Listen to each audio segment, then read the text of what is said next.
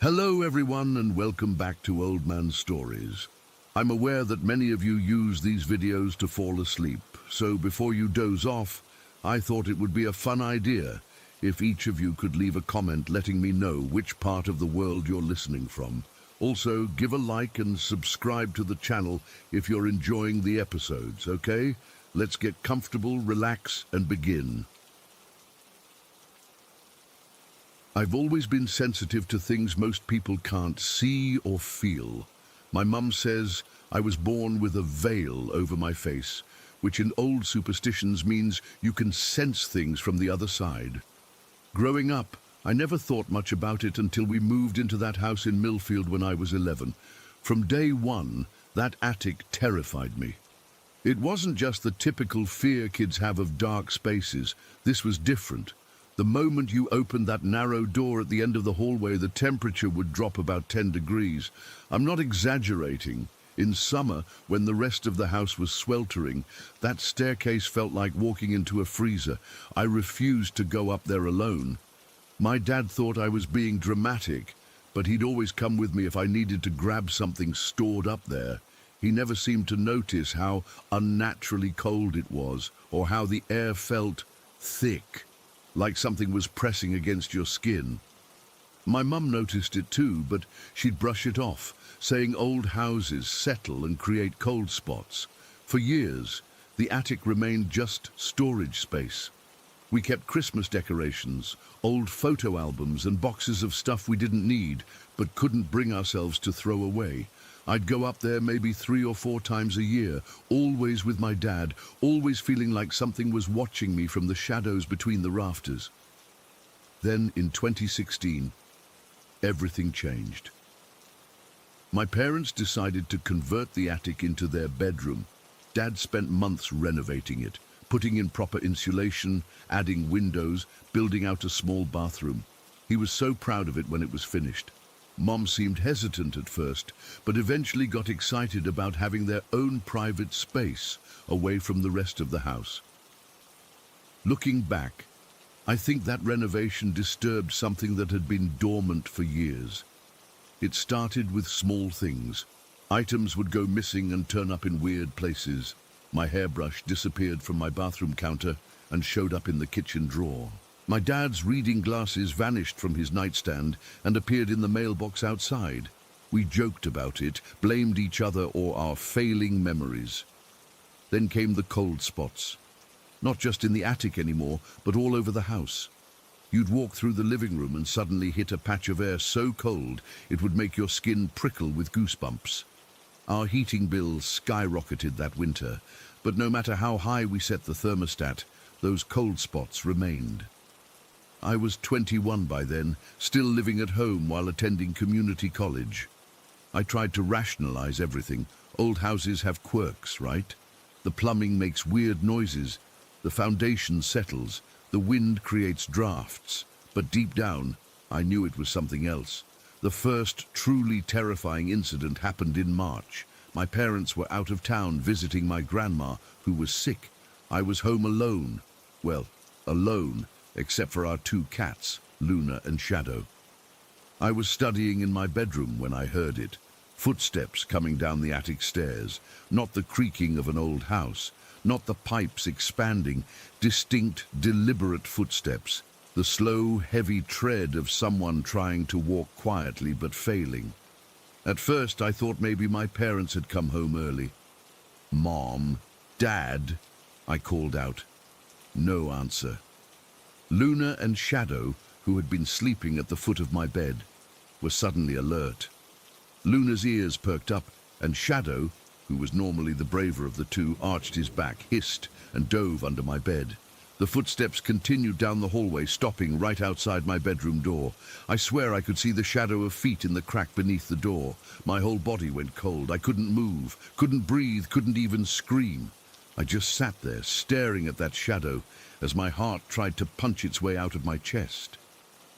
Then the doorknob turned, slowly, just a slight movement to the right, then back to center, like someone was testing to see if it was locked. Thank God I'd gotten into the habit of locking my bedroom door after our next-door neighbor's house was broken into the month before. I grabbed my phone with shaking hands and called my dad. When he answered, I whispered, barely able to get the words out. "Someone's in the house." He told me to stay put, to barricade the door, and that he'd call our neighbors to come check on me. I pulled my dresser in front of the door as quietly as I could, all while that shadow remained visible beneath the door. The Millers from across the street arrived about 15 minutes later. I heard them calling my name from downstairs, but the shadow didn't move. Only when Mr. Miller came upstairs and called out again did it finally disappear. They searched the entire house, no signs of forced entry, all windows and doors still locked from the inside. No one there but me and the cats. My parents came home early the next day. They suggested maybe I'd fallen asleep studying and had a vivid dream, or that the stress of midterms was getting to me. But Luna and Shadow weren't the same after that night. They refused to go upstairs anymore, especially near the attic door. For a few weeks, things were quiet. I started to think maybe my parents were right. Maybe I had imagined it all. Then came the kitchen incident. My friend Kelly was over, and we were making ramen noodles at about 8 in the evening. My parents were at a dinner party, so it was just us. We were laughing about something stupid when we both heard it. Loud banging from upstairs, followed by the sound of drawers opening and slamming shut. Kelly froze, noodle packet in hand. "What was that?" "Probably just the house settling," I said, trying to convince myself as much as her. Then it happened again. Bang, bang, scraping sounds, more drawers slamming. "Is someone else home?" Kelly whispered, her eyes wide. I shook my head. "We're alone." The noises continued, getting louder and more frantic, like someone was searching for something and getting increasingly frustrated. Kelly was terrified. I could see it in her face, and honestly, so was I. But something in me snapped. I was tired of being afraid in my own home. I yelled up at the ceiling, "Stop it! You're scaring my friend!" And just like that, the noises stopped. Complete silence fell over the house. The sudden quiet was almost more terrifying than the sounds had been. Kelly left shortly after, making up some excuse about homework. I don't blame her. I would have left too if I could have. But the worst incident, the one that still makes my skin crawl when I think about it, happened about a month later. It was a Sunday afternoon. I was in the kitchen making a sandwich. My dad and sister were out getting groceries, and Mom was at a yoga class. At least that's what I thought. I heard the front door open and my sister call out, "We're back."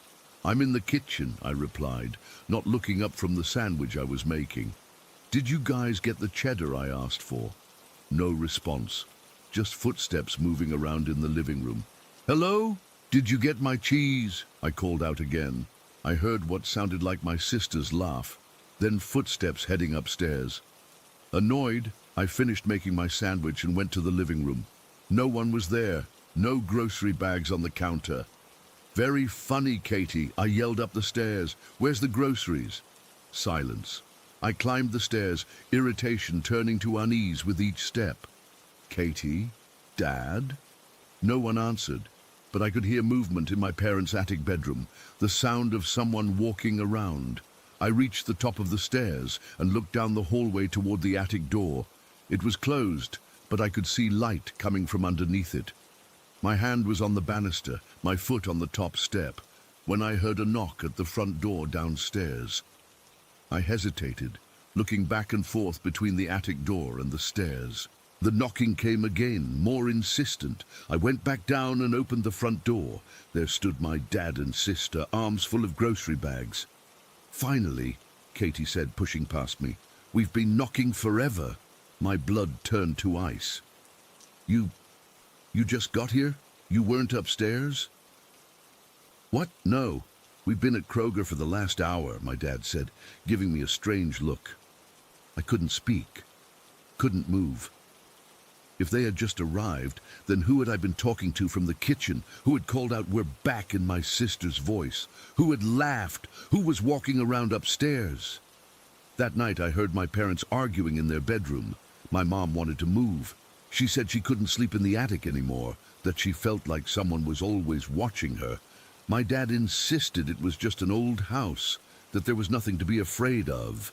But things kept happening. Objects would move when no one was looking. The TV would turn on by itself in the middle of the night. Once, I was home alone and distinctly heard someone whisper my name right next to my ear. It went on for months. We were all on edge, jumping at every creak and groan of the house. Even my dad stopped dismissing our fears after he saw a shadow figure standing at the foot of their bed one night. Finally, after a particularly bad week where none of us had gotten any sleep due to constant noises from the attic, I decided to try something. I sat on the stairs leading up to the attic and just talked out loud to whatever was there. "I know you're here," I said, feeling stupid but desperate. "This is our home now. We're not trying to disturb you, but you're scaring us. If you need to stay here, that's okay, but please stop with the noises and moving things. Or if you need to move on, please do. We just want to live in peace." I felt ridiculous talking to empty air, but as I spoke, the temperature around me dropped dramatically. So cold, I could see my breath. And then, just as suddenly, it warmed up again. After that day, the activity stopped completely. No more footsteps, no more objects moving, no more voices or cold spots or shadows. It was like whatever had been there had listened to me and decided to either leave or coexist peacefully. A few months later, an elderly neighbor told us that the previous owners of our house had been an old couple who both died of natural causes in the home. The husband in the living room from a heart attack, and the wife, a year later, in the attic bedroom in her sleep. It's been years now, and we still live in that house. Sometimes I think I catch glimpses of movement out of the corner of my eye, or feel like someone's watching me when I'm alone. But it's never threatening anymore, just a presence, a reminder that maybe we're not as alone as we think we are. I've made my peace with whatever or whoever shares our home. I just hope they've made peace with us too. Story 2. I still can't sleep through the night. It's been 3 years since it happened, but I still wake up at exactly 3 in the morning, my heart pounding, sweat soaking through my pajamas. I've tried therapy, meditation, even sleeping pills, but nothing works. I know what's waiting for me in my dreams. I've never shared this with anyone outside my family. They think I'm just being paranoid, or that I had some kind of mental break, but I know what I saw, I know what I heard, and I know it wasn't human. Back then, I lived in this nice little neighborhood on the hillside in western Massachusetts. The houses weren't packed together like sardines, but you could still see your neighbors if you wanted to. My place backed up to what used to be woods, but a developer had recently cleared a huge section to build new homes. Only one foundation had been poured when everything happened. I was 32, living alone except for my dog, Sasha. She was this little Jack Russell mix I'd had since college, getting up there in years. Poor girl had developed some bladder issues and needed to go out a couple times during the night. It was annoying, but she was my baby. You know, you do what you gotta do. This particular night was in early spring. The weather had just started to warm up, but the nights were still chilly. I remember because I was wearing this old MIT sweatshirt my brother had given me and some flannel pajama pants. I woke up to Sasha whining beside my bed. When I checked my phone, it was 2:58 in the morning. I groaned but got up, slipped on my shoes by the door, and grabbed Sasha's leash, though I rarely used it in our fenced backyard. The motion sensor light clicked on as I stepped onto the back porch. Sasha immediately trotted down the steps to her favorite spot near the flower bed. I stayed on the porch at first, hugging myself against the chill. The yard was bathed in that weird yellowish glow from the porch light, with darkness pressing in from all sides. After a minute, I walked down to stand in the grass maybe 10 feet from the porch. The dew had already started forming, and I could feel the dampness seeping through my slippers. I just stood there, half asleep, watching Sasha sniff around for the perfect spot. That's when I noticed it. At first, it was just a darker patch against the darkness at the edge of my property, where my yard met the clearing. I squinted, thinking maybe it was a deer. We got them sometimes, coming up from the conservation land beyond the construction site.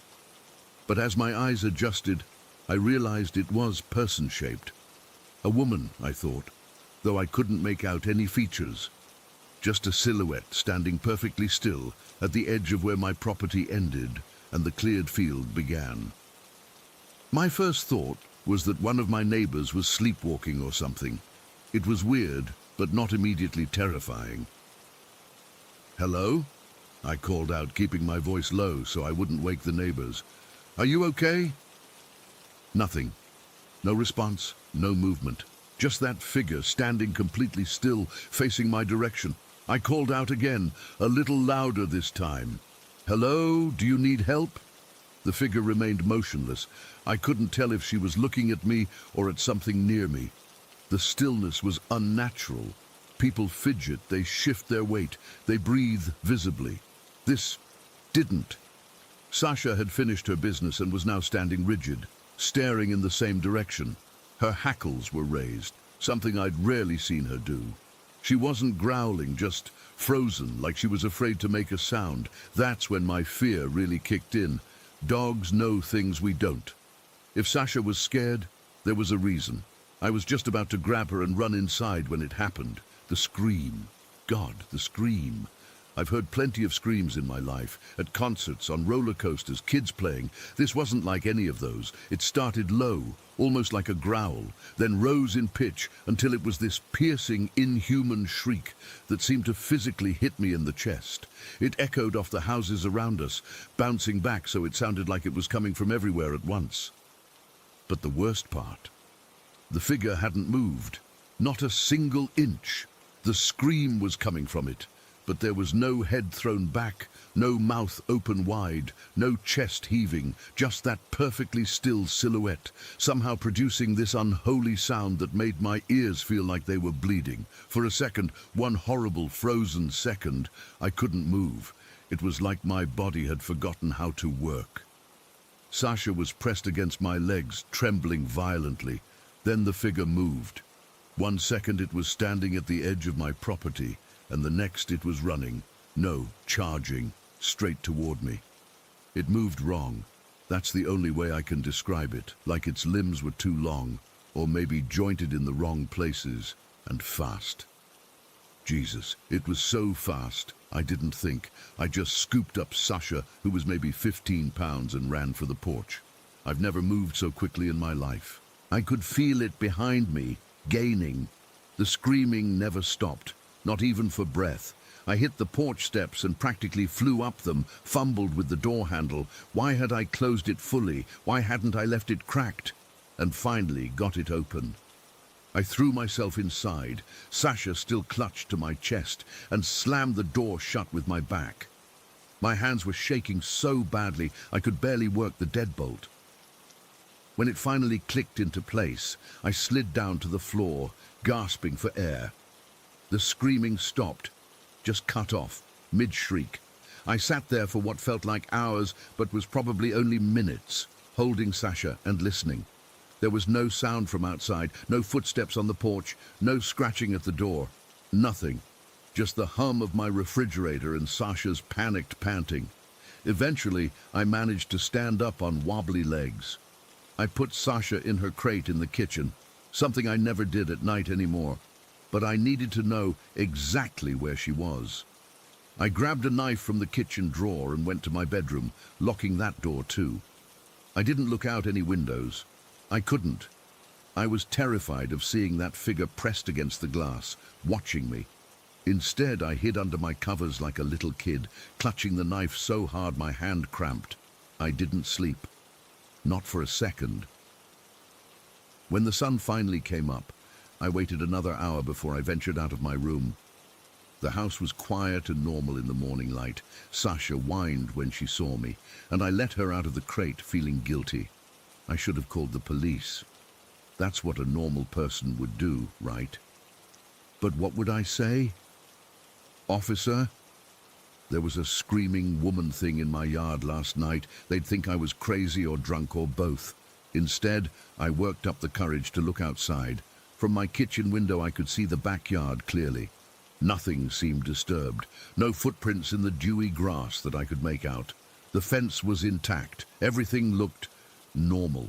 After about 3 cups of coffee, I finally got brave enough to go outside, taking Sasha with me. I walked the entire perimeter of my property, looking for any sign someone had been there. Nothing. The ground at the edge of my yard, where the figure had stood, was undisturbed. The construction site beyond looked the same as it had the day before. I asked my neighbors if they'd heard anything strange during the night. A few mentioned being woken up by what they thought was a fox screaming or maybe a cat fight, but no one had looked outside to check. No one had seen anything. For weeks afterward, I jumped at every sound. I refused to take Sasha out after dark. Instead, setting up pee pads in the laundry room, I installed security cameras, motion sensor lights, everything I could think of. Nothing ever showed up on the cameras. No strange figures, no unexplained noises. But I still couldn't shake the feeling of being watched whenever I was in the backyard. 3 months later, I sold the house and moved back to the city, where my brother lives. I told everyone it was because I wanted to be closer to family, which wasn't entirely a lie. I never told anyone the real reason, except my brother, who helped me find a therapist who specializes in trauma. The therapist suggested it might have been a hallucination brought on by stress and sleep deprivation, or maybe a real person, a drug addict or someone with severe mental illness who wandered off before I could check in the morning. The most logical explanation, she said. But logic doesn't explain why I still can't go outside alone after 1 in the morning, why I carry pepper spray even to take out the trash in my well-lit apartment complex, why my brother has to come stay with me if Sasha needs to go out in the middle of the night. Logic doesn't explain why sometimes, when I'm about to fall asleep, I hear the beginning of that scream just on the edge of my hearing. I've researched local legends, paranormal phenomena, everything I could think of. I've gone down rabbit holes about banshees, wendigos, skinwalkers, and a dozen other creatures from folklore around the world. Nothing quite matches what I experienced. What haunts me most is not knowing what it was, why it was there, or if it was somehow meant for me. Was it a warning, a threat, some kind of apparition tied to the land they were developing? I'll never go back to find out. I'll never set foot in that neighborhood again. All I know is that something was there that night, something that shouldn't exist, stood at the edge of my property and screamed like the world was ending. And sometimes, in my darkest moments, I wonder if maybe, for me, it was... Story 3. I never talk about this, ever. I'm 32 now, but the memory is still so vivid that sometimes I wake up in the middle of the night thinking I can hear that sound again, that steady, rhythmic scraping. I've tried to convince myself it was just a childhood nightmare, but I know what I saw. I know what happened in that house when I was 7. We moved to Dallas in the summer of 2000. My dad got transferred for work, and my parents were excited about the old Victorian house they found. It had character, they said. 3 stories, creaky wooden floors, and a backyard that stretched all the way to some train tracks. My brothers Jake and Matt thought the train tracks were the coolest thing ever. I hated them. My bedroom was on the 2nd floor, with windows facing the backyard and those tracks. I remember the first night in that house, lying in bed, staring at the ceiling and listening to the unfamiliar creaks and groans. Old houses make noise. That's what my mum told me. They settle, they breathe. But this house, it felt like something else was breathing in it. I started noticing strange things about a week after we moved in. Little things at first. My stuffed animals would be in different positions when I woke up. Not like someone had moved them, but like they'd shifted slightly during the night. The door to my closet would be open, even though I always made sure to close it before bed. My mum said it was probably just the house settling, making the door swing open. Then I started seeing him. The first time was about 3 weeks after we moved in. I was playing in the backyard with our dog, Rusty, when I noticed someone standing by the train tracks. It was late afternoon, and the sun was starting to set, so at first I thought it was just a shadow from one of the trees. But it wasn't shaped like a tree, it was shaped like a man, tall and thin, just standing there, watching. I couldn't see a face, just a dark silhouette. I called for Jake and Matt, who were playing basketball in the driveway. By the time they came around to the backyard, the figure was gone. They teased me for being a scaredy cat and went back to their game. But Rusty was still growling, staring at the spot where the shadow had been. I saw him a few more times after that, always by the train tracks, always at dusk.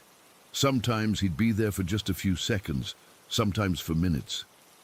I'd blink and he'd be gone.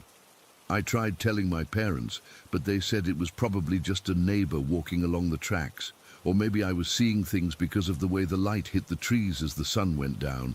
But deep down, I knew it wasn't that. Because neighbors don't just vanish, and trees don't stand perfectly still and then disappear when you blink. Then came that night in October, the night I'll never forget. It had been raining all day, and the wind was howling outside my window. I remember because the branches of the old oak tree kept scraping against the glass, making this eerie scratching sound. I had trouble falling asleep, tossing and turning for what felt like hours. I must have finally dozed off, because the next thing I knew, I was waking up to a strange sound. It wasn't the tree branches. It wasn't the house settling. It was something else entirely, a steady, rhythmic sound. Scrape, scrape, scrape, like something being dragged across wood over and over. At first, I thought it was coming from outside, maybe something hitting the side of the house in the wind.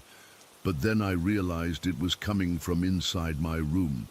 I was lying on my side, facing the wall, my back to the rest of the room. And suddenly, I didn't want to turn around. Every instinct in my body was screaming at me to stay perfectly still, to pretend I was asleep, to not look, but the sound continued. Scrape, scrape, scrape. I held my breath and slowly, so slowly, turned my head. There in the center of my bedroom floor was a shadow. But not just any shadow. It was dense, darker than the darkness around it, and it had the shape of a man. He was sitting cross-legged on my floor, and even though he didn't have a face that I could see, I knew he was looking right at me. In one hand, he held what looked like a piece of wood, in the other a knife. He was whittling. That was the sound I was hearing, the knife scraping against the wood as he carved it methodically, steadily. I couldn't move, I couldn't scream. I was frozen with a kind of fear I'd never felt before and haven't felt since. It was like ice water had replaced all the blood in my veins. I thought about calling for my parents, but they were all the way down the hall, and I was convinced, absolutely convinced, that if I made a sound, the shadow man would get to me before they could. So I just lay there, watching him whittle, listening to that terrible scraping sound. Scrape, scrape, scrape. I don't know how long it went on. It could have been minutes or hours. Time seemed to stretch and warp in that room. The strangest part was that after a while, the sound became almost soothing, like white noise. The rhythm of it was constant, predictable. Scrape, scrape, scrape. And despite the terror, despite the shadow man sitting just feet away from my bed, I felt my eyelids growing heavy. I fought to stay awake.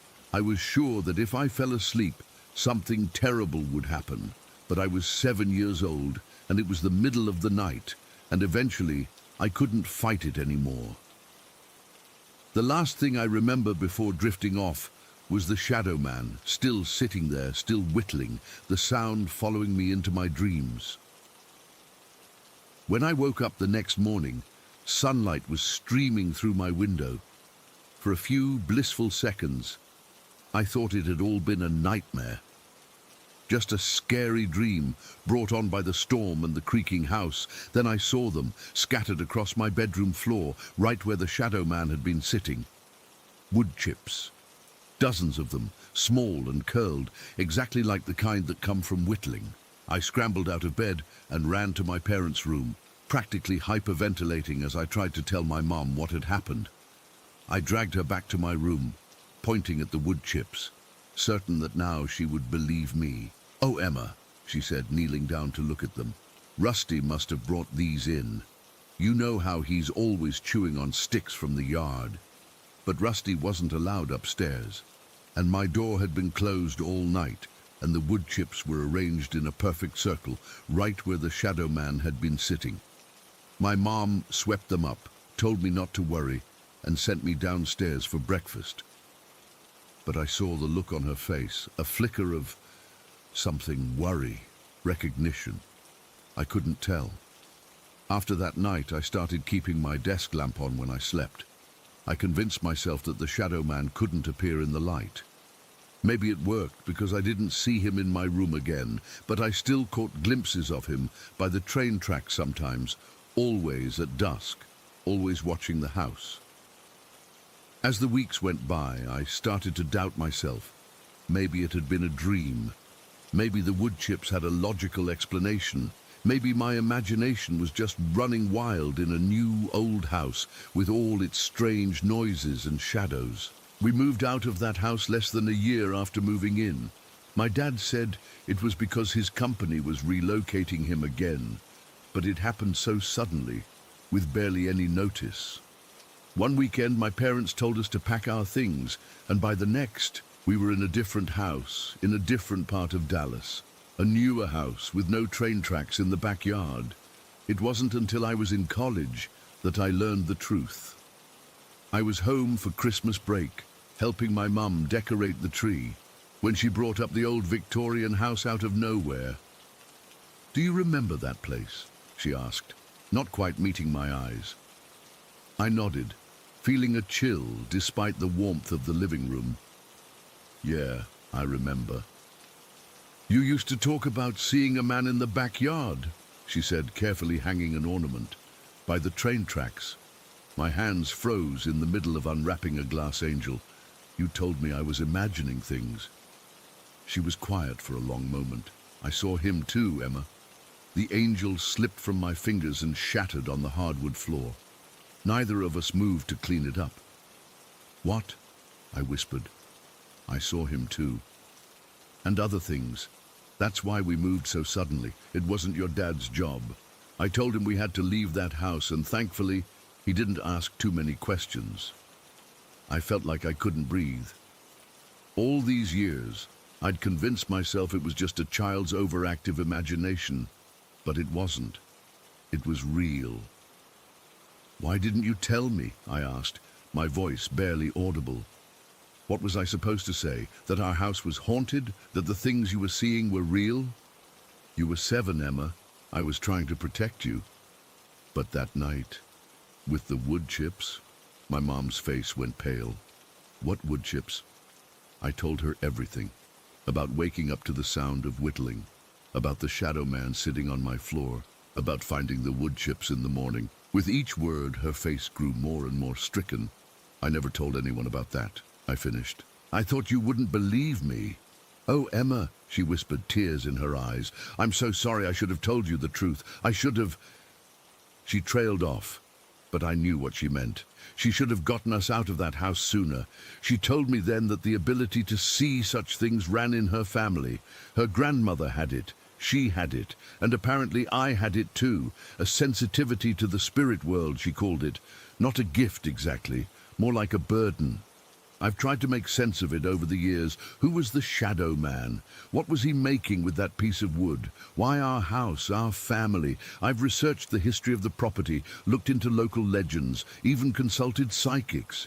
But I've never found any answers. Sometimes I still dream about him, about that steady rhythmic sound.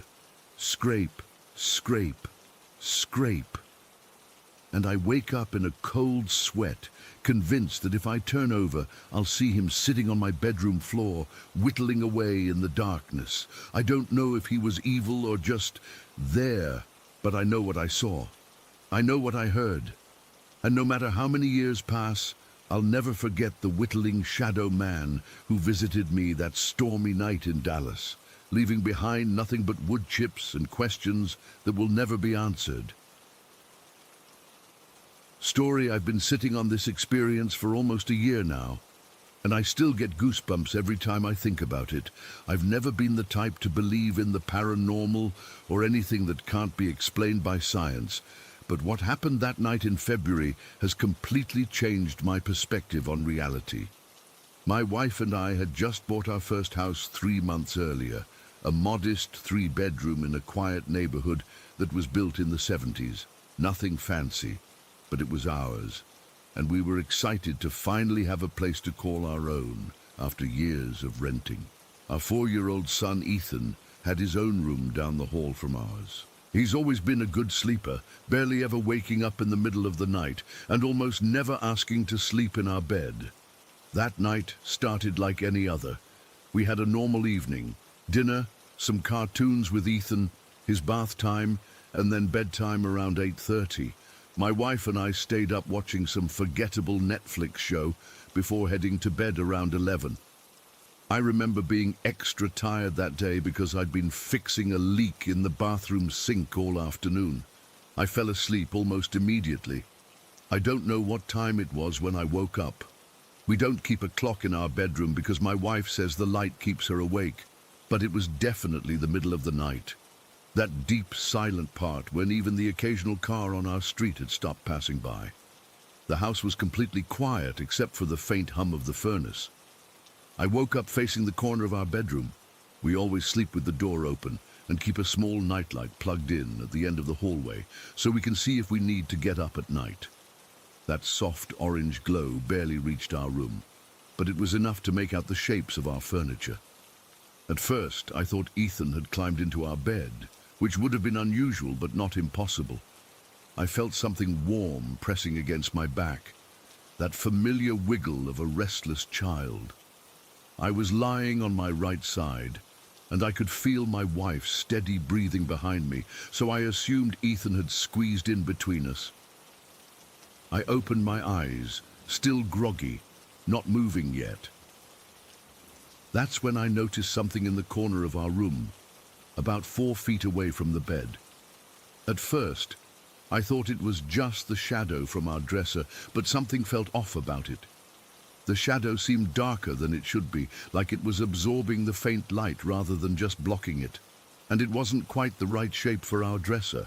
As I became more awake, focusing on this shape, I realized with growing alarm that it appeared to be moving slightly. Not shifting position, but almost pulsing, breathing. It was a tall, slim silhouette, humanoid in shape, but featureless. Just a dark void in the rough shape of a person, standing completely still in our bedroom corner. My heart immediately started hammering in my chest. I've never experienced fear like that. It was primal, overwhelming, but I also felt a surge of protective instinct. My family was here, possibly in danger. I needed to act, but I didn't want to alert whatever this was that I had noticed it. Very slowly, without moving my head, I slid my hand under the covers. We keep a baseball bat leaning against the nightstand on my side of the bed, not because we live in a dangerous area, but because it made me feel safer in our new house. I was preparing to spring up and grab it, trying to plan my move. Would I yell to wake my wife? Should I grab Ethan first? My mind was racing, trying to figure out how this intruder had gotten in and what they wanted. I decided I needed to act fast. In one fluid motion, I launched myself from the bed, lunging toward where the bat was propped. But what happened next has haunted me every night since. The shadow, this human-shaped darkness, instantly changed. It didn't run or duck or reach for a weapon. It transformed. 1 second it was a tall humanoid shape, and the next It collapsed or condensed into a spherical form about the size of a basketball. This ball of darkness then moved, no, glided, along the floor at the foot of our bed, made a sharp turn, and shot out our bedroom door faster than anything I've ever seen move. The whole transformation and exit happened in literally the span of a finger snap. I found myself standing at the edge of the bed, baseball bat in hand, staring at the empty doorway. The adrenaline that had been coursing through my body suddenly vanished, leaving me weak-kneed and disoriented. I couldn't process what I'd just witnessed. My brain kept trying to rationalize it. Maybe it was a trick of the light. Maybe I was still half asleep. Maybe it was a vivid dream. But deep down, I knew what I'd seen. The most disturbing part wasn't even the shape-shifting. It was how this thing moved. It didn't make a sound, not a footstep, not a rustle of clothing, not even the sound of breathing. It was completely silent, and it didn't seem to touch the ground as it fled. It floated, just slightly above the height of our mattress, as if gravity didn't fully apply to it. I stood there for what felt like minutes, but was probably only seconds, before turning to check on my wife and Ethan. That's when I realized Ethan wasn't in our bed. My wife was still sound asleep, undisturbed by my sudden movement, and there was no sign that Ethan had ever been there. But I had felt something warm pressing against my back, wiggling like a child does when they can't get comfortable. I ran to Ethan's room in a panic, my heart in my throat. He was there, sleeping peacefully in his bed, exactly where we'd put him hours earlier. I checked him over, terrified that whatever had been in our room might have harmed him first, but he was fine, breathing normally, no signs of disturbance. I spent the rest of that night sitting in the hallway between our bedrooms, bat in hand, trying to make sense of what had happened. By morning, in the harsh light of day, I started to doubt myself. Had I dreamed the whole thing? Had the stress of home ownership and parenting triggered some kind of night terror? But one detail kept nagging at me, that feeling of something pressing against my back. If Ethan hadn't been in our bed, what had I felt? Over the next few days, I became obsessed with finding an explanation. I checked all our doors and windows, all locked from the inside, no signs of forced entry. I examined the security camera footage from our doorbell camera and the one camera we had set up in the living room. Nothing showed anyone entering or leaving the house. I tried recreating the shadow in our bedroom by positioning lights differently, seeing if headlights from passing cars could somehow create that effect. Nothing came close. I even took time off work to research local history, wondering if our house had some dark past that might explain something. But our house was boringly normal. Built in 1975, 3 previous owners, no deaths or tragedies on record. The thing that bothers me most, that I can't shake no matter how much time passes, is how that entity absorbed light. It wasn't a shadow cast by something blocking light. It was an absence of light itself, a void that had form and could move with purpose. And the way it changed shape so instantly, like it was made of some fluid darkness that could collapse and reform at will. I've told no one about this except my wife, who thinks I had a vivid nightmare, and now you strangers on the internet. I can't blame her for not believing me. I wouldn't believe it either if someone told me this story. But I know what I saw. We still live in the house. I haven't seen the entity again, though sometimes I wake up in the middle of the night with that same feeling of something pressing against my back. When that happens, I lie perfectly still, afraid to open my eyes, afraid to find that dark shape watching me from the corner again. I've installed more security cameras inside our house now. I keep nightlights in every room. I check on Ethan multiple times each night. My wife thinks I've developed anxiety or some kind of obsessive behavior, and maybe she's right. But how do you go back to normal after seeing something that shouldn't exist? What bothers me most is the intelligence behind it. Whatever it was, it reacted to my movement with purpose and decision. It knew it had been spotted and it knew to flee. Sometimes I wonder, If I hadn't moved, how long would it have stood there watching us? What was it waiting for? And the most terrifying question that keeps me awake most nights, if it could change its shape from humanoid to sphere in an instant, what other forms could it take? Could it mimic something or someone familiar? Could it have been in our house all along, hiding in plain sight? I don't have answers. I just know what I saw that night. And it wasn't human, and it wasn't natural. And somewhere out there that thing still exists. Whether I understand it or not. Mesheste, Story 5. I'm still shaking as I type this, even though it's been nearly 20 years. I guess some traumas never really leave you, especially when they involve your child. I've never shared this story publicly before, but after seeing so many of you post your own experiences, I feel like maybe it's time. Maybe someone here has gone through something similar, or can make sense of what happened to my son. We moved to Eastern Connecticut in the spring of 2004. My husband, Mark, had gotten a job at the university, and we were excited for a fresh start in a charming New England town. Our daughter, Abigail, was 12, and our son, Tyler, had just turned 5. The house we bought was beautiful, a colonial with a big yard about a mile from the elementary school. Perfect, or so we thought. What we didn't really consider when we moved was the town's history. Sure, we'd heard little things here and there during the house hunting process, mostly from our realtor trying to sell us on the rich historical character of the area, but no one mentioned Union Cemetery until after we'd signed the papers. It was our next-door neighbor, Ellen, who first brought it up during a welcome to the neighborhood barbecue. "You folks know about Union Cemetery?" she asked, sipping her wine. "It's famous. Been on all those ghost hunting shows." Mark laughed it off. "Ghost stories are good for tourism, I guess." "It's the White Lady," Ellen continued, lowering her voice even though the kids were inside playing video games. "People see her all the time. She appears as this green mist first, then materializes into a woman in white. They say she was murdered in the 1800s. I remember rolling my eyes, thinking it was just local folklore. Mark and I aren't superstitious people. I'm a nurse and he's a physics professor. We deal in facts, not ghost stories. About 2 weeks after moving in, we decided to take the kids out for ice cream after dinner.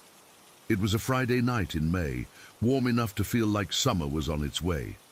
We'd found this amazing ice cream place about 15 minutes from our house, and the kids were obsessed with it already. On the drive back home, with both kids in the back seat still working on their cones, Mark took a different route than usual. "Let's go the scenic way," he said, winking at me. The scenic route happened to pass right by Union Cemetery. As we approached, Mark slowed the car down a bit. "Hey kids, this is that haunted cemetery the neighbors were talking about.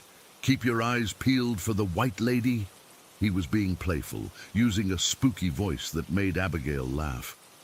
"Dad, that's so dumb," she said, but I could tell she was peering out the window anyway. Tyler had gone quiet in his booster seat. I turned around to check on him, thinking maybe he'd fallen asleep, but he was wide awake, staring out the window at the cemetery. His ice cream was melting down his hand, but he didn't seem to notice. "Tyler, honey, your ice cream is dripping," I said. He didn't respond. His eyes were fixed on something outside. "Tyler!" I reached back and touched his knee. He jumped like I'd shocked him. "Mommy, I saw someone," he whispered. "It was probably just a shadow, buddy," Mark said, accelerating as we passed the cemetery. Abigail poked her brother. "You did not see anything. You're just trying to scare me." "I did," Tyler insisted, his voice rising. "I saw the lady. She was by that tree and she looked at me." "Tyler, stop it," Abigail said, sounding genuinely annoyed now. I exchanged a glance with Mark. "It's okay, Tyler. Like Daddy said, it was probably just shadows from the trees." Tyler shook his head vigorously but didn't say anything more. By the time we got home, he seemed to have forgotten about it. He took his bath without fuss and went to bed on time, clutching his favorite stuffed dinosaur. That night changed everything.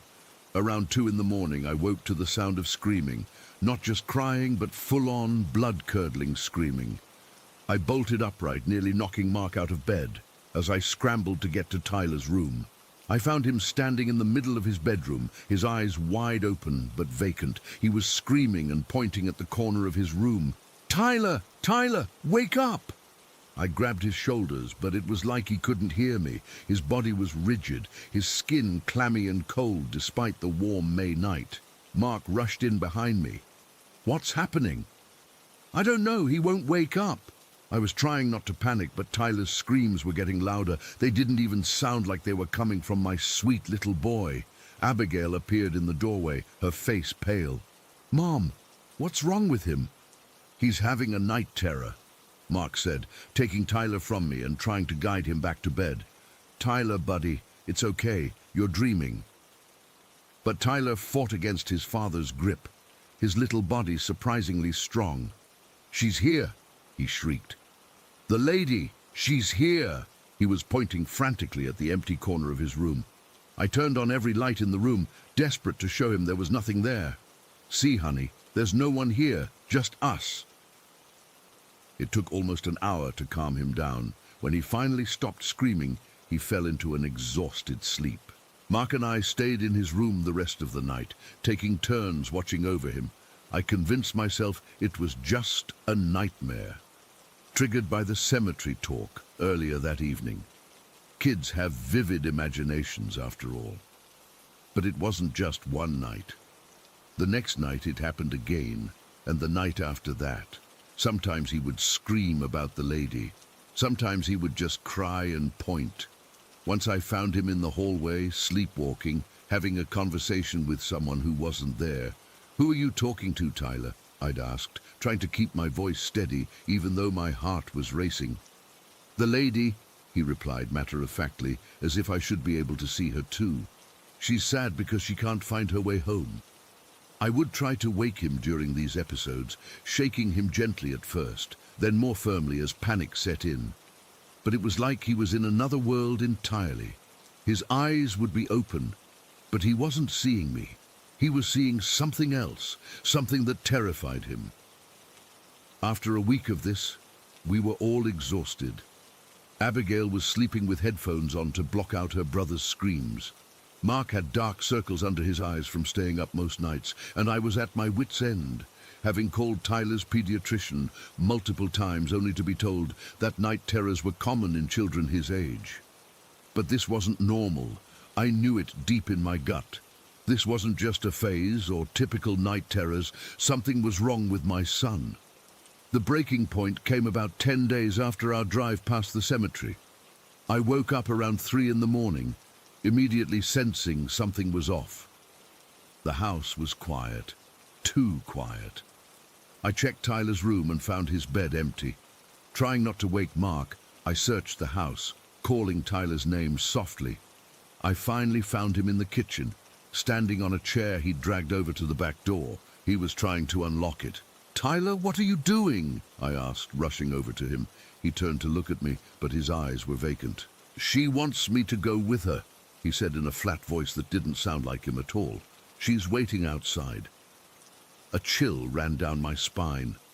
I picked him up off the chair, holding him tightly even as he began to struggle against me. "No, Tyler, you're staying here with Mommy." That's when he started screaming again, thrashing in my arms so violently that I almost dropped him. Mark came running downstairs, and together we managed to get Tyler back to his room. But he fought us the entire way, screaming about the lady who was waiting for him. The next morning, I called in sick to work. While Tyler was at kindergarten, he never remembered these episodes in the morning, I drove to the local library and started researching. I read everything I could find about Union Cemetery and the White Lady. What I found terrified me. There were dozens of reported sightings, many from credible sources. Police officers, clergy, ordinary people with no reason to lie. The descriptions matched: a woman in a white dress, often appearing first as a greenish mist or sparkle before taking form. She was said to wander the cemetery and the surrounding roads, sometimes chasing cars that passed by late at night. One account in particular made my blood run cold. A man claimed that after seeing the White Lady while driving past the cemetery, His young daughter began having night terrors and sleepwalking, insisting that a woman in white was visiting her. I sat in my car in the library parking lot and cried. This wasn't happening. This couldn't be happening. But I knew what I had to do. Through some connections at the hospital where I worked, I got the number for a woman named Mrs. Winters, who was known locally as a spiritual healer. Under normal circumstances, I would never have considered this. But these weren't normal circumstances. Mrs. Winters came to our house the next day while Mark was at work. I hadn't told him. I knew he wouldn't approve. But I was desperate. She was an ordinary-looking woman in her 60s, with grey hair pulled back in a bun and kind eyes. Nothing like the dramatic psychic medium I'd been expecting. "Your son has picked up an attachment," she said after I explained the situation. She didn't seem surprised or skeptical. It happens sometimes with children. They're more sensitive, more open. "From the cemetery?" I asked, my voice barely above a whisper. She nodded. "The entity there is strong. She's been there a long time, and she's lonely. She looks for company, especially among the young." "Can you help him?" I pleaded. Mrs. Winters performed what she called a clearing on Tyler's room while he was at school. She burned some herbs, said some prayers, and placed small crystals at each corner of his room. She also gave me a special oil to anoint his forehead with before bedtime. "This should break the attachment," she said, "but you must be firm. If he sees her again, tell him loudly that she is not welcome here. Children can be taught to close themselves off to these things." I was skeptical, but I was also out of options. That night, I followed Mrs. Winters' instructions, putting the oil on Tyler's forehead as he lay in bed. "Mommy, that smells funny," he complained. "It's to help you sleep better," I told him, kissing his cheek. To my utter amazement, Tyler slept through the night, and the next night, and the night after that. It's been almost 20 years, and Tyler never had another episode after Mrs. Winters' visit. He doesn't remember any of it now, not the screaming, not the sleepwalking, not the lady he said was following him. We stayed in that house until both kids went to college, and nothing supernatural ever happened again. But I still get chills when I think about those 2 weeks after our drive past Union Cemetery. I still remember the vacant look in my son's eyes as he tried to unlock the door at 3 in the morning, saying that she was waiting for him. Years later, I learned that the famous paranormal investigators Ed and Lorraine Warren lived just 10 minutes from our house. Lorraine even tried to investigate the catacombs beneath Tyler's high school once, claiming they were haunted, but the school board wouldn't allow it. Sometimes I wonder if I should have reached out to them instead of Mrs. Winters. Would they have told me something different? Would they have confirmed what I still suspect? That the White Lady of Union Cemetery followed my son home that night and tried to take him away.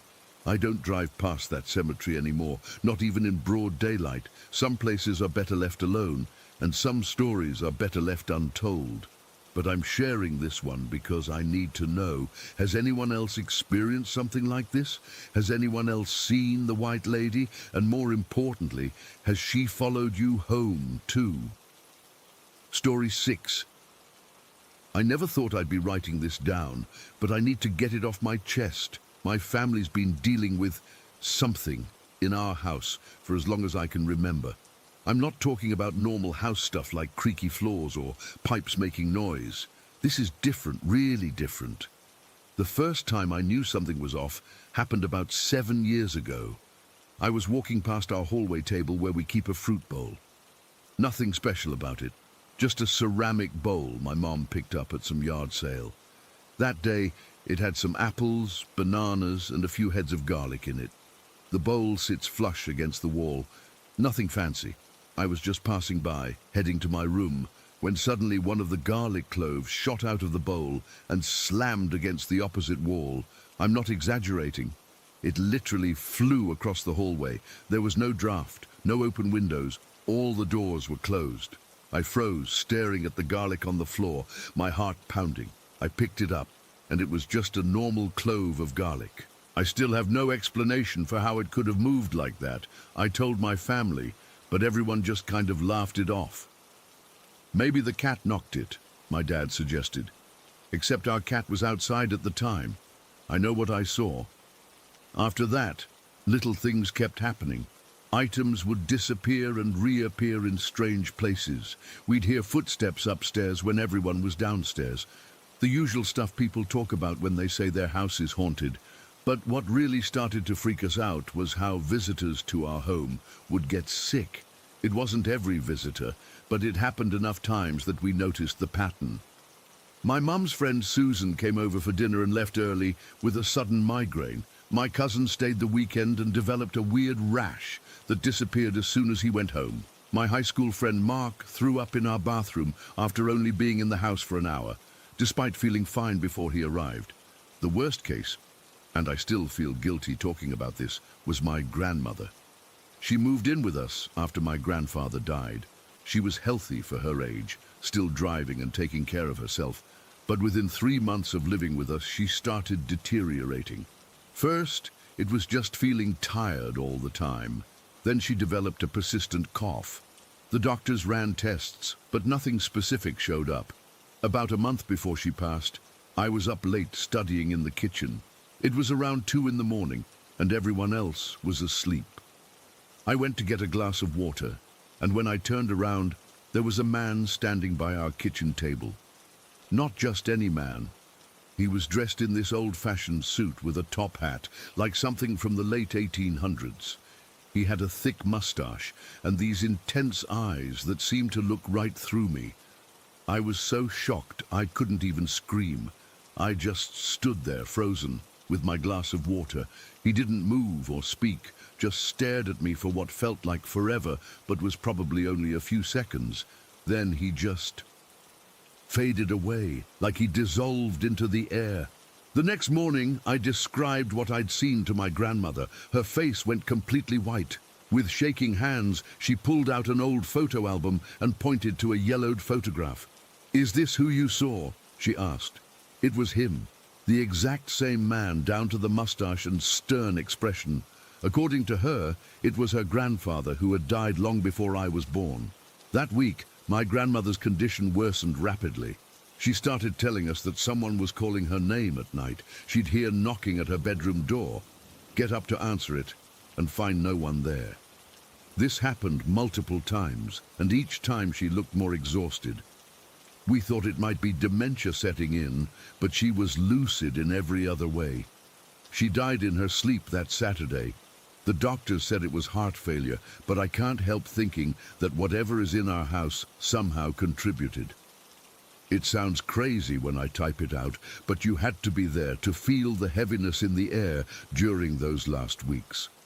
We considered moving after that, but my parents had put everything they had into this house, and the housing market crashed right around that time. So we stayed and tried to ignore the weird stuff that kept happening. Things quieted down for a while, or maybe we just got used to it. Until last year, when my mum installed security cameras after a break-in down the street. She was checking the footage one morning and called me over, her voice shaking. "Look at this," she said, rewinding the video from around 3 a.m. The camera showed our living room, dimly lit by the nightlight we keep plugged in. At first, I didn't see anything unusual, just our furniture and the cat sleeping on the couch. Then a figure moved into frame, a woman in an old-fashioned white dress, her hair pulled back in a tight bun. She walked slowly across the room, stopped, and then turned directly toward the camera. She stared straight into it, as if she knew exactly where it was, even though the camera is hidden inside a bookshelf ornament. The way she looked at the camera makes my skin crawl even now. It wasn't threatening exactly, but there was something so intensely aware about her gaze, like she was looking not just at the camera, but through it, at whoever might be watching later. After about 10 seconds, she turned and walked toward the wall, and then through it. My mom deleted the footage almost immediately. She said she couldn't stand having it on her phone. I wish she hadn't, because now I sometimes doubt what I saw, but I know it was real. The activity has been ramping up since then. About 3 months ago, I was home alone studying for finals. Everyone else was out. My dad at work, my mom shopping, my younger brother at a friend's house. I was sitting at the dining room table with my headphones on, totally focused on my textbook. Suddenly, I heard a loud rattling noise from the back of the house. I pulled off my headphones and listened. There it was again. The sound of someone violently shaking the laundry room door that leads to the backyard. It's an old metal security gate that we rarely use, and it has a very distinctive sound when it moves. I called out, thinking maybe my mom had come home early and was struggling with groceries. No answer. The rattling got more aggressive, like someone was desperately trying to get in. Then it stopped, and instead there was knocking, 3 loud, deliberate knocks. I was terrified. I texted my mum, who confirmed she was still at the store. I called my dad, but he didn't pick up. The knocking continued, getting louder and more insistent. I grabbed a knife from the kitchen and slowly made my way toward the laundry room, my heart pounding so hard I could feel it in my throat. When I got to the laundry room door, the knocking stopped. I stood there for at least 5 minutes, knife in hand, too scared to open the door. Finally, I gathered my courage, flipped on the outside light and looked through the window. There was nobody there. The yard was empty. The gate was locked from the inside, exactly as we always keep it. I checked all the other doors and windows. Everything was locked tight. There was absolutely no way anyone could have been at that door. But I heard it. It wasn't my imagination. The most recent incident happened just 2 weeks ago. My mum is an early riser and usually gets up around 5 to make coffee and have some quiet time before everyone else wakes up. That Sunday morning, she was in the kitchen when she heard a scratching sound at the front door. At first, she thought it was our cat wanting to be let in, but then she remembered the cat was inside, upstairs in my brother's room. The scratching continued, slow, methodical, like fingernails dragging down the wooden door. She froze, coffee pot in hand, not sure what to do. Then our cat came trotting down the stairs and walked straight to the front door. He sniffed at the bottom of the door, his fur suddenly standing on end. Mum said she'd never seen him react like that before. He arched his back, made this horrible hissing sound, and then bolted back upstairs faster than she'd ever seen him move. The scratching stopped after that, but Mum was too scared to open the door. She called Dad, who was out of town on business, and he stayed on the phone with her until the sun came up. When she finally looked outside, there was nothing there. No animal, no person, not even footprints on our dewy front lawn. Later that same day, I was downstairs watching TV, and I heard the exact same scratching sound coming from my bedroom upstairs. Slow, deliberate scraping, like someone dragging their nails across my door. I didn't go up to check. I couldn't. I just turned the TV volume up and pretended I didn't hear it. We've talked about bringing in a priest or a medium or someone who deals with this kind of thing, but my dad is resistant. He doesn't deny the weird stuff happens, but he thinks acknowledging it will somehow make it worse. Maybe he's right. I don't know. What scares me most is how it seems to be targeting our family specifically. The fact that my grandmother saw her grandfather, and that these entities seem to know exactly who we are and how to get to us. It's like they're connected to us somehow, like they've been watching our family for generations. Sometimes I wonder if we brought something with us when we moved here, or if something was already here waiting for us. All I know is that last night I woke up at exactly 3:15 in the morning to find my bedroom door wide open, even though I distinctly remember closing and locking it before I went to bed. And as I laid there, too terrified to move, I heard someone sigh right next to my bed, as if they were disappointed I'd woken up. I don't know what's happening in my house. I don't know if these are ghosts or something else entirely, but they're here, they know us, and they're getting bolder, and I have no idea what they want or when they'll stop. Story 7. I still can't explain what happened last month. I've been sleeping with the lights on ever since. I've never believed myself to be psychic or anything special, but after what happened in my apartment, I don't know what to think anymore. It started on a Thursday night. My boyfriend Mark was over at my place in Brookfield. We'd been dating for about 8 months at that point. We were having this really deep conversation about his family issues in my bedroom. His dad was going through some health problems, and Mark was really opening up about how scared he was. My bedroom isn't anything special, just your average rental apartment setup, with a queen bed, nightstand, and this old lamp I bought at a thrift store when I first moved in. It's one of those with the pull chain and a yellowish glass shade. Nothing fancy or special about it. While Mark was talking, I noticed the lamp on my nightstand flickering slightly. I didn't think much of it at first. Old wiring in these apartments, you know. But as Mark got more emotional talking about his dad, the flickering got more intense, like really obvious pulses of light. "Your lamp's acting weird," Mark said, pausing mid-conversation.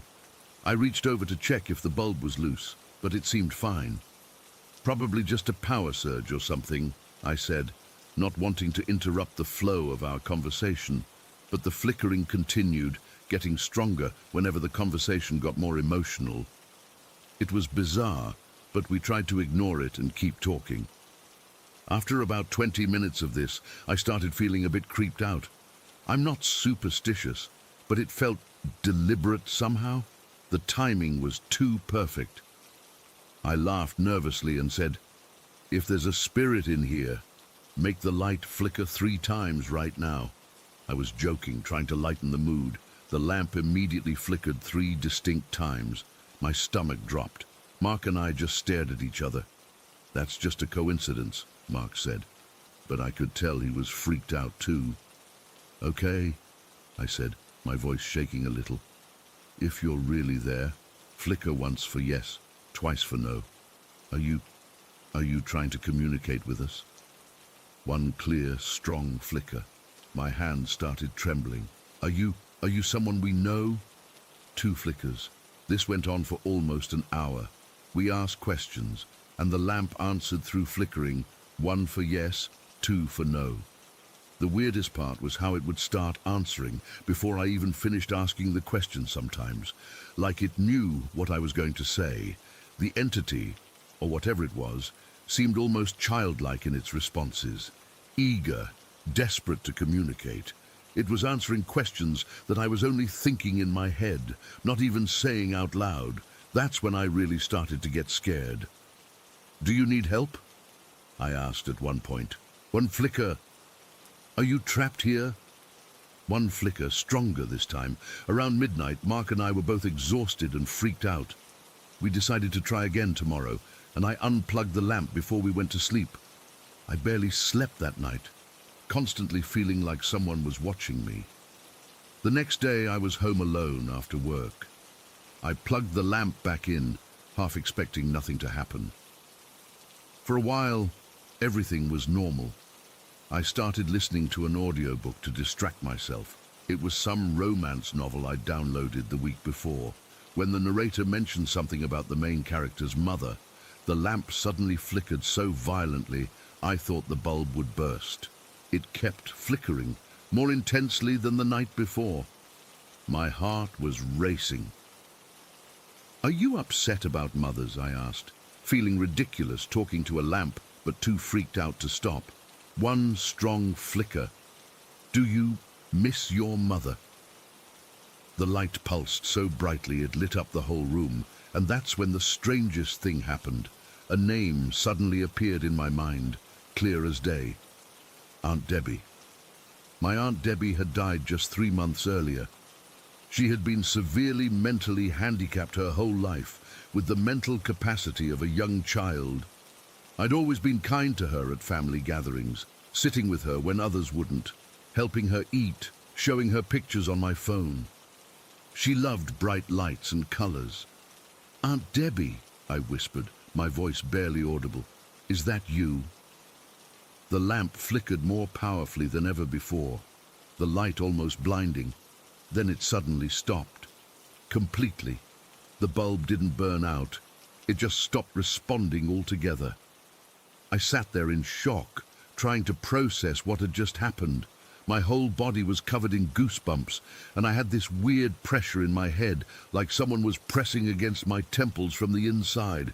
My stomach was in knots too, cramping painfully. When Mark came over that night, I told him everything. He was skeptical at first, suggesting maybe it was just faulty wiring or power surges, but when I mentioned Aunt Debbie, he got quiet. "Let's try again," he suggested. We sat by the lamp, and I said, "Aunt Debbie, if you're still here, can you make the lamp flicker?" Nothing happened for about 10 seconds, then a single brief flicker, so faint I almost missed it. "Debbie, are you having trouble communicating now?" Mark asked. One faint flicker. "Is someone else here with you?"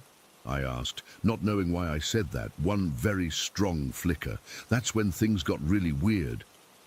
I suddenly felt this presence, different from before, heavier somehow, and my head started pounding worse than any migraine I've ever had. It felt like someone was trying to push thoughts into my brain.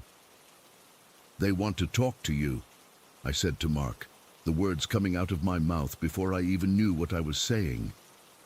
Mark looked at me strangely. "Who does?" "Your grandmother," I said. I don't know how I knew this. Mark had never even met his paternal grandmother. She died before he was born. The pressure in my head intensified, and suddenly I was saying things I couldn't possibly know. Details about Mark's family, his grandmother's favorite flower, daisies, a brooch she always wore, the fact that she disapproved of how Mark's grandfather treated their son, Mark's dad. Mark's face went completely white. "How do you know this stuff?" he whispered. "I don't even know some of this." "I don't know," I said, feeling scared and confused. The words just kept coming. I told him his grandmother wanted him to check on his father more often, that there was family history his father hadn't shared with him. The entire time, I felt like I was partially watching myself from outside my body. My stomach was cramping so badly I was doubled over, and my head felt like it was going to explode. But I couldn't stop talking. This went on for maybe 20 minutes before it suddenly stopped. The headache, the stomach pain, they vanished instantly, but I was left exhausted, like I'd run a marathon. For the next week, similar things happened each night. The lamp would flicker in response to questions. Sometimes it was Aunt Debbie, her responses childlike and simple. Other times it was this other presence, stronger, more insistent, using me somehow to communicate with Mark. And then there was a third entity that started communicating through the lamp. This one seemed to be directly connected to me, answering personal questions about my life that only I would know. When I asked who it was, the lamp spelled out, through a series of flickers we had established as a code, the name of my childhood pet that had died when I was 10. During these sessions, I would get these terrible headaches and stomach pains that would disappear as soon as the communication stopped. Every time, I'd be left completely drained, like something had been feeding off my energy. After about 2 weeks of this, I couldn't take it anymore. I was questioning my sanity, losing sleep, and the physical toll was becoming too much. I took the lamp to the dump and bought a new one. The physical symptoms stopped, but I still feel different, like something changed in me that I can't reverse. Mark and I researched everything we could about spirit communication, but nothing quite matched what we experienced. He verified some of the information about his grandmother with his father, who was shocked that Mark knew these things. I'm writing this because I need to know if anyone else has experienced something similar. Was this really my aunt trying to reach out to me? Were there actually spirits communicating through my lamp, or am I losing my mind? I've always believed in spirits and the afterlife in a general sense, but having it confirmed so directly has completely shattered my understanding of reality. I haven't told my family. They'd think I was crazy or making it up for attention. The strangest part is that I sometimes still hear whispers when I'm alone in my apartment, and occasionally, just as I'm falling asleep, I see a flash of light in the corner of my eye, like a lamp flickering. But when I look, there's nothing there. I don't know what to believe anymore. All I know is that something happened in my apartment that I can't explain, and it's changed me forever. Story 8. I still don't know how to explain what happened in our house. I've been trying to make sense of it for months, but nothing seems logical. I guess I should start from the beginning. I'm 21, and I live in this completely average brown house in Elk River, Minnesota, with my mom, my sister Kayla, and my little brother. There's nothing special about our home. It was built sometime in the 80s, has the typical layout, nothing fancy. We moved here about 2 years ago because the rent was reasonable, and it was close enough to my mum's work. Elk River is known as the Halloween capital of the world, according to locals, which I thought was kind of cool at first. Now that title feels like some sick joke. It all started about 4 months ago when I found this old Ouija board at Goodwill for like $5. I'm not superstitious at all, and I thought it would be funny to scare Kayla with it, since she's always been into that paranormal stuff. I remember hiding it under her bed and waiting for her to find it, thinking she'd freak out. She did, but not in the way I expected. She got really quiet and asked me where I got it, then made me promise not to use it. I laughed it off. I mean, it's just a piece of cardboard with letters on it, right? The first weird thing happened about a week later. Kayla was taking a shower, and I was in my room doing homework when I heard her yell my name. I went to the bathroom door and asked what was wrong. She was freaking out because she said the door handle had turned by itself while she was in there alone. I figured she was just getting back at me for the Ouija board prank, so I didn't think much of it. But then I started noticing things too, like I'd be home alone and swear I could hear footsteps in the hallway. One night, I was up late watching Netflix when I saw something out of the corner of my eye. A figure, definitely female, just standing at the end of the hallway. When I turned to look directly at it, there was nothing there. I convinced myself it was just my tired brain playing tricks on me. Then came that night in March. It was a Tuesday, I remember, because I had an early class the next morning. I went to bed around 11, and I was deep asleep when I suddenly woke up at exactly 3:25 in the morning. I know the time because I immediately checked my phone, thinking my alarm had gone off. But what woke me wasn't my alarm. It was this high-pitched ringing in my ears that seemed to be coming from inside my head. I sat up in bed, disoriented, when suddenly my blanket was yanked off me with so much force that it flew to the floor. And I mean yanked. Not like it slipped off or I kicked it. It was pulled with enough strength that I felt the tug. I froze, totally unable to move. My room was empty. The door was closed. My window was locked.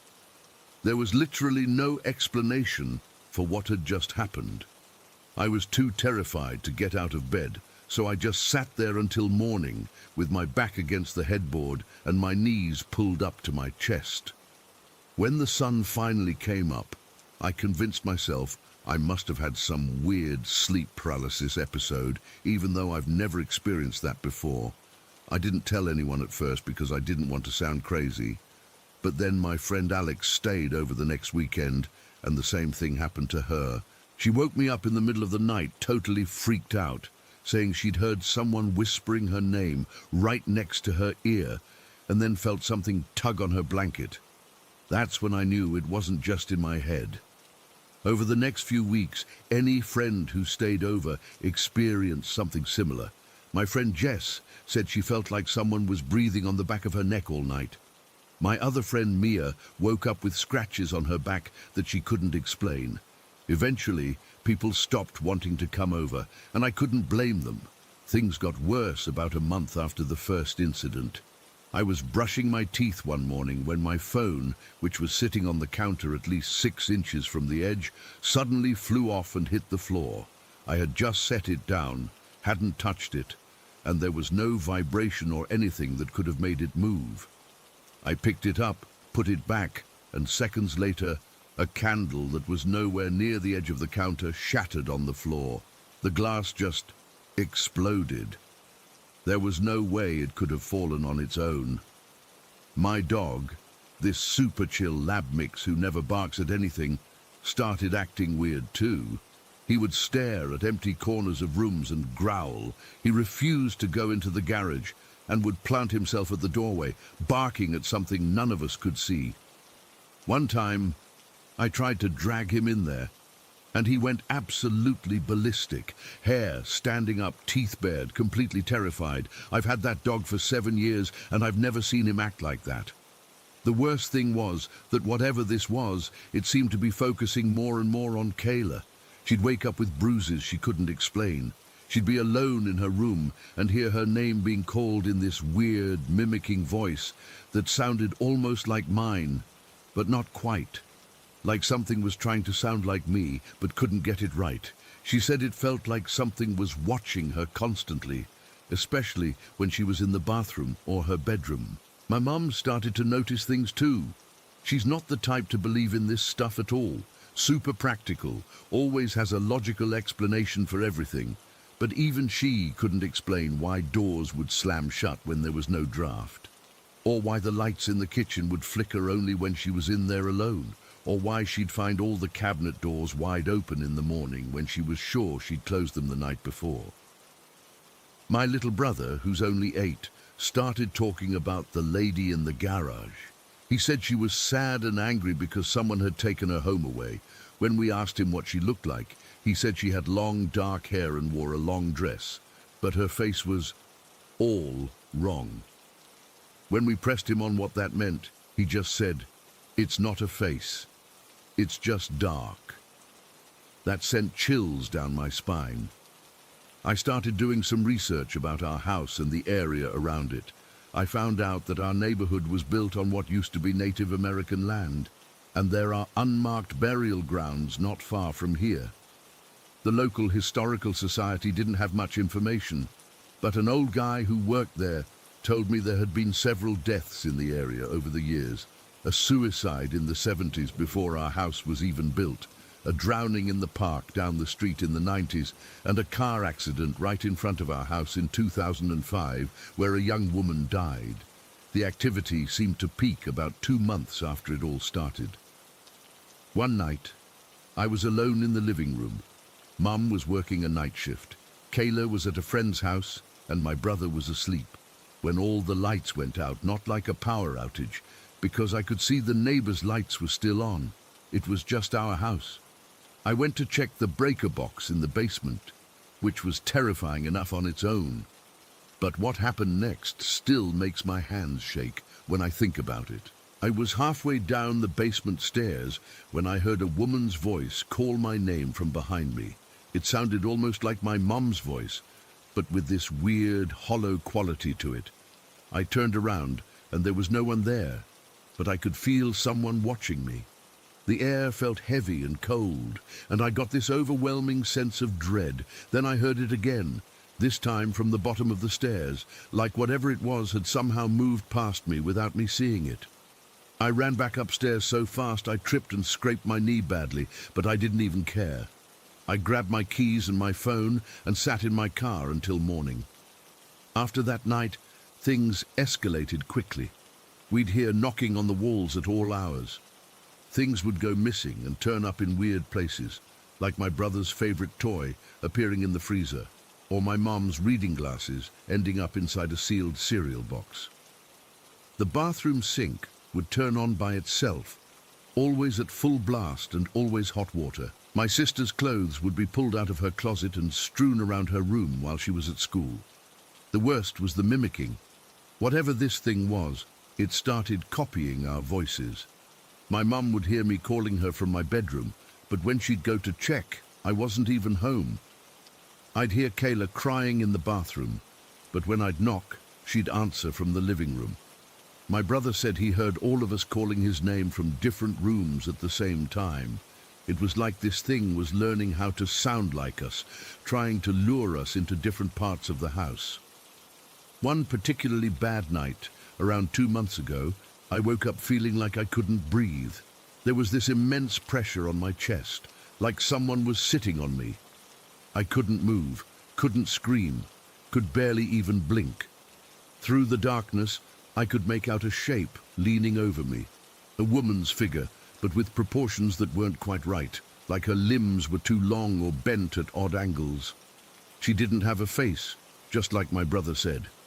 It was like a void where her features should have been. I remember the smell, like wet earth and something rotting. I must have passed out because the next thing I knew, it was morning and I had these weird finger-shaped bruises on my arms.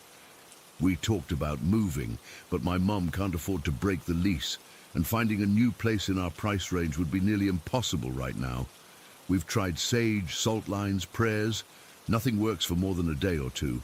The activity quiets down and then ramps back up worse than before. Last week, I came home from work and found my Ouija board on the kitchen table. I know for a fact I had thrown it away months ago. All the letters had been scratched out except for 4, H-E-R-E. My mom finally called a local paranormal investigation team, but they can't come until next month. Something tells me that by then, whatever's in our house will have gotten much worse. I feel like it's watching me even as I type this. The air just got cold around me and my dog is staring at the corner behind me, growling. I don't want to turn around. I don't want to see if she's there. I don't. Story 9. I still get a sick feeling in my stomach when I think about that Halloween night when I was 11. It's been over 10 years, but I remember it like it was yesterday. Some memories just burn themselves into your brain, you know, especially the ones that make absolutely no sense. I was staying at my Aunt Meredith's house in Mapleton that weekend. It was a typical suburban neighborhood. Cookie-cutter houses, neatly trimmed lawns, the whole deal, nothing special. Nothing that would make you think anything weird could happen there. My aunt was driving me crazy that night. I love her, but man, she's one of those people who has to comment on everything. Trevor, don't eat so many candies, you'll get sick. Trevor, sit up straight. Trevor, that video game is too violent. Just non-stop. By midnight, I couldn't take it anymore. All the trick-or-treaters had gone home hours ago, and the adults were just sitting around on the front lawn, drinking wine and talking about boring grown-up stuff. So I did what any frustrated kid would do. I decided to escape for a bit. My cousin Jake had this awesome BMX bike that he always let me ride when I visited. I grabbed it from the garage and took off down the street. I didn't tell anyone I was leaving. I figured I'd just ride around the block a few times to clear my head and be back before anyone really noticed I was gone. The neighborhood was dead quiet. All the Halloween decorations looked kind of creepy, without the noise and excitement of trick-or-treaters. Just these sad plastic skeletons and deflating pumpkin inflatables. The air was chilly, and I remember wishing I'd grabbed a jacket, but it felt good to be alone, pedaling down the middle of the empty street with the cool air hitting my face. I was about 3 blocks from my aunt's house when it happened. I was cruising down Oak Ridge Drive, right in the middle of the road, because there weren't any cars around. The streetlights were spaced pretty far apart, so there were these patches of darkness between them. I was just entering one of those darker spots, when suddenly this insanely bright light blinded me out of nowhere. My first thought was that some jerk in a car had their high beams on and was about to run me over. I squinted against the light, ready to swerve to the sidewalk. My heart was pounding like crazy, but there was no engine noise. Just this intense white light washing over everything. Then, just as suddenly as it appeared, the light faded. But there was no car. Instead, about 20 yards ahead of me in the middle of the road, stood something. I stopped pedaling immediately. The bike coasted to a stop, and I just sat there straddling it, trying to process what I was seeing. This thing was taller than anything I'd ever seen. I'm not exaggerating when I say it was as tall as the power poles lining the street. Its head was level with the lower branches of the maple trees. If I had to guess, It must have been at least 20 feet tall. It was so skinny, like impossibly thin. Its arms hung down almost to where knees would be on a normal person, and its fingers looked way too long. The whole thing was pale, almost glowing slightly in the darkness, and I could sort of see through it in places, like it wasn't completely solid. The weirdest part, I wasn't immediately scared. I was just confused. My brain couldn't make sense of what I was looking at. It was like when you see an optical illusion and your mind keeps trying to figure it out. I sat there frozen on my cousin's bike, just staring at this giant, pale, humanoid thing standing in the middle of the suburban street. I couldn't make out a face from where I was. It was too dark, and the thing was too far away. But the overall shape reminded me of Slender Man from those videos my friends and I weren't supposed to watch but did anyway. Except this thing was naked, or at least it didn't seem to be wearing clothes. It didn't have any details, though. It was just this smooth, pale, vaguely human shape. For a few seconds, nothing happened. We just existed there, this impossible thing, and me in this quiet suburban street just after midnight on Halloween. Then it started moving. It didn't walk like a normal person. Its movements were stiff and awkward, like something that wasn't used to having a body. Each step was deliberate and slow. It was coming toward me. My hands were sweating on the handlebars, but I still couldn't move. I just watched as this giant pale figure took 3 slow steps in my direction. Then, without warning, it stopped. It turned right, a jerky, unnatural 90-degree pivot, and stepped from the road onto the sidewalk. I watched as it moved away from the street and onto a walking path that cut between 2 houses. That path led to a small creek that ran through the neighborhood. We used to catch frogs there during summer visits. The path was poorly lit, just a narrow dirt trail with trees hanging over it. The giant figure disappeared into the darkness of that path within seconds. One moment it was there, this impossible thing that shouldn't exist, and the next it was gone, swallowed by shadows. I sat there for what felt like forever, but was probably only 30 seconds trying to understand what I'd just seen. My whole body felt cold and numb. My ears were ringing. I kept staring at the spot where it had disappeared, half expecting it to come back. When it didn't, survival instinct finally kicked in. I turned that bike around so fast I nearly wiped out, and I pedaled back to my aunt's house like my life depended on it. My legs were burning, and I couldn't catch my breath. Every shadow made me flinch.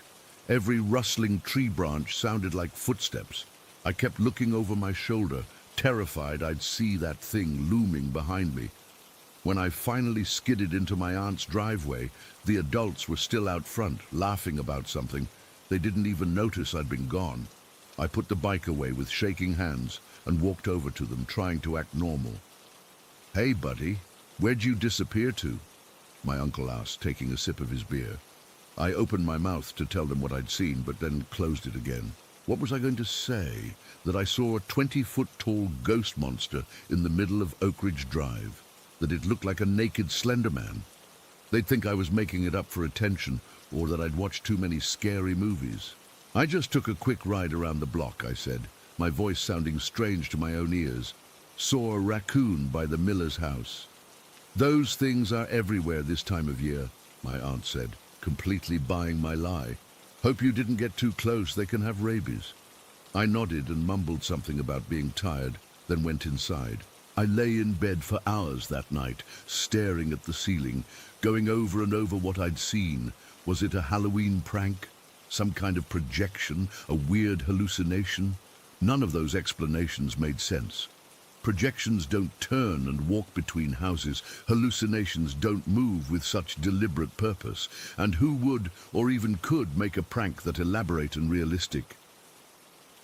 The next morning, while everyone was having breakfast, I made an excuse to take the bike out again.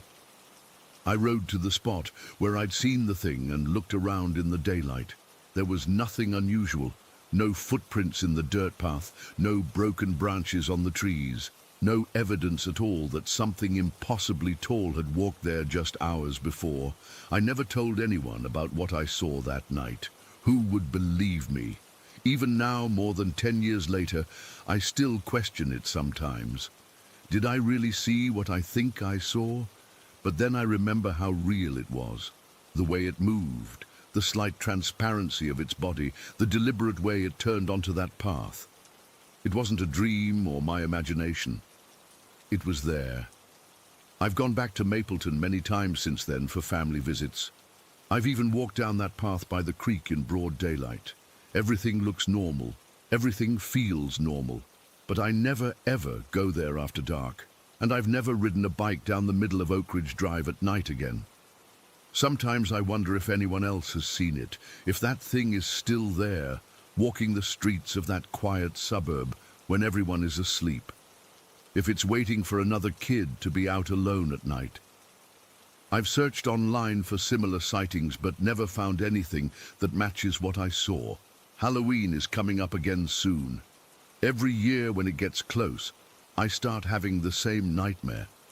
That bright light, and then that impossibly tall, pale figure standing in the road, walking toward me with those stiff mechanical movements.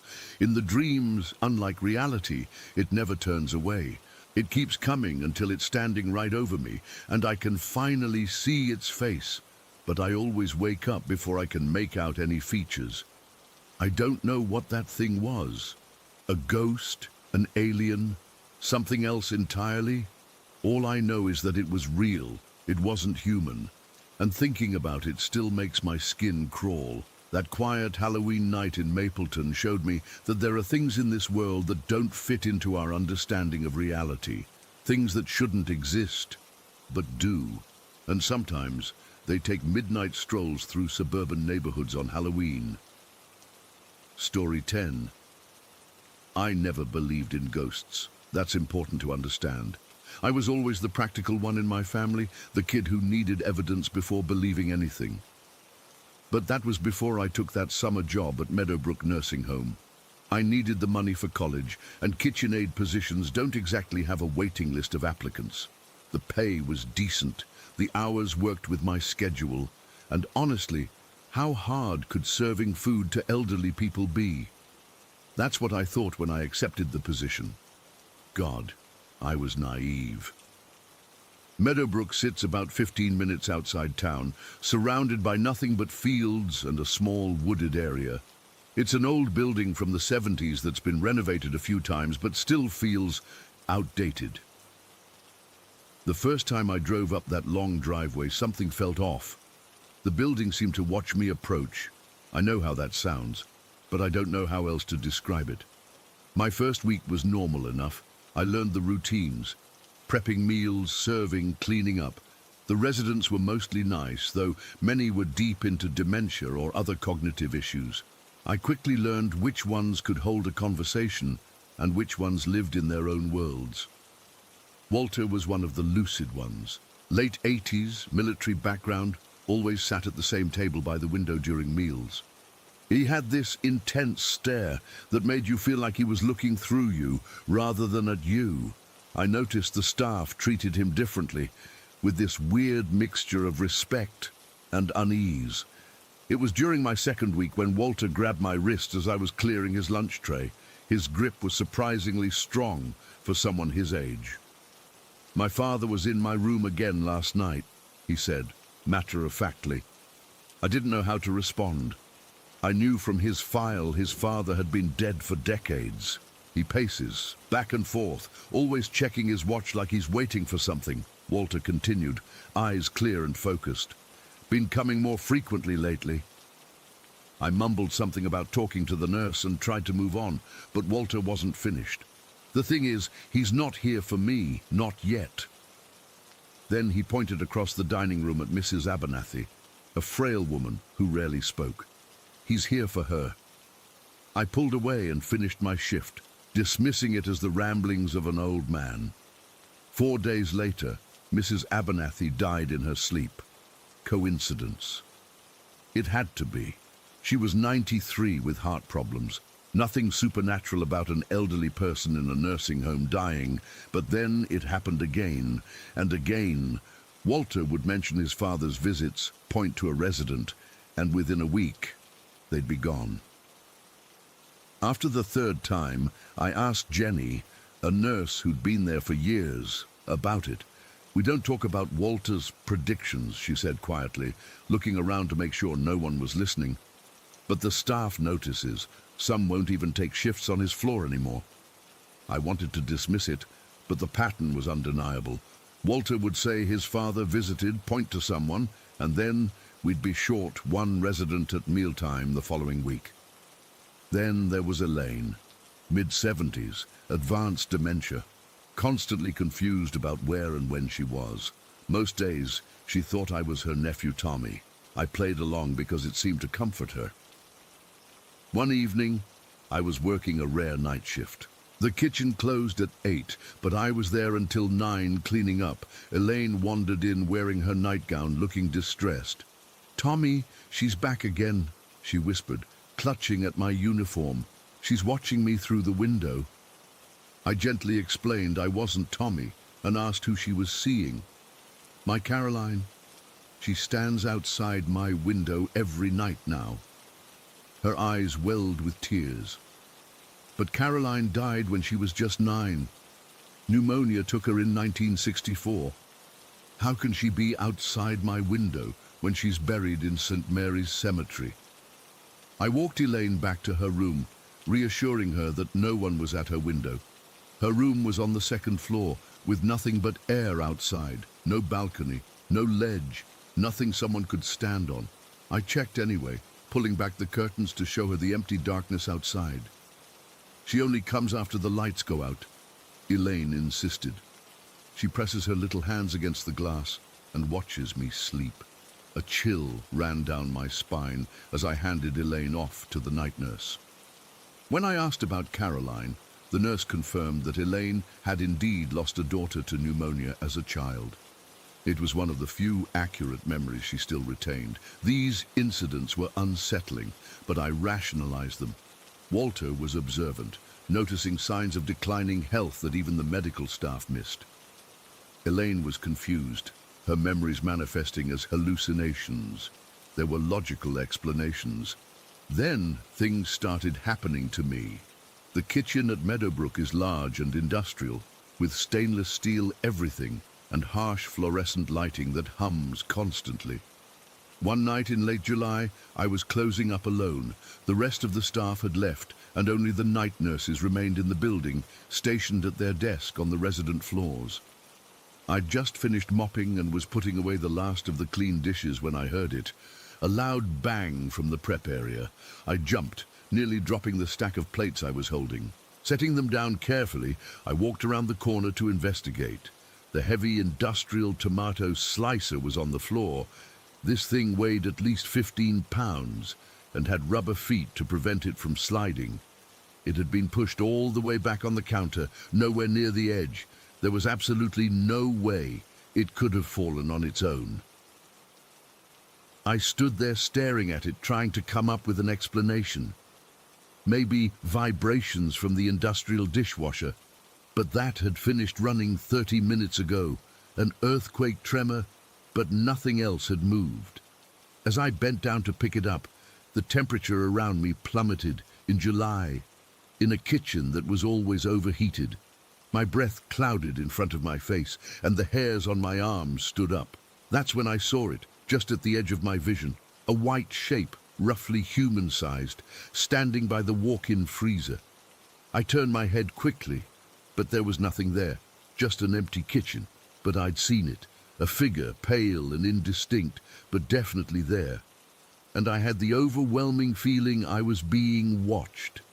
I abandoned the tomato slicer, grabbed my backpack, and got out of there as fast as I could, barely remembering to sign out. I drove home with all the windows down, despite the heat, trying to shake off the cold feeling that had settled into my bones. I almost quit the next day. But I needed the money, and I told myself I was being ridiculous, probably just exhausted from working late. The slicer incident had a rational explanation I wasn't seeing, but things kept happening. Small at first, items misplaced that I knew I'd put away properly. The radio in the kitchen, changing stations on its own, cold spots that would appear and disappear in seconds. Then the dreams started. I'd see Walter's father, though I had no idea what he actually looked like in life. In my dreams, he was tall and straight-backed like Walter, wearing an old-fashioned suit, always checking a pocket watch. He never spoke to me, just watched with sad eyes. I started asking questions, carefully. I learned Meadowbrook had been built on land that once belonged to a large family farm. Before that, according to local history, it had been part of a Native American settlement. One of the maintenance guys, Ron, who'd worked there for 20 years, told me they'd found old artifacts when they dug the foundation for the East Wing expansion in the 90s. They just built right over everything, Ron said, shaking his head. Didn't even call in proper archaeologists. The director back then was all about staying on schedule. The most disturbing information came from a night nurse named Patrice, who'd been at Meadowbrook since it opened. We were having coffee in the break room when I cautiously brought up the strange occurrences. Instead of dismissing me, she nodded knowingly. "This place has always had more residents than the ones on our census sheets," she said quietly. "I've seen things over the years that I can't explain. Lights turning on in empty rooms, call buttons ringing from unoccupied beds, residents having full conversations with empty chairs." "And Walter?" I asked. "His predictions?" Patrice's face tightened. "Walter's been doing that for 7 years now, never wrong, not once." She leaned closer. "You know his father was a funeral director, right? Spent his life around death. Now seems like he's still working, just on the other side. The next week I was closing the kitchen again. I'd volunteered for the late shift, partly because it paid slightly better, but mostly because I wanted answers. I was still scared, but now my curiosity was stronger. I finished my duties early and sat at one of the prep tables waiting. For what, I wasn't sure. Around 10:30, the lights flickered, 3 times in quick succession. Then that cold feeling returned, spreading through the kitchen like an invisible fog. "Is someone here?" I asked aloud, feeling both terrified and ridiculous. No answer, but the pressure in the room changed, like when you drive up a mountain or descend in an elevator too quickly. My ears popped. The radio switched on by itself, cycling through stations before settling on static. Through the white noise, I could almost make out voices, not quite audible enough to understand, but definitely there. Then the freezer door creaked open, just an inch or two, but enough to send my heart racing. There was no one near it, no logical explanation. I stood frozen, unable to move, as the white figure I'd glimpsed before materialized more clearly by the door, still hazy around the edges, but unmistakably human-shaped. Not threatening, just there, watching me. Behind it, more shapes began to appear, faint outlines of people of various sizes. Some looked like elderly residents I recognized who had passed away during my time there. Others were unfamiliar, younger figures, a child, what looked like a man in some kind of uniform. They didn't approach me. They simply existed in the space, going about motions that mimicked daily life, sitting at invisible tables, walking predetermined paths, tending to tasks I couldn't quite make out. I realized with startling clarity that they weren't aware of me at all. I was witnessing some kind of overlap, a moment where whatever separates our world from theirs had temporarily thinned. The lights flickered again, and they were gone. The freezer door closed with a soft thud. The radio turned off. The kitchen returned to normal, except for the lingering cold that seemed to seep into my very core. That night, Walter died in his sleep. The staff wasn't surprised. He'd pointed at himself 3 days earlier. I worked at Meadowbrook for the rest of the summer. I never told anyone the full extent of what I experienced that night. Who would believe me? But I know what I saw. Meadowbrook isn't just a place where people go to die. It's where the boundary between life and death blurs. A place where those who've passed sometimes linger, going through the motions of a life they no longer have. I don't have an explanation for it. I'm not even sure I want one. All I know is that the line between this world and whatever comes next isn't as clear as we think it is, and sometimes in places like Meadowbrook, that line disappears altogether. Story 11. I've never told this story outside of my closest friends, but I need to get it off my chest. What happened that night in Cairns still haunts me 17 years later, and writing it down might help me process it. This all went down back in 2005 when I was 14. I grew up in Cairns, Queensland. Beautiful place, tropical weather, tourists everywhere. But like any town, we had our local legends. The biggest one in our neighborhood was the Barrett house. The Barrett family disappeared in '98, just vanished. There was a mum, dad, and their 2 kids, a boy and a girl around 8 and 10. Normal family. Nothing weird about them. Their neighbor noticed one day that the house had gone completely silent. No lights, no movement, nothing. After about a week, they called the police. When the cops finally checked it out, they found the weirdest scene. Dinner plates on the table, half-eaten food, coffee mugs still half full. The TV was on, school backpacks by the door, but no people. No signs of struggle or forced entry. The cars were still in the garage. The only thing out of place was this message scratched into the wooden floor of the kids' bedroom. "We heard the whistle. It's coming." That's it, no other clues. The case went cold almost immediately. The house sat empty after that. No relatives came forward to claim it, and nobody wanted to buy the place. It just sat there getting more run down every year. By the time I was in high school, the Barrett house was our local haunted mansion. Me and my mates would ride our bikes past it, daring each other to get closer. My best friend Matt lived just 3 houses down from it, so we'd spend afternoons staring at it from his backyard, making up stories about what happened. Matt had a younger brother, Liam, who was 12 and always tagging along with us. We didn't mind too much. He was cool for a younger kid and didn't whine about everything like most little brothers. That summer was brutally hot, even for Cairns. School holidays had just started, and we were bored out of our minds. We'd already done everything there was to do, swam at the beach, gone to the mall, played every video game we owned. So when Matt suggested we check out the Barrett house up close, it didn't take much convincing. We started small, just peeking through windows in broad daylight. The house was a single-story Queenslander-style place, raised off the ground about a meter with those wooden stilts, white paint peeling off the weatherboards. The yard was completely overgrown, grass up to our knees, bushes taking over the front porch. The windows were grimy, but mostly intact. I remember pressing my face against one of the back windows, cupping my hands around my eyes to see inside. The furniture was still there. Old couch, TV from the '90s, family photos on the walls. It gave me the creeps, seeing a family frozen in time like that.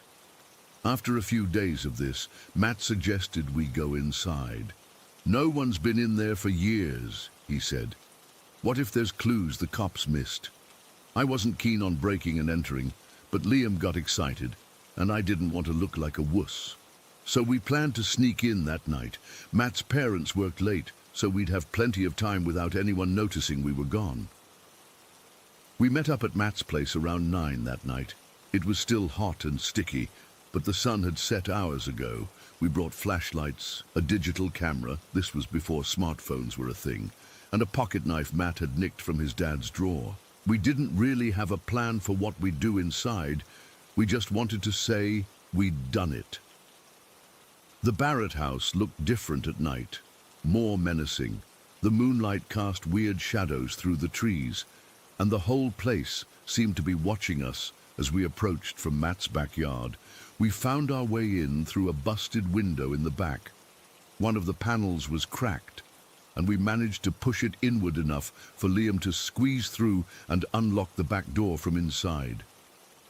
The moment I stepped into that house, I felt wrong. The air was thick and stale, but it also smelled like rain, which was strange because it hadn't rained in weeks.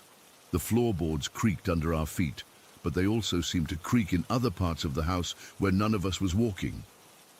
"Hello?" Matt called out, trying to sound brave, but his voice cracked. "Shut up, idiot," I whispered. "Someone might hear you." "No one's lived here for 7 years," he replied, but he lowered his voice anyway. We moved through the kitchen first. It was exactly like the stories said, plates still on the table, mugs on the counter. But now they were covered in dust and cobwebs. The food had long since rotted away, but you could see the stains on the plates. I snapped a few pictures, the flash momentarily lighting up the room. In those brief flashes, I swear I saw shadows moving that shouldn't have been there. But when I looked directly, nothing was there. Liam was getting nervous. "This place feels weird," he said, sticking close to Matt. I knew what he meant. It felt like the house was breathing around us, like we were inside something alive and aware of our presence.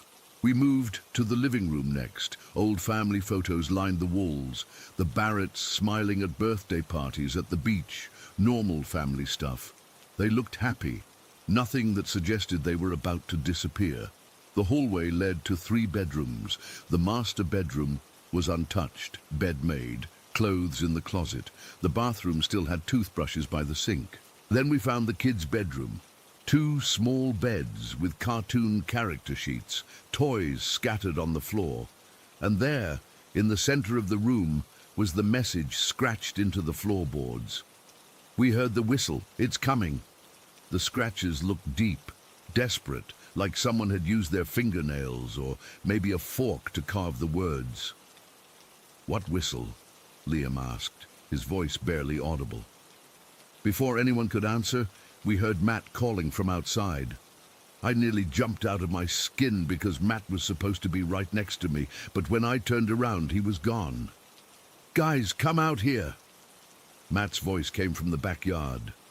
Liam and I exchanged looks and hurried back through the house. I was relieved to get out of there, to be honest. We found Matt standing at the back fence, shining his flashlight at something on the ground. "When did they put train tracks here?"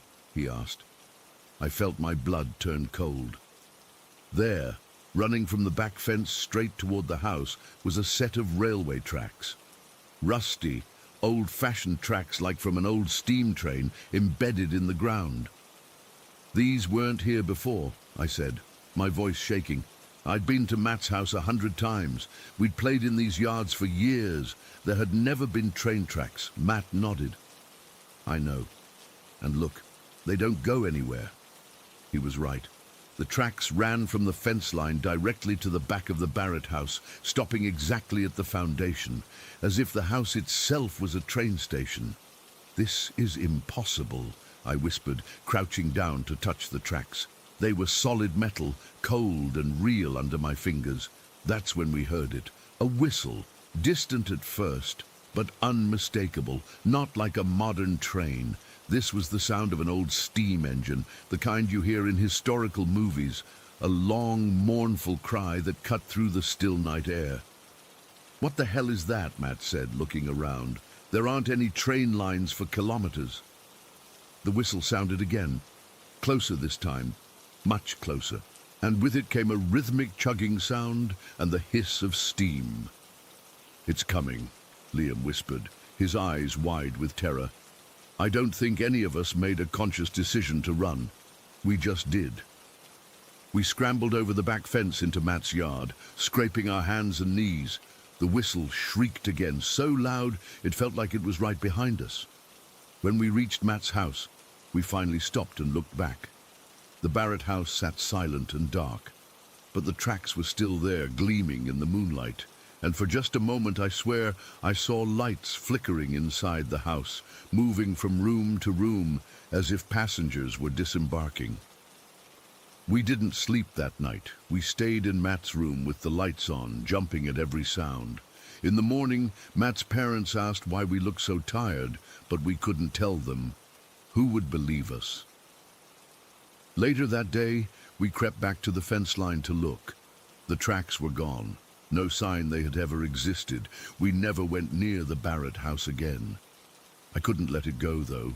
Years later, when I was in university, I researched the property's history. Before the Barretts, the house had been owned by a man named William Kiernan, who lived there alone for decades before disappearing in the 70s. An old newspaper from '87 had an interview with a neighbor who remembered him. According to the article, Kiernan often told people, "It ain't mine to leave, the train still runs, you just have to listen." I've moved away from cairns now. I've got a job and a normal life. But sometimes, usually when I'm half asleep, I hear that whistle again. That long, lonely call in the darkness. And I wonder what happened to the Barrett family. I wonder what would have happened to us if we'd stayed in that house just a few minutes longer. Matt never talks about that night. Liam apparently had nightmares for years afterward. The Barrett house was eventually demolished in 2010 to make way for new development. I don't know if the new owners ever experienced anything strange. All I know is that sometimes trains don't run on schedules we can understand, and sometimes they make stops in places that aren't on any map. I still check the news occasionally for missing persons cases where people vanish without a trace, dinner half-eaten on the table.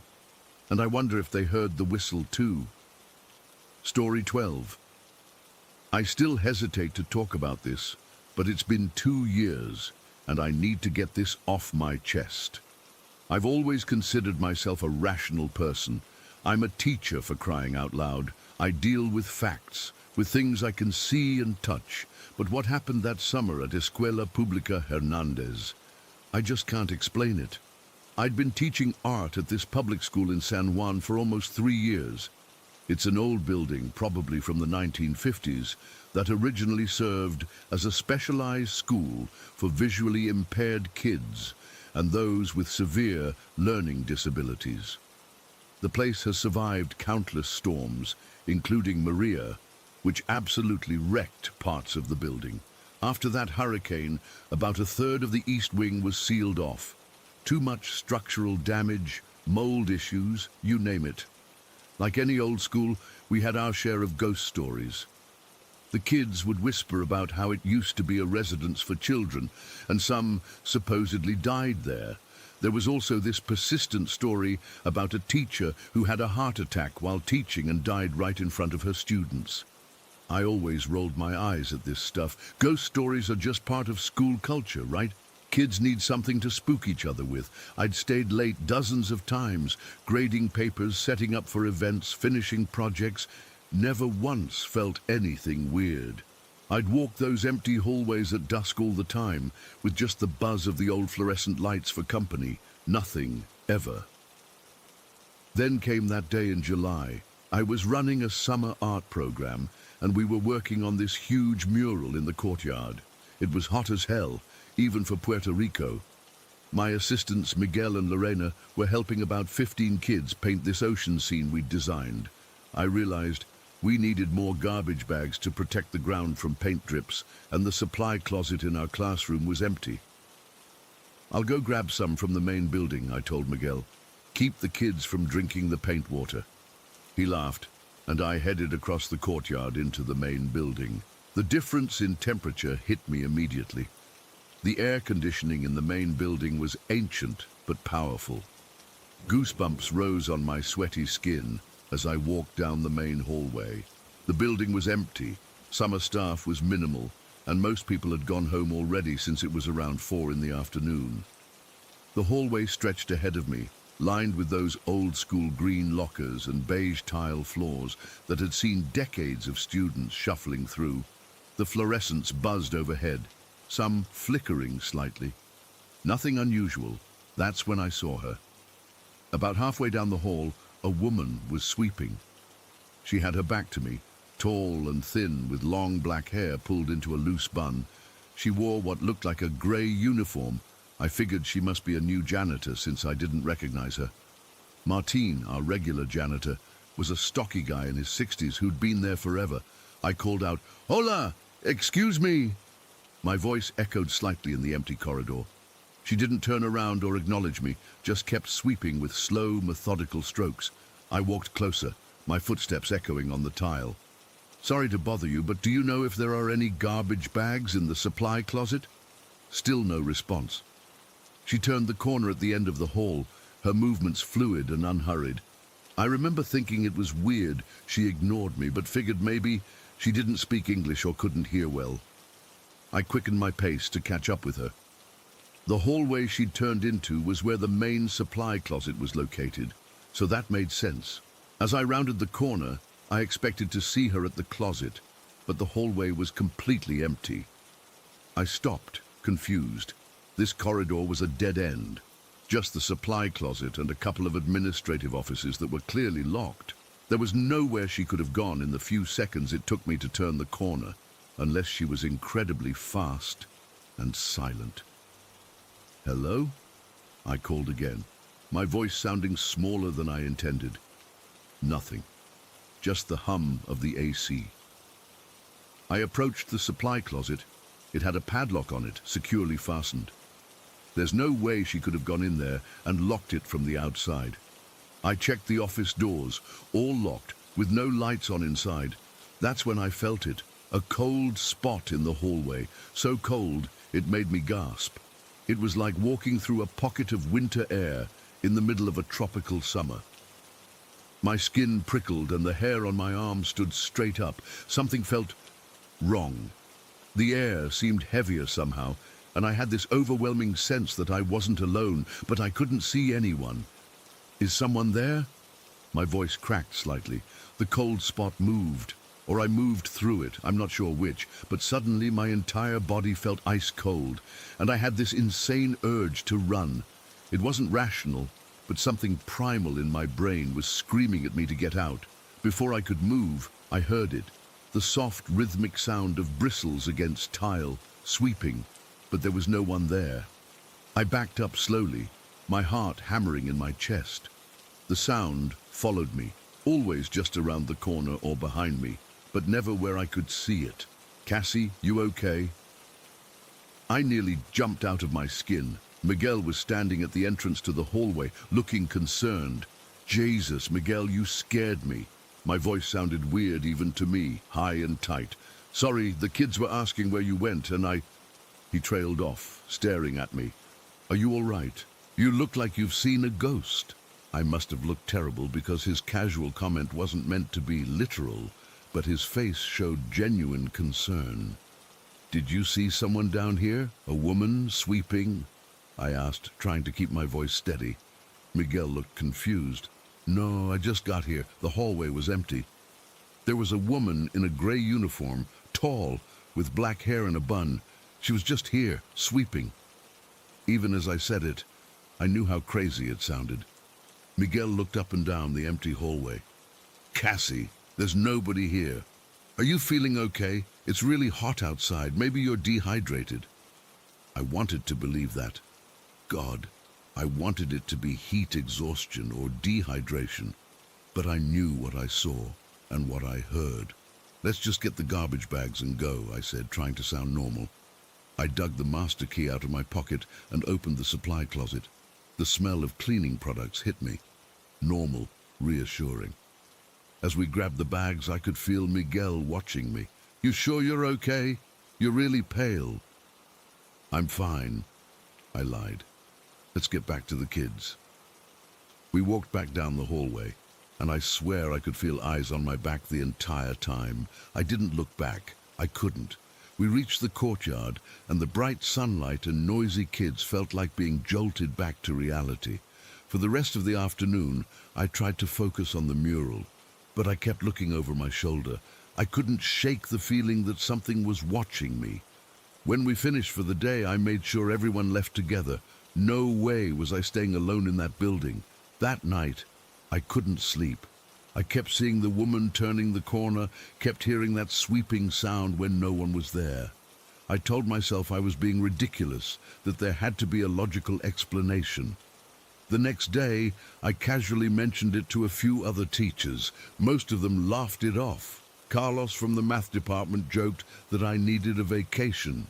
But Elena, who'd been teaching English at the school for 20 years, didn't laugh. "Where exactly did you see her?" she asked quietly after the others had left. I described the hallway, and Elena nodded slowly. "That was near the old special education classrooms before they moved that program to the new building," she said. "There are stories about that section." "What kind of stories?" I asked, even though part of me didn't want to know. Elena lowered her voice. "Before it was a school, that building was something else. Some say it was a private residence where dark things happened. Rituals. When they converted it to a school in the 50s, they had priests come and bless it. There are still crucifixes hidden above every doorway in that section. I'd never noticed any crucifixes, but then again, I'd never looked." "And the woman I saw?" I asked. Elena shrugged. "There are many stories. Some say a teacher died there. Others talk about a custodian who—" She trailed off. "It's just stories, Cassie. Old buildings collect them like dust." But her eyes told me she believed more than she was saying. I finished the summer program, but I never stayed late at the school again. I'd make excuses, find reasons to leave before the hallways emptied and the building got quiet. I started carpooling with other teachers, making sure I was never alone. The few times I had to walk down that hallway, I'd hurry through, eyes straight ahead. But sometimes out of the corner of my eye, I'd catch a glimpse of movement, or I'd hear it. That soft, rhythmic sweeping sound, always just out of sight. I never saw her clearly again, but sometimes, when I'm in the building alone, I feel that cold spot, that sense of being watched, and I know she's still there, sweeping the floors long after her physical form has left this world.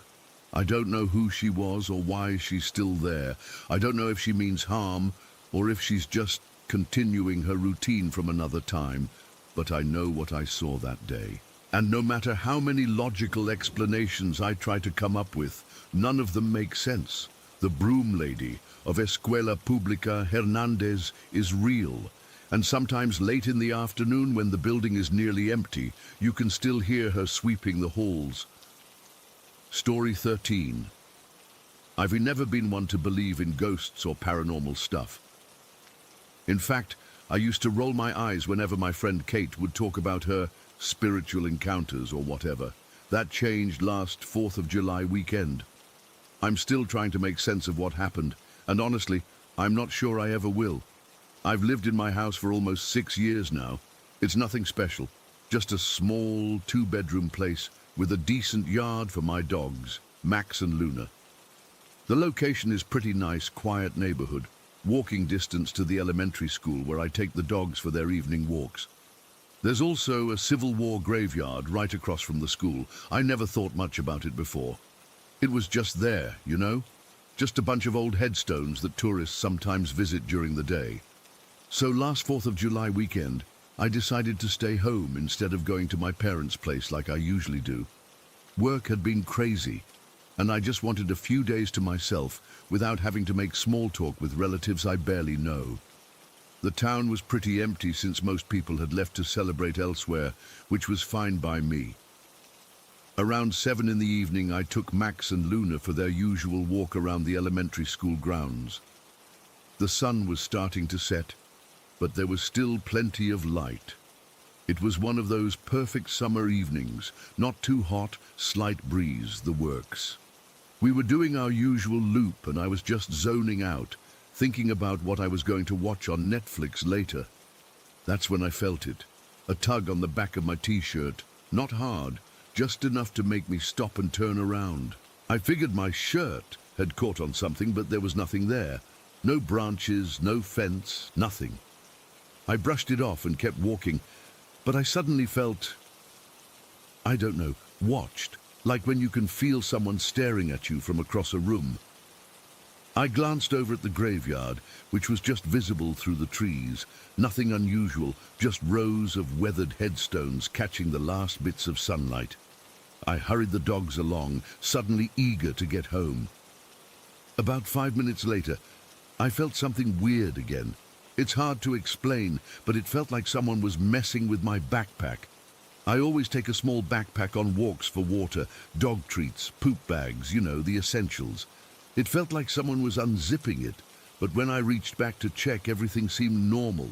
Still, I couldn't shake this creepy feeling crawling up my spine. By the time we got home, I was seriously freaked out for no real reason I could point to. I let the dogs in, tossed my backpack on the kitchen counter, and decided to take a quick shower to calm my nerves. Here's where things get really messed up. I was in the shower, just standing under the hot water with my eyes closed, trying to relax. Then I felt something, and I swear this happened, something scraped down my back. Not like a scratch exactly, more like when someone drags their fingernail lightly down your skin. I spun around so fast I almost slipped. My heart was pounding, but of course there was nobody there. Just me, alone in my bathroom, freaking out over nothing. I told myself it was just my imagination working overtime. I turned off the water and reached for my towel, but it wasn't where I'd left it. Neither were my clothes. I distinctly remember putting them on the closed toilet lid, but now they were gone. Every single item. I figured maybe I was more tired than I thought and had left them in my bedroom instead. When I tried to open the bathroom door, it wouldn't budge. Not stuck like it sometimes gets when the wood swells in the humidity. It felt like something was holding it shut from the other side. I pushed harder, then harder still, until I was throwing my whole body against it. Finally, it gave way so suddenly that I tumbled out into the hallway, naked and dripping wet. Max and Luna were sitting in the hallway staring at me with these weird, alert expressions. You know how dogs sometimes look when they hear something you can't? That's how they looked. I ran to my bedroom, grabbed some clothes, and threw them on without even drying off properly. That's when I heard the dogs start growling. Not their usual, "there's a squirrel outside" growl, but something deeper, more threatening. They were both staring at my bedroom door, hackles raised. I've had these dogs for years, and I've never seen them act like this. I stood there frozen, not knowing what to do. Then I heard it. A high-pitched whining sound, almost like a child crying, but not quite human. It lasted maybe 5 seconds before it was cut off by, God, I still get goosebumps thinking about it, by this laugh. An old man's laugh, but there was something so wrong about it. It was wheezy and wet-sounding, like someone laughing with fluid in their lungs. It seemed to come from right outside my bedroom door, but also somehow from inside my own head at the same time. The dogs went absolutely ballistic, barking and snarling at the door. I was paralyzed with fear, backed up against my headboard, unable to move or even scream. Then there was this massive thud against my bedroom door, so hard the door shook in its frame. The dogs immediately went silent and backed away, tails between their legs. I don't know where I found the courage, but somehow I managed to inch toward the door.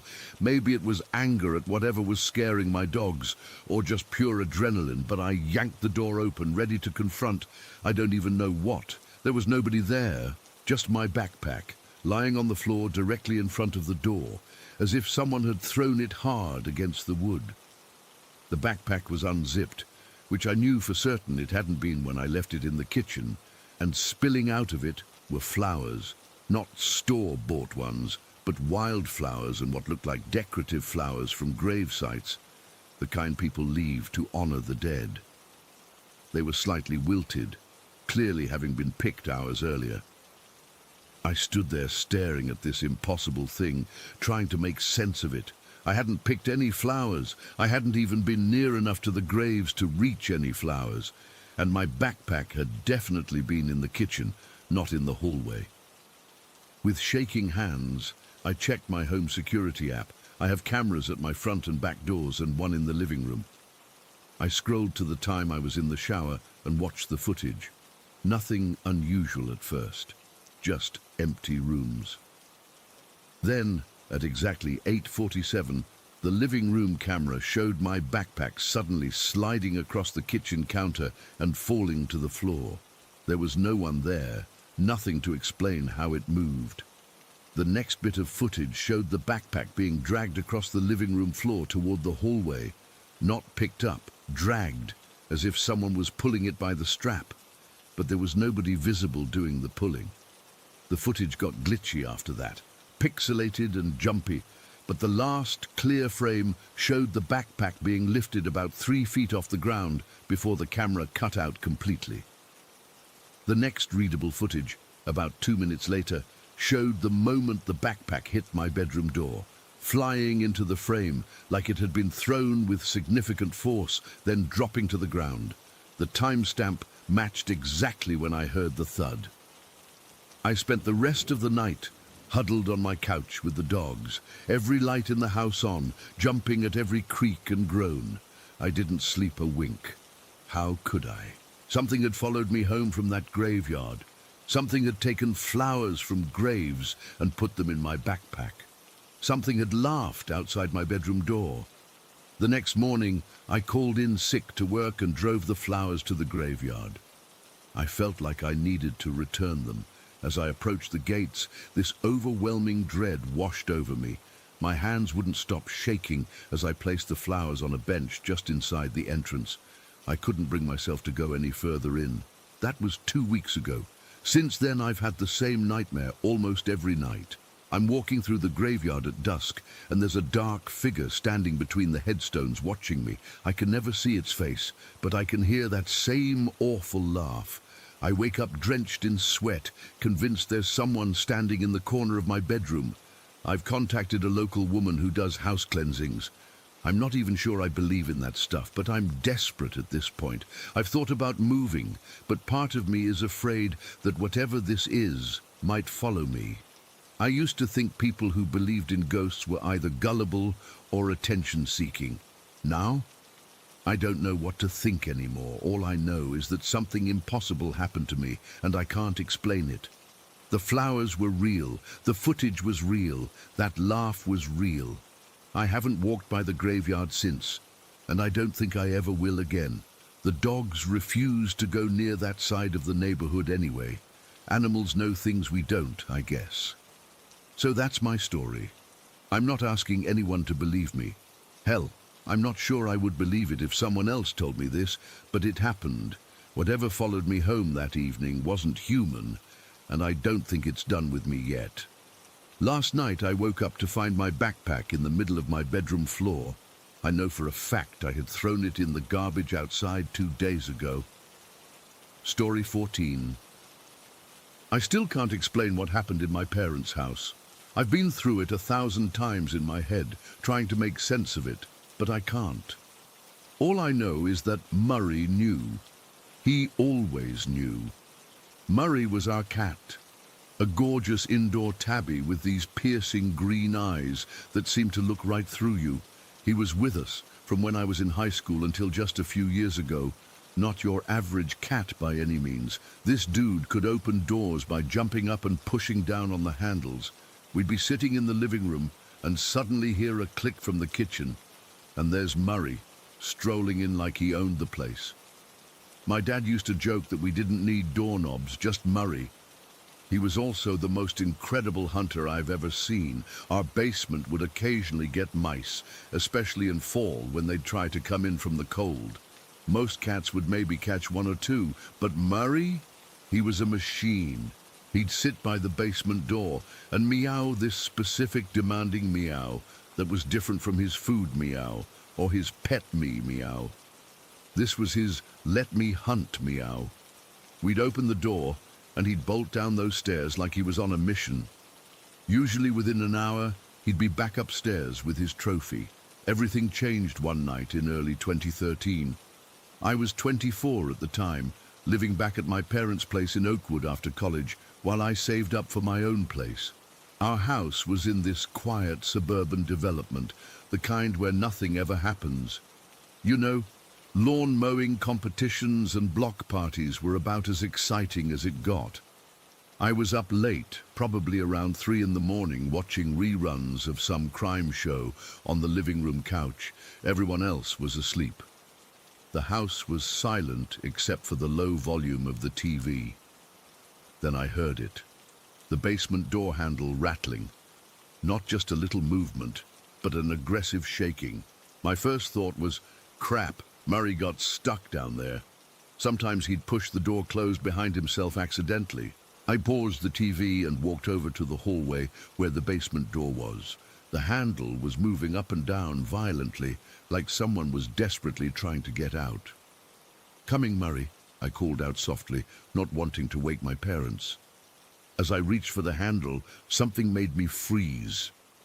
There, on the hallway shelf next to the door, sat Murray.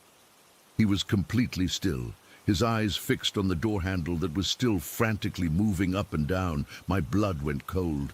If Murray was here, then what the hell was trying to get out of our basement? The rattling got more intense. Whatever was on the other side was getting impatient.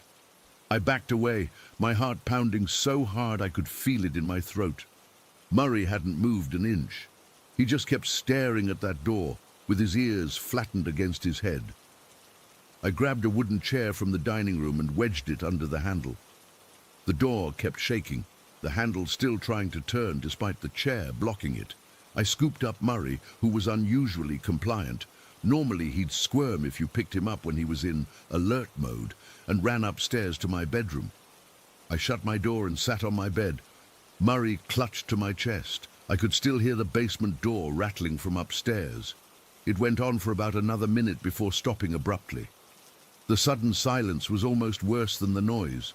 Murray stayed with me all night, which was unusual. He typically roamed the house at night, doing his cat patrol. But that night, he stayed curled at the foot of my bed, facing my bedroom door. The next morning, I told my dad what happened. He looked at me like I was crazy. If the handle was moving, it was moving from this side, not the basement side, he said matter-of-factly. The basement door opens inward. If something was down there, it couldn't turn the handle from that side. He was wrong. Our basement door opened outward toward the hallway. I'd seen Murray open it 100 times, but I didn't argue. What was I going to say? That we had a ghost. He'd never believe me. For a few months, nothing happened. I almost convinced myself I'd imagined it all. Then my mum experienced it. She was doing laundry one afternoon when she heard the basement door handle rattling. Thinking it was Murray wanting to go hunting, she went to open it, but Murray was asleep on the couch in the living room. She watched in horror as the handle turned completely on its own before she ran upstairs. After that, my mum wouldn't go near the basement alone. Dad still didn't believe us, said the old house was just settling or the door needed WD-40. But Murray knew better. He changed his behavior completely. Instead of sleeping in his usual spots around the house, he took up a permanent position on the end table next to my bed. Every night, he'd sit there, eyes fixed on my bedroom door, like he was standing guard. If I got up to use the bathroom in the middle of the night, he'd follow me, staying between me and the hallway that led to the basement door. I started noticing other things too. Sometimes I'd wake up in the middle of the night to find Murray sitting bolt upright, staring intently at my closed bedroom door. Other times, he'd suddenly perk up while we were watching TV, his eyes tracking something invisible across the room. One night, about 6 months after the first incident, I woke up around 2 in the morning to Murray making this low, guttural growl, a sound I'd never heard him make before. He was at the foot of my bed, every muscle tensed, staring at my bedroom door. Then I heard it. Footsteps in the hallway, heavy, slow footsteps, like someone wearing boots was pacing outside my room. My parents' bedroom was on the opposite end of the hall. I grabbed my phone to call them, but the footsteps suddenly stopped right outside my door. The handle started to turn. Murray launched himself from the bed and stood directly in front of the door, his back arched, fur standing on end, making that terrible growling sound. The handle stopped moving. Whatever was out there stayed for a moment. I swear I could feel it listening, before the footsteps retreated down the hall toward the basement door. I heard the basement door open and close, then silence. My parents found me the next morning, still awake, with Murray still guarding my door. When I told them what happened, my dad finally seemed concerned. He checked the entire house, especially the basement, but found nothing. No signs of a break-in, no footprints, nothing out of place. We had the locks changed. Dad installed a deadbolt on the basement door that required a key. He even set up a security system. Nothing helped. The incidents continued, always the same. The rattling door, the footsteps, sometimes even knocking on walls. Through it all, Murray remained my protector. He never left my side at night. If I was home alone, he'd follow me from room to room. When I was away, my mum said he'd sit at the window, watching for my return. It was like he'd appointed himself my personal guardian. 4 years later, when I was 28, Murray got sick. The vet diagnosed kidney failure, common in older cats. We did everything we could, but he declined rapidly. I still remember his last night. He was too weak to sit up, but he still tried to position himself between me and the door. After Murray passed, I placed his urn on the shelf, where he used to perch and watch the basement door. It felt right somehow, like he could continue his vigil even after death. My parents thought it was morbid, but I didn't care. About a month after we lost him, I was home alone, making dinner in the kitchen. The house had been quiet since Murray died. No more rattling doors or strange footsteps. I had almost started to believe it was over. Then I heard it, the unmistakable sound of the basement door handle rattling. It started slowly, then became more violent, like whatever was down there knew Murray was gone and was making its move. I stood frozen in the kitchen, clutching a spatula, unable to move. The rattling got worse, and then, I'll never forget this sound, there was a loud crash from the hallway. When I finally worked up the courage to look, I found Murray's urn on the floor. It had somehow flown off the shelf and hit the pantry door hard enough to crack the ceramic. The basement door was still shaking, the handle moving up and down frantically. Something inside me snapped. All the fear turned to rage in an instant. How dare this thing, whatever it was, not leave Murray in peace even after death? Leave him alone! I screamed at the door, my voice breaking. He's gone! Leave him alone! The door kept rattling for a few more minutes while I stood there crying and shouting. Then it just stopped. The sudden silence was deafening. I carefully gathered Murray's ashes and moved his urn to the mantel by the pellet stove, his favorite warm spot in winter. I didn't know if it would make a difference, but I had to try. The activity died down after that, but it never completely stopped. Last month, my sister was over helping my parents with some yard work. She came in for a glass of water and heard the basement door rattling. Before she could even react, the handle simply fell off the door and clattered to the floor. She said it looked like it had been unscrewed from the inside. Dad replaced it, of course. Said it was just old hardware finally giving out, but we all know better. I moved out last year, into my own apartment across town. Sometimes I wake up in the middle of the night, half expecting to see Murray sitting at the foot of my bed keeping watch. I miss that feeling of protection. Whatever was in that house is still there. It's patient, waiting. Sometimes I wonder if Murray knew what it was all along. If he was trying to tell us something more than just danger. I still don't know what was in our basement. I just know that without Murray there to stand guard, I'll never set foot in that house after dark again. Story 15. I've been working as a caregiver at Willowbrook Residential Care Home for about 3 years now. It's a small 4-story building in our quiet little town, housing around 30 elderly residents. Most days are pretty routine, helping with medications, meals, personal care, that kind of thing. But what happened during my evening shift last winter still makes my skin crawl when I think about it. It was one of those dark winter evenings where night seems to fall by 4 in the afternoon. The kind where the windows just reflect the interior lights back at you like black mirrors. I was on tea trolley duty and handling bedtime assistance, while my 2 colleagues, Diane and Paul, were busy with medication rounds and paperwork. The building itself is pretty old. It creaks and groans, especially during winter when the heating kicks in. Usually I don't mind it. You get used to the noises after a while, but that night something felt off from the moment I clocked in. The air felt heavier somehow, like there was a storm coming, but the weather forecast had been clear. I started my tea round at around 7:30.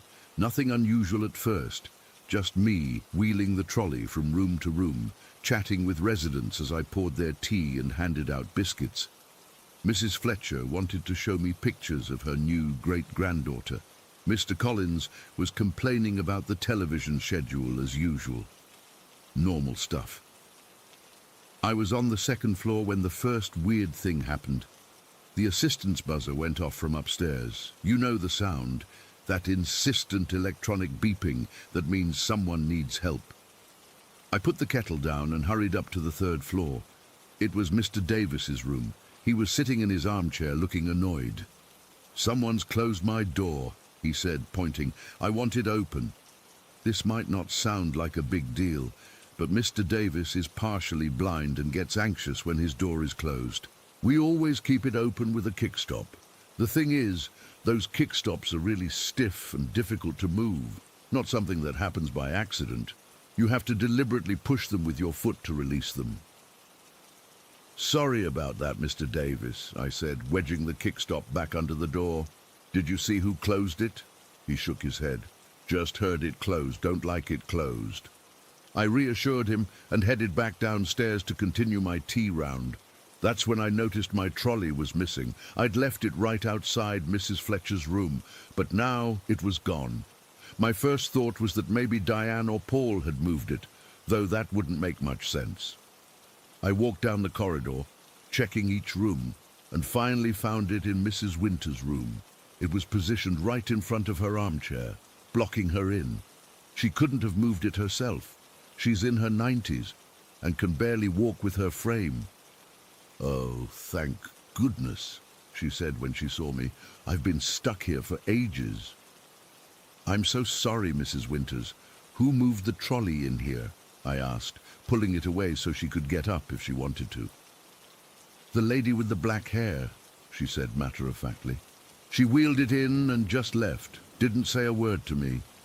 I felt a cold sensation in my stomach. "A lady with black hair?" "Yes, dear. Not very polite, if you ask me. Here's the thing.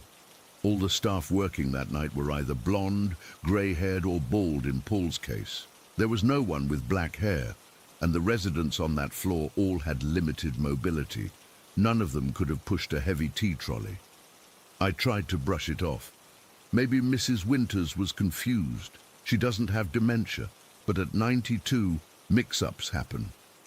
I finished the tea round as quickly as I could, trying to ignore the way the shadows in the corners of the rooms seemed darker than usual. Around 8:30, I went up to the fourth floor to help May get ready for bed.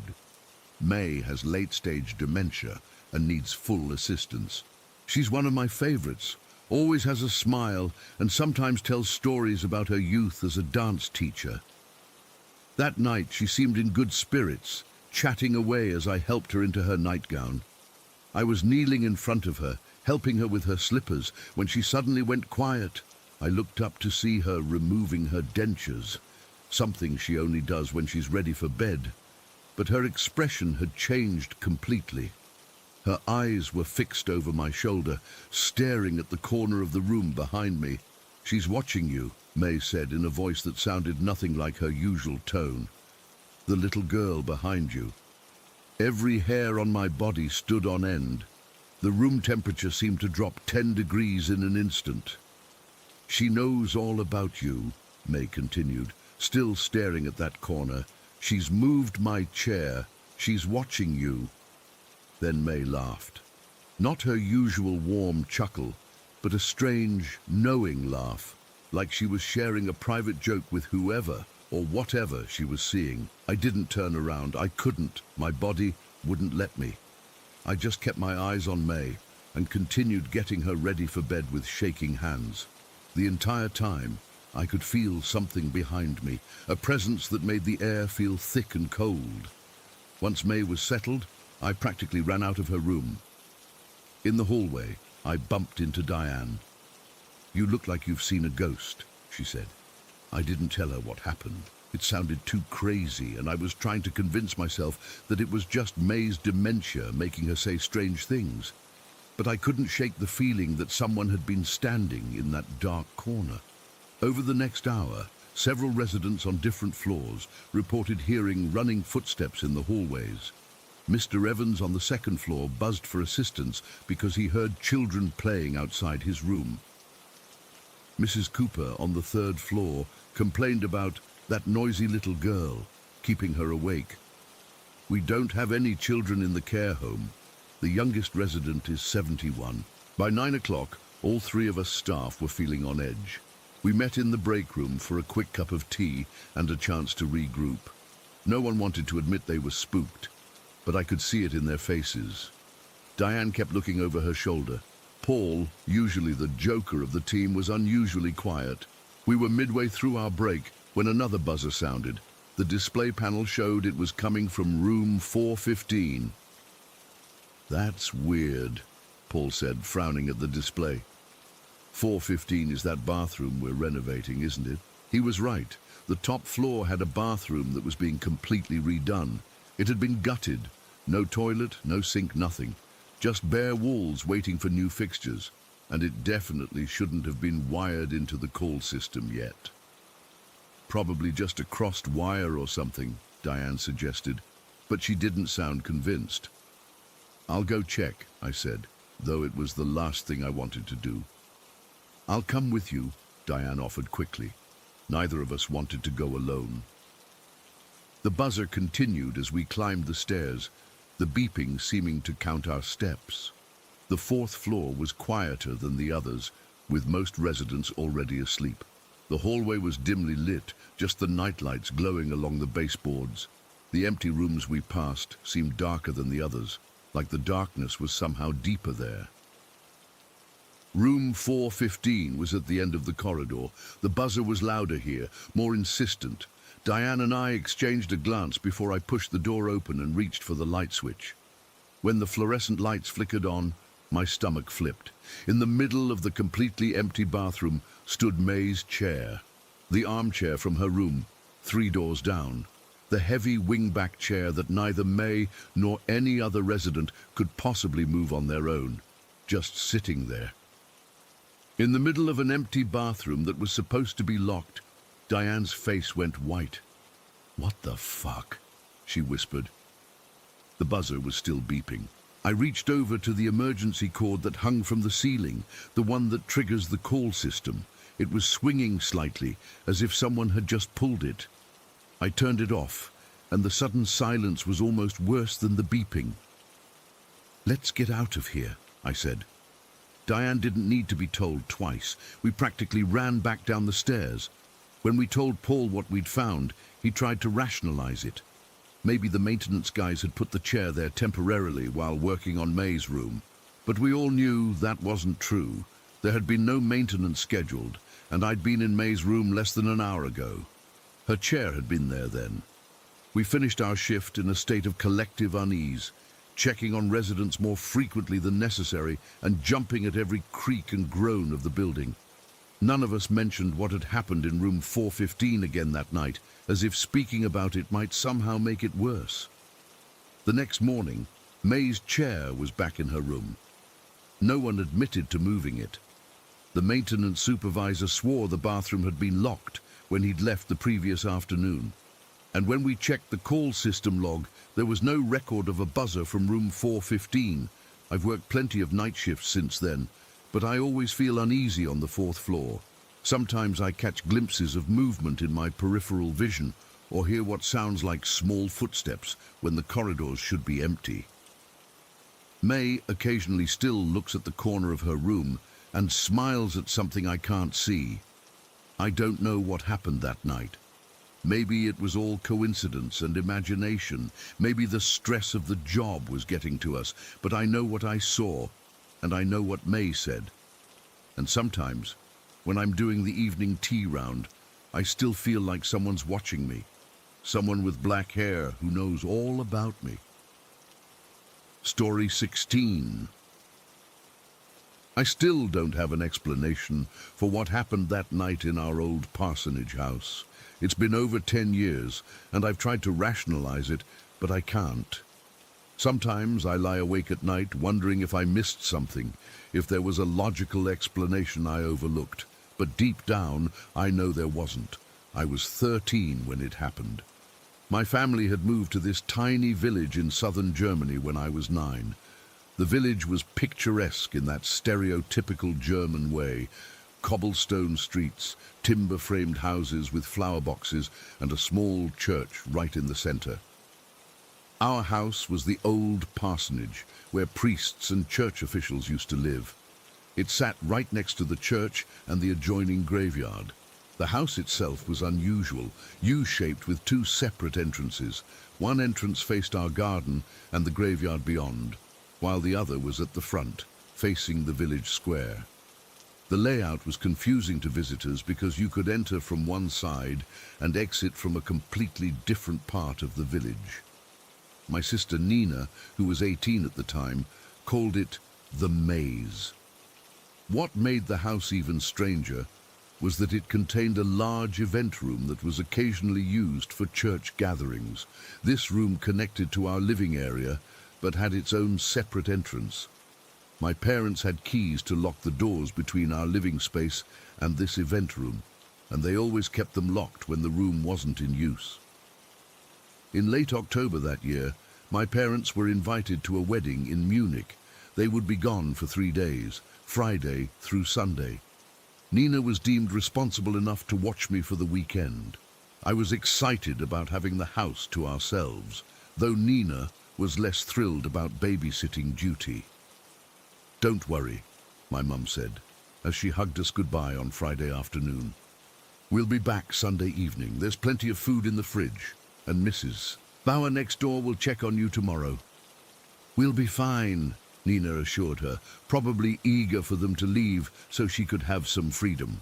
Dad reminded us for the 3rd time, "Remember to lock all the doors, both entrances, and make sure the connecting doors to the event room are locked too." We promised we would, and they finally left. Nina immediately called her boyfriend, but he couldn't come over because he was working that weekend. I was secretly happy about this because it meant I'd have my sister's attention. The first few hours were great. We made pizza, watched movies, and stayed up late. By 11:30 that night, Nina said she was tired and headed to bed. I wanted to stay up a bit longer, so I remained in the living room watching TV. Our house was always full of creaks and groans, normal for an old building, but I knew all its usual sounds. What happened around midnight was not one of those familiar noises. I first heard it when I was about to turn off the TV, a distinct, heavy footstep, then another, and another. They were coming from the direction of the event room. They sounded like boots on the wooden floor, slow, deliberate steps. I muted the TV and listened. The footsteps continued, moving across the event room floor. I knew that room was supposed to be empty and locked. My heart started racing. "Nina!" I called out, hoping it was somehow her, though I knew she was in her bedroom on the opposite side of the house. No response. I turned off the TV completely, plunging the living room into darkness, except for the small lamp in the corner. The footsteps paused momentarily, then continued, now seeming to move toward the connecting door that led to our part of the house. I ran to Nina's room and shook her awake. "Nina, there's someone in the event room," I whispered urgently. She groaned and rolled over. "You're imagining things, Lena. Go back to bed." "I'm serious. Listen." We both fell silent. The footsteps had stopped. After a few seconds, Nina sighed and sat up. "See? Nothing. You probably heard." Then it came again, a heavy, unmistakable footstep followed by another. Nina's eyes widened. "That's coming from the event room," she whispered, now fully awake. I nodded, my throat too tight to speak. Nina grabbed her phone. "I'm calling the police." "What if they don't get here in time?" I asked. Our village was small, and the nearest police station was in the next town, at least 20 minutes away. The footsteps continued, now sounding like they were pacing back and forth near the connecting door. I imagined someone trying to figure out how to get through to our side. Nina put down her phone. We need to check if the connecting doors are locked. Are you crazy? I hissed. Someone's in there. If the doors are locked, we're safe. If not... She didn't finish the sentence. I knew she was right. We needed to know if we were secured from whoever was in there. Nina grabbed a baseball bat that our dad kept by his bed, and I took a kitchen knife. Together, we crept toward the hallway that led to the connecting doors.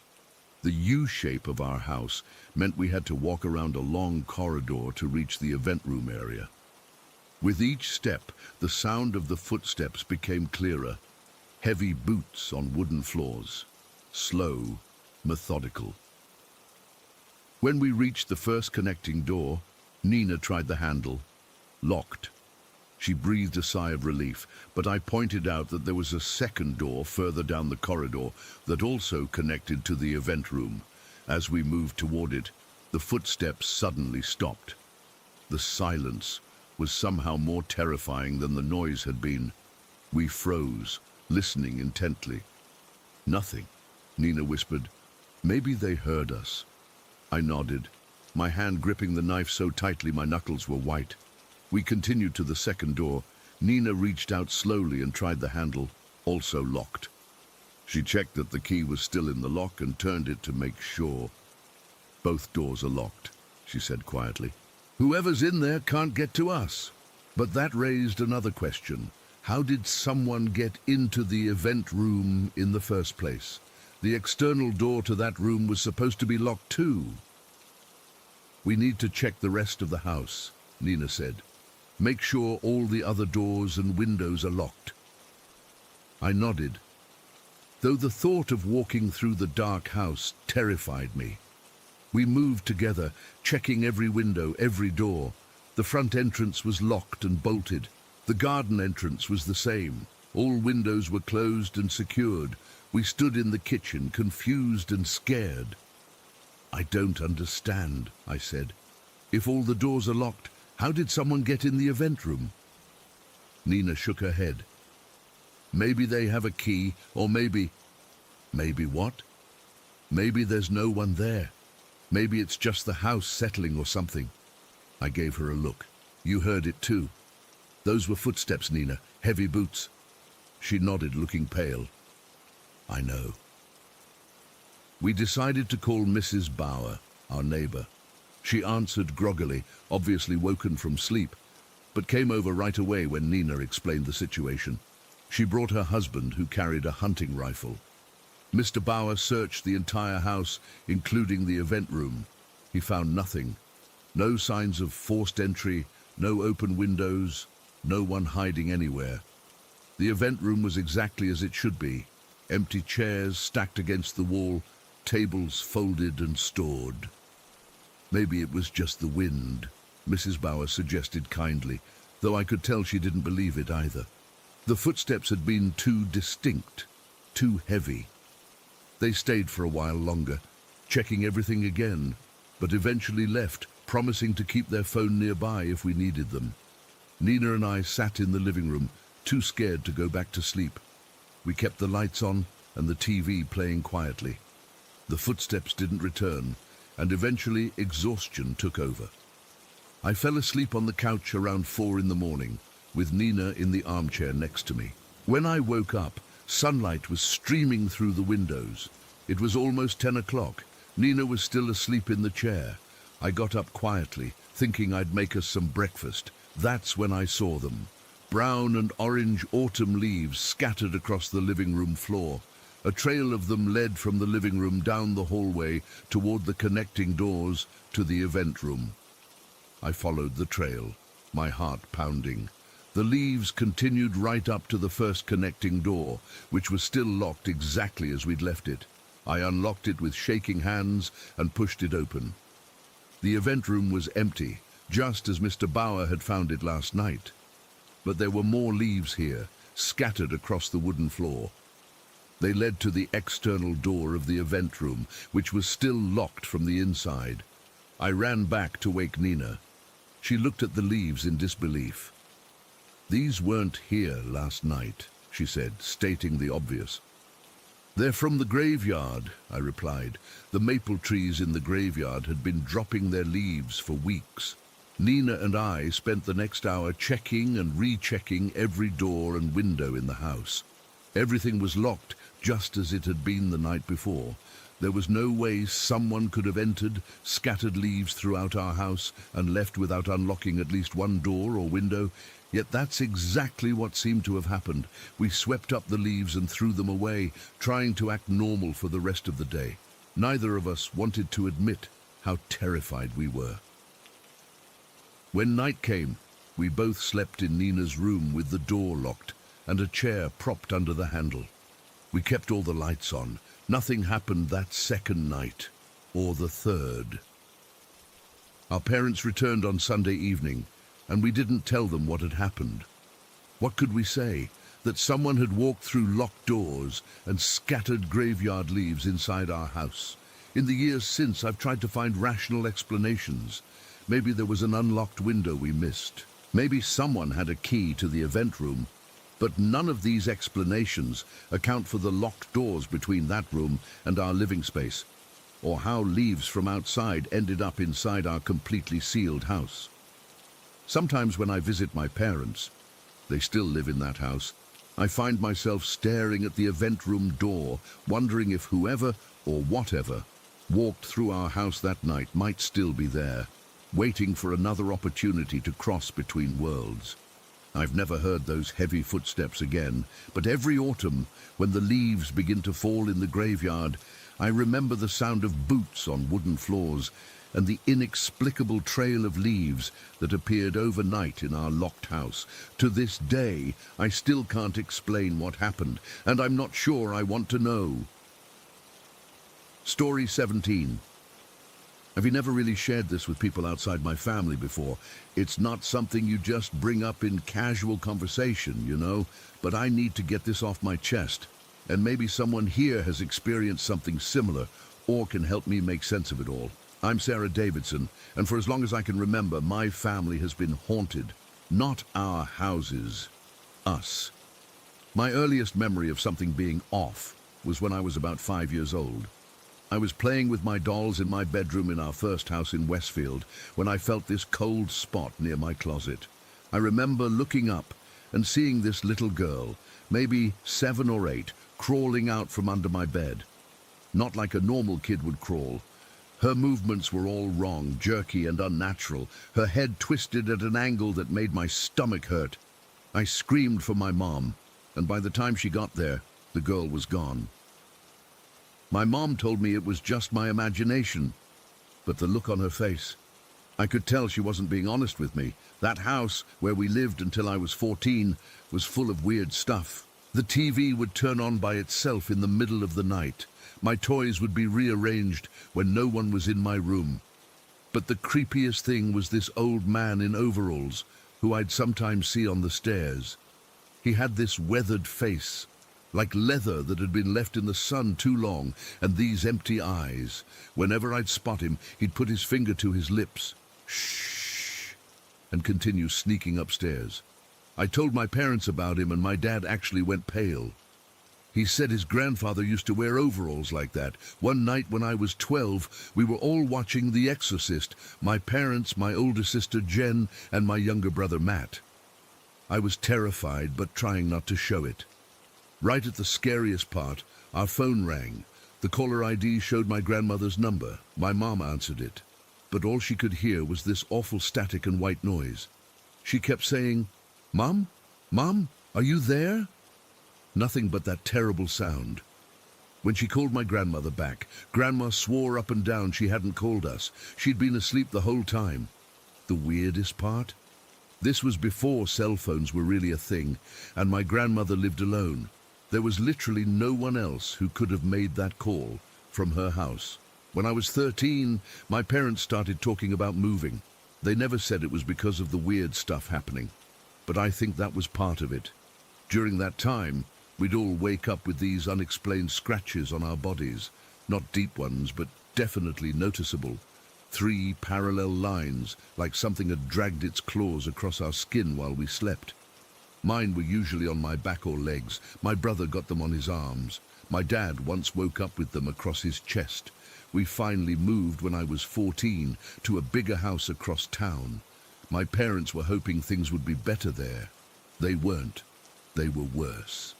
The first night in the new house, I had this overwhelming feeling of being watched.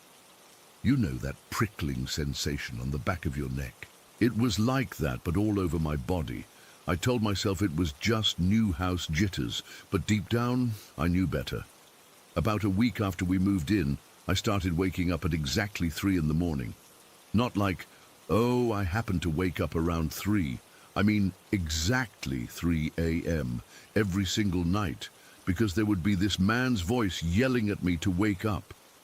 The first time it happened, I shot up in bed, convinced someone had broken in. But there was no one there.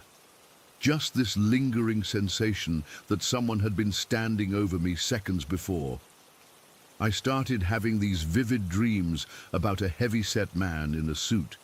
He never had a face, just blank, smooth skin where his features should have been. But somehow, I knew his name was Mark. He would sit at the foot of my dream bed and tell me stories about my family, things I had no way of knowing. He told me about how my dad used to get in fights when he was a teenager, about a miscarriage my mom had before I was born, about a fire at my grandparents' house in the 70s. When I'd cautiously ask my parents about these things, they'd get this shocked look and want to know how I knew about them. The shadow people started in that house too. We'd all see them, dark silhouettes moving in our peripheral vision, ducking around corners, standing in doorways. Sometimes they'd follow us from room to room. You could feel them behind you, but when you turned around, they'd be gone. The energy in that house was so negative, we were all constantly on edge, snapping at each other over nothing.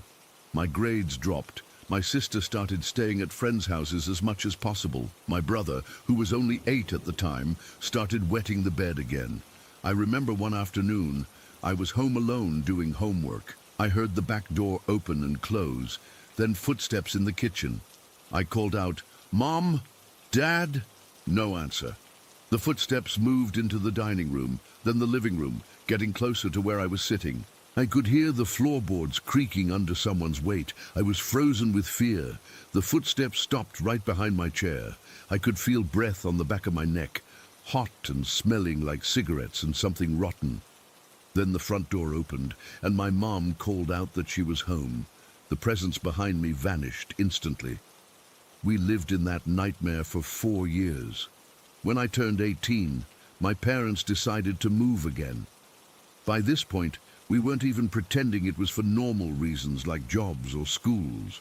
We knew we were trying to escape whatever was haunting us. The third house was in the same town, but on the opposite side. It was newer, built in the 90s, and somehow felt cleaner, spiritually speaking.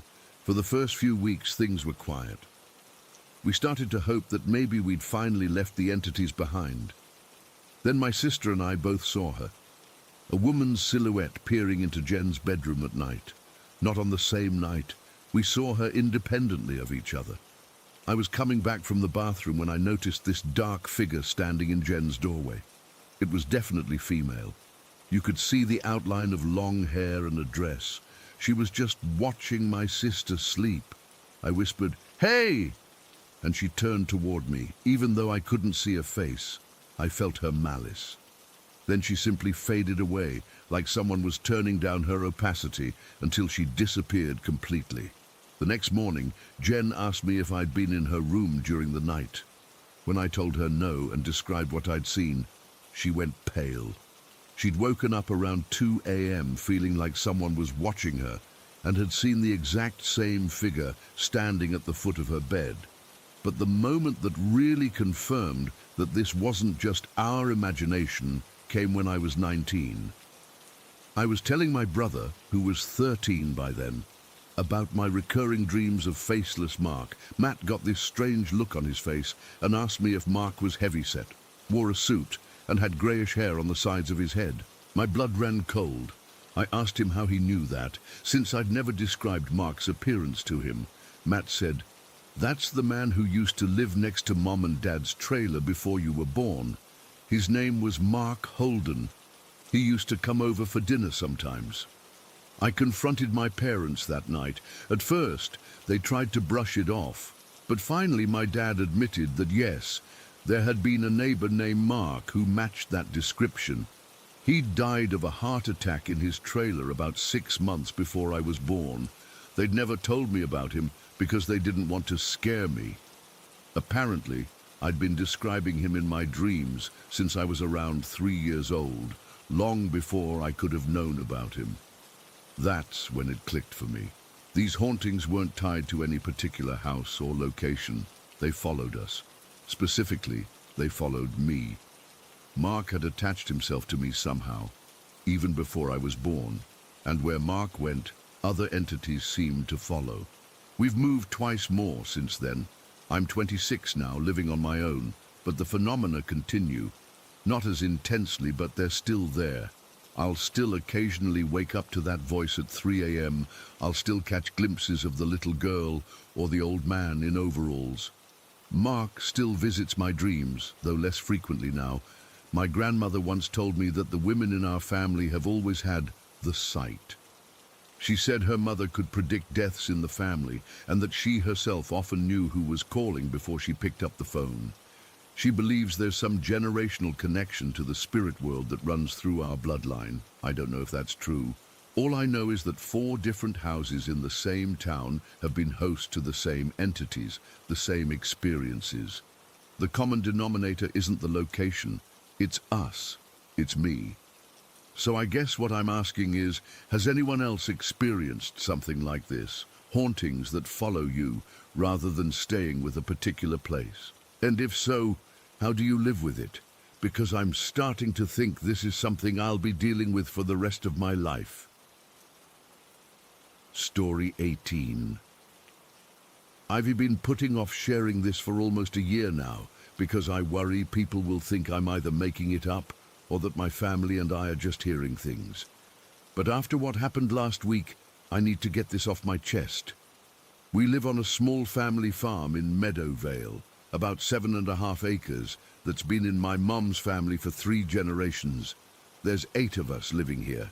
Me, my mum, my Aunt Carol, my brother Eric, my Uncle Dave, my grandpa, and my 2 little cousins, Emma and Lily, who are 7 and 9. It's crowded sometimes, but we make it work because the property is large enough that we're not stepping on each other's toes constantly. Plus, everyone helps with the animals and chores. We have quite the menagerie, 20-something goats, the exact number changes with births and sales, about 40 chickens, 12 turkeys, 4 dogs, 6 cats that we know of. Barn cats come and go. And until last year, we had 3 cows that we ended up selling because they were more trouble than they were worth. The first weird thing happened last September. I was in the kitchen making dinner when Aunt Carol came in looking confused. She'd been out collecting eggs and feeding the chickens, something she does every evening around 5. I remember noticing she seemed distracted as she washed her hands at the sink. "Everything okay?" I asked, not really expecting anything strange. She dried her hands slowly and turned to me. "Did you go out to the goat pen earlier?" I told her I hadn't been outside since lunch. "Weird," she said. "I was walking back from the chicken coop and I heard someone talking to the goats, a woman's voice, kind of high-pitched and sweet, saying, 'Hi goats, hi goats. Goatie, goatie, goaties. I thought it was you or your mom.' Mum was napping, and I'd been inside all afternoon. Eric was at work, and the girls were at a friend's house for a playdate. Uncle Dave and Grandpa had gone to the hardware store for fence supplies. There simply wasn't another woman on the property at that time. We kind of laughed it off. Carol said she must have been hearing things, and I suggested maybe it was one of the neighbors, though our closest neighbor is a quarter-mile away and definitely couldn't be heard from our goat pen. But we didn't think much more about it until 3 weeks later. Eric came in from doing his morning chores looking genuinely spooked. My brother isn't the type to get rattled easily. He's the one who handles snakes when they get into the barn and deals with aggressive animals. But that morning, his face was pale. "You guys are going to think I'm crazy," he said, pouring himself coffee with slightly shaky hands. "But I swear I just heard a woman talking to the baby chicks." We'd recently moved the newest batch of chicks to the front pen, where they'd have more space to grow before joining the main flock. Eric had gone to feed them and check their water. She was saying, "Here, chickie, chickie, chickie, chickies," in this really sweet voice. I thought it was you. He looked at me, or Mom, or Carol. But when I looked around, nobody was there. I checked all around the pen. Nothing. That's when Aunt Carol told him about what she'd heard by the goat pen. They both looked at me like I might have an explanation, but I was just as confused. Mom suggested it might be the wind playing tricks, or maybe someone's radio carrying sound from far away. It didn't really make sense, but we needed some kind of explanation. After that, we all got a little more attentive when we were outside with the animals. I found myself pausing while doing chores, listening for any strange voices. For about 3 weeks, nothing happened. I started to think maybe it had been the wind or some weird acoustics from a neighboring property. Then came the night that really freaked me out. My cousin Jake, Aunt Carol's son from her first marriage, was visiting from college. He's 21 and studying agricultural science, so he likes to come check out what we're doing with the farm when he has breaks. We were standing on the back deck around 9 at night, looking at the stars and catching up. It was a clear October night, cool but not cold, and completely still, no wind at all. We were mid-conversation when we both stopped talking at the exact same moment. There was a woman singing, not words, just a melodic humming that was coming from the direction of the barn. It was beautiful but completely out of place, a gentle, feminine voice carrying through the night air. Jake and I looked at each other, and I knew immediately he was hearing it too. Without saying anything, we both turned toward the sound. The singing continued for maybe 15 seconds, and then just stopped. "Tell me you heard that," I whispered. "Yeah," Jake said. "Who the hell is out there?" We grabbed flashlights and checked the entire property, every building, every pen. We looked in the woods at the edge of our land. Nothing. Everyone else was accounted for inside the house, and the singing voice definitely wasn't Mom's or Carol's. It was younger, lighter. That was the first time I felt genuinely scared. It's one thing to hear something and wonder if your mind is playing tricks on you. It's another when someone else hears the exact same thing at the exact same moment. We told the others what happened, and that's when we started half-jokingly calling it the acreage ghost. When things would go missing or get moved, we'd blame it on the ghost. Ghost must have taken the wire cutters again.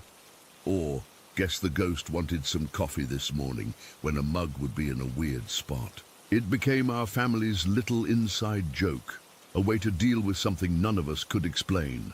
About a month after the singing incident, I had the most unsettling experience yet. I was coming home from my part-time job at the local feed store. It was around 5:30 in the evening, already dark in November. I pulled into our long gravel driveway and parked by the house. As I was grabbing my bag from the passenger seat, my phone buzzed with a text from Mom asking if I could bring some medicine to the barn for one of the goats that wasn't feeling well.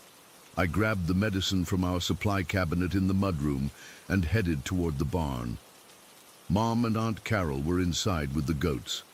As I approached, I could hear them talking to each other. When I pushed open the barn door, they both looked up at me with the strangest expression.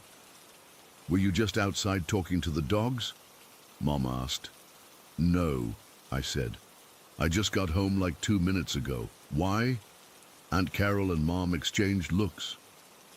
"We both heard you," Aunt Carol said. "At least we thought it was you."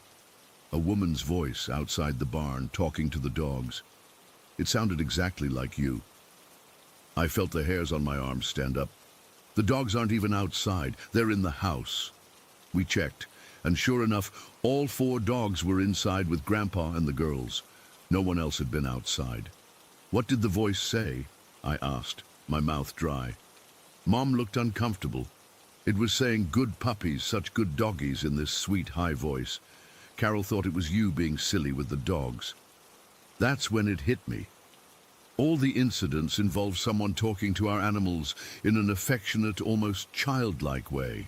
I remembered how the voice Eric heard was talking to the chicks, how Carol heard someone greeting the goats, and now this voice calling dogs that weren't even their good puppies.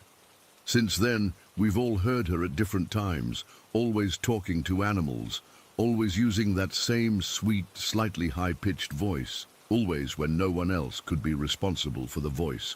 Last week was what finally pushed me to share this story.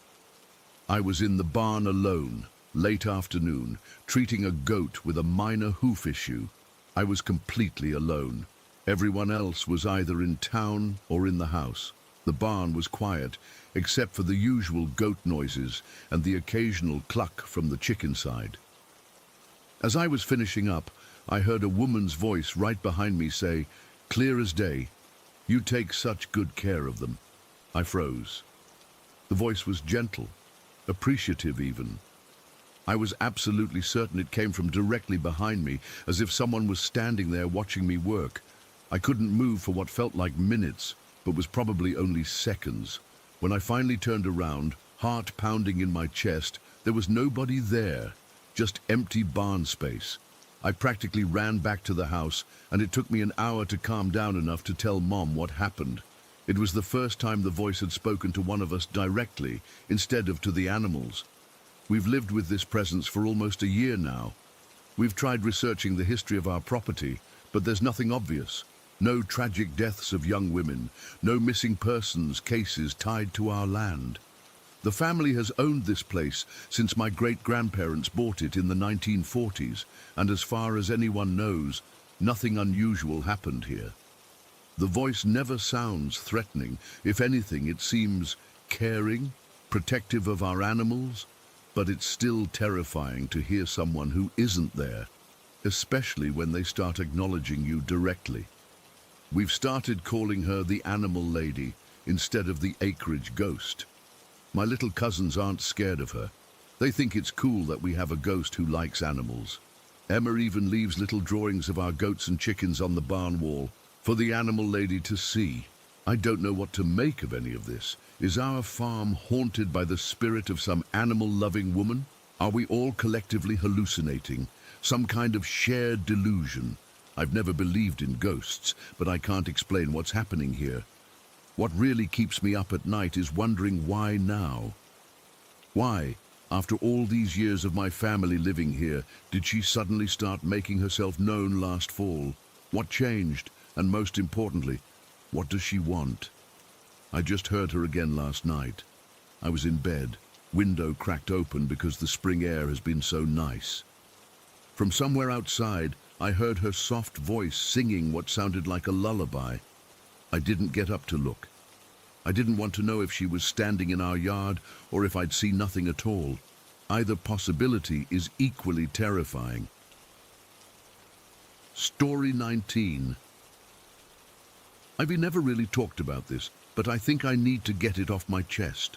This happened during my second year of college about 3 years ago. I've always struggled with insomnia, like the real kind, not just staying up late watching YouTube.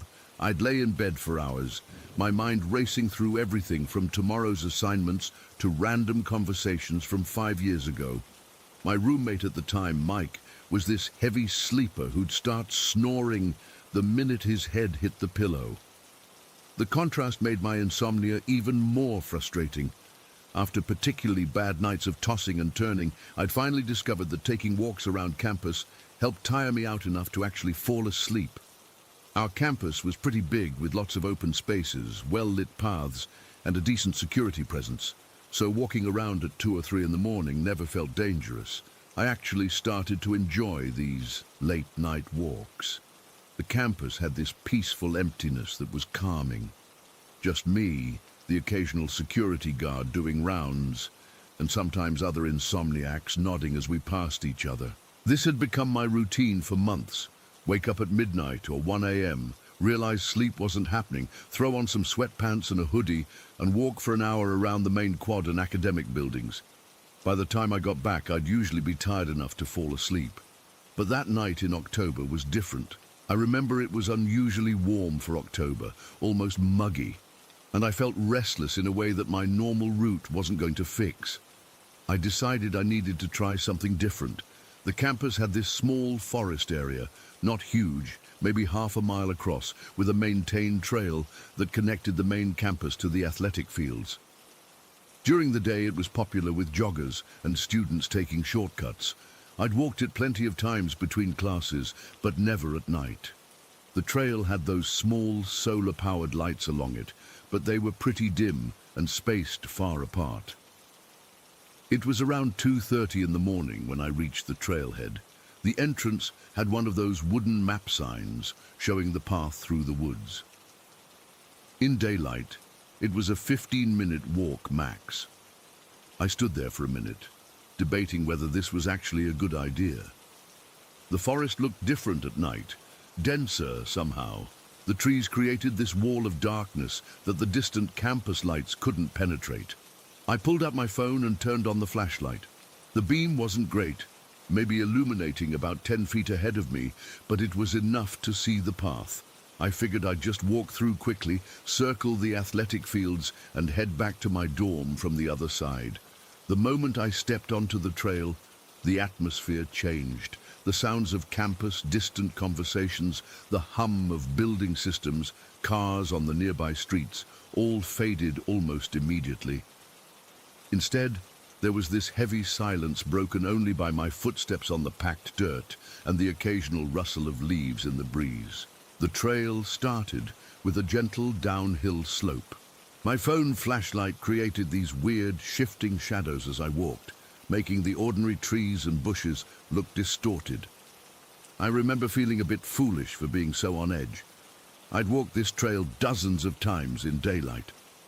About 5 minutes in, the trail crossed a small wooden footbridge over a creek that ran through campus. The bridge was maybe 20 feet long, with simple railings. When I stepped onto it, the hollow sound of my footsteps on the wood planks echoed slightly. I was about halfway across when I heard a distinct snap from behind me, like a twig breaking under someone's foot. I froze and turned around, pointing my phone light back the way I'd come. At first I saw nothing. Then, at the end of the bridge I'd just crossed, I noticed something. It wasn't clearly defined, just a vaguely human-shaped figure about my height. But it wasn't a person. It had no features I could make out, no clothes, no face, just this whitish, formless mass that somehow held a human shape. My first thought was that it was another student playing a prank. I called out, "Hello?" but got no response. The figure didn't move. I took a step toward it, thinking maybe it was just a weird shadow or my eyes playing tricks on me. That's when I felt it, this overwhelming sense of dread that hit me like a physical wave. My entire body tensed up and I broke out in a cold sweat despite the warm night. Every instinct screamed at me to run, but I couldn't move. I stood there, heart pounding so hard I could feel it in my throat, unable to approach any closer. After what felt like forever but was probably only seconds, I managed to turn away. I didn't run. Something told me running would be worse, like it would trigger something. Instead, I continued down the path at a steady pace, fighting the urge to look back. My hands were shaking so badly I nearly dropped my phone, and the flashlight beam bounced erratically across the trail ahead. The path narrowed after the bridge, with thicker trees on both sides. I focused on my breathing, trying to stay calm. I'm not religious, but I found myself repeating, "Please, please, please," under my breath. The rational part of my brain was saying it was nothing, a trick of the light, maybe someone wearing a white shirt, but my body was reacting like I was in mortal danger. I'd gone maybe another 100 yards when I glanced to my right and saw it again, that same white, formless figure moving between the trees parallel to the path. It wasn't walking exactly, more like it was shifting from spot to spot, always maintaining the same distance from me. This time, I couldn't maintain my composure. My walk became faster, though still not a run. I kept my eyes locked on the trail ahead, using my peripheral vision to track the figure. It kept pace with me, never getting closer, but never falling behind. Sometimes it would disappear behind a tree, and I'd feel momentary relief, only for it to reappear a few seconds later. I was nearly jogging now, my breath coming in short gasps. The end of the trail was close. I could see the lights from the athletic fields through the trees ahead. Just as I thought I was going to make it, my foot hit a muddy patch on the trail. I slipped and went down hard, twisting my ankle and dropping my phone. The flashlight beam spun wildly and then pointed off into the trees, illuminating nothing. For a terrible moment, I was in total darkness. I scrambled to find my phone, my hands sinking into cold mud. When I finally grabbed it and pointed the light back toward the trail, the figure was there, maybe 20 feet away, directly in my path. In the direct beam of my flashlight, it seemed to shimmer slightly, like heat rising off pavement. I don't remember getting up. The next thing I knew, I was limping as fast as I could, my twisted ankle throbbing with each step. The figure followed, always the same distance behind me, never gaining ground but never losing it either. The moment I burst out of the tree line onto the paved sidewalk by the athletic fields, everything changed. The oppressive feeling vanished instantly. I turned back toward the forest, my flashlight illuminating the trail entrance, but there was nothing there, just trees and darkness. I stood there for several minutes, gulping air, my legs shaking so badly I had to sit down on a nearby bench. Campus felt normal again. I could hear distant traffic, see the lights of buildings. My phone showed it was just after 3 in the morning. The whole forest crossing had taken maybe 15 minutes, but it felt like hours. I limped back to my dorm, taking the long way around, sticking to the most well-lit paths. By the time I got back, my ankle was swollen and my clothes were mud-stained. Mike was still asleep, completely oblivious. I took a hot shower, trying to process what had happened. I told myself it was exhaustion, stress from midterms, maybe even a minor hallucination from sleep deprivation. The next day, I convinced my girlfriend Emma to come with me to check out the trail in daylight. I didn't tell her exactly what happened, just that I'd fallen and hurt my ankle the night before and wanted to see where it happened. The forest was completely normal during the day. Joggers passed us, people walked their dogs. Everything was ordinary. We found the spot where I'd slipped. There was still a muddy patch and even the impression where I'd fallen. But when we went to the places where I'd seen the figure, there was nothing unusual, just empty space between the trees. Near the bridge, there was a fallen tree I thought might explain what I'd seen, but it was much shorter than the figure I'd encountered and nowhere near human-shaped. I've continued my late-night walks around campus when my insomnia kicks in, but I never walk through that forest alone at night anymore. I've been through it during daylight with friends plenty of times without issue. Whatever I saw, whether it was real or my sleep-deprived mind playing tricks, it only appeared in darkness when I was alone. Sometimes when I can't sleep, my mind goes back to that night, and I can still feel that primal fear. The way the figure moved wasn't natural, and the feeling it gave me wasn't just ordinary fear. It was like my body recognized something my mind couldn't process. I don't know what was in those woods that night. I can't explain it, and I don't think I want to. All I know is that sometimes when I walk past the forest trail entrance at night, I feel like something is watching me from the darkness between the trees. Story 20. I still can't explain what happened in that house, and I doubt I ever will. It's been 15 years since we moved out, but I still get chills thinking about those nights.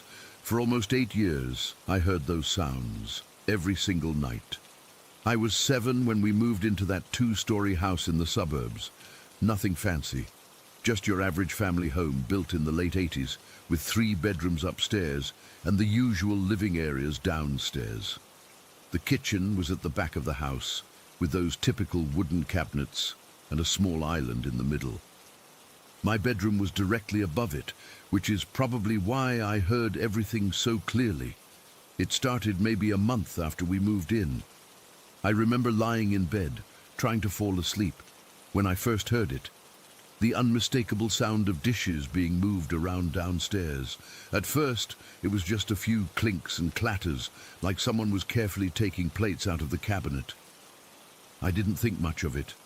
Mom was probably just cleaning up or prepping something for breakfast. But then I realized it was almost 11 at night, way past the time Mom would be in the kitchen. I got out of bed and went to the hallway. My parents' bedroom door was closed, and I could hear my dad snoring.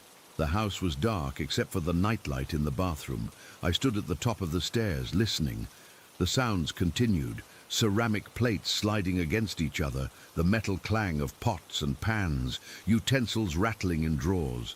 It wasn't loud enough to wake the whole house, but it was definitely happening. I went back to bed, a little confused, but not scared yet. Kids don't immediately jump to supernatural explanations, you know. The next morning, I asked Mom if she'd been in the kitchen late last night. "No, honey. Everyone was asleep," she said, flipping pancakes like it was nothing. "But I heard dishes moving around," I insisted. She smiled and ruffled my hair. "Oh, that's just the domovoi." "The what?" "The domovoi. It's like a little house elf from the old country. My babushka used to tell me about them. They take care of the house at night." She winked. "As long as we keep the kitchen clean, he's happy." I accepted this explanation with the simple faith of a child. Of course there was a kitchen elf. Made perfect sense. The thing is, those sounds never stopped. Every night, like clockwork, about an hour after everyone went to bed, the kitchen would come alive. It wasn't violent or aggressive, just persistent. The clinks and clatters of dishes, the sliding of cabinet doors, the metallic scrape of pots being moved around. Sometimes it would go on for hours, quieting down only as dawn approached. I got used to it. It became my nighttime soundtrack, as normal to me as the hum of the air conditioner or the occasional car passing by outside. I even started to find it comforting in a weird way. The domovoi was just doing its job, taking care of our kitchen while we slept. My mom was obsessive about the kitchen, by the way. She never went to bed with a dirty dish in the sink or food left out. Everything had its place, and everything was spotless before she'd call it a night. She'd wipe down every surface, sweep the floor, make sure all the cabinet doors were properly closed. It was her nightly ritual, and she never skipped it, which makes what happened all the more inexplicable.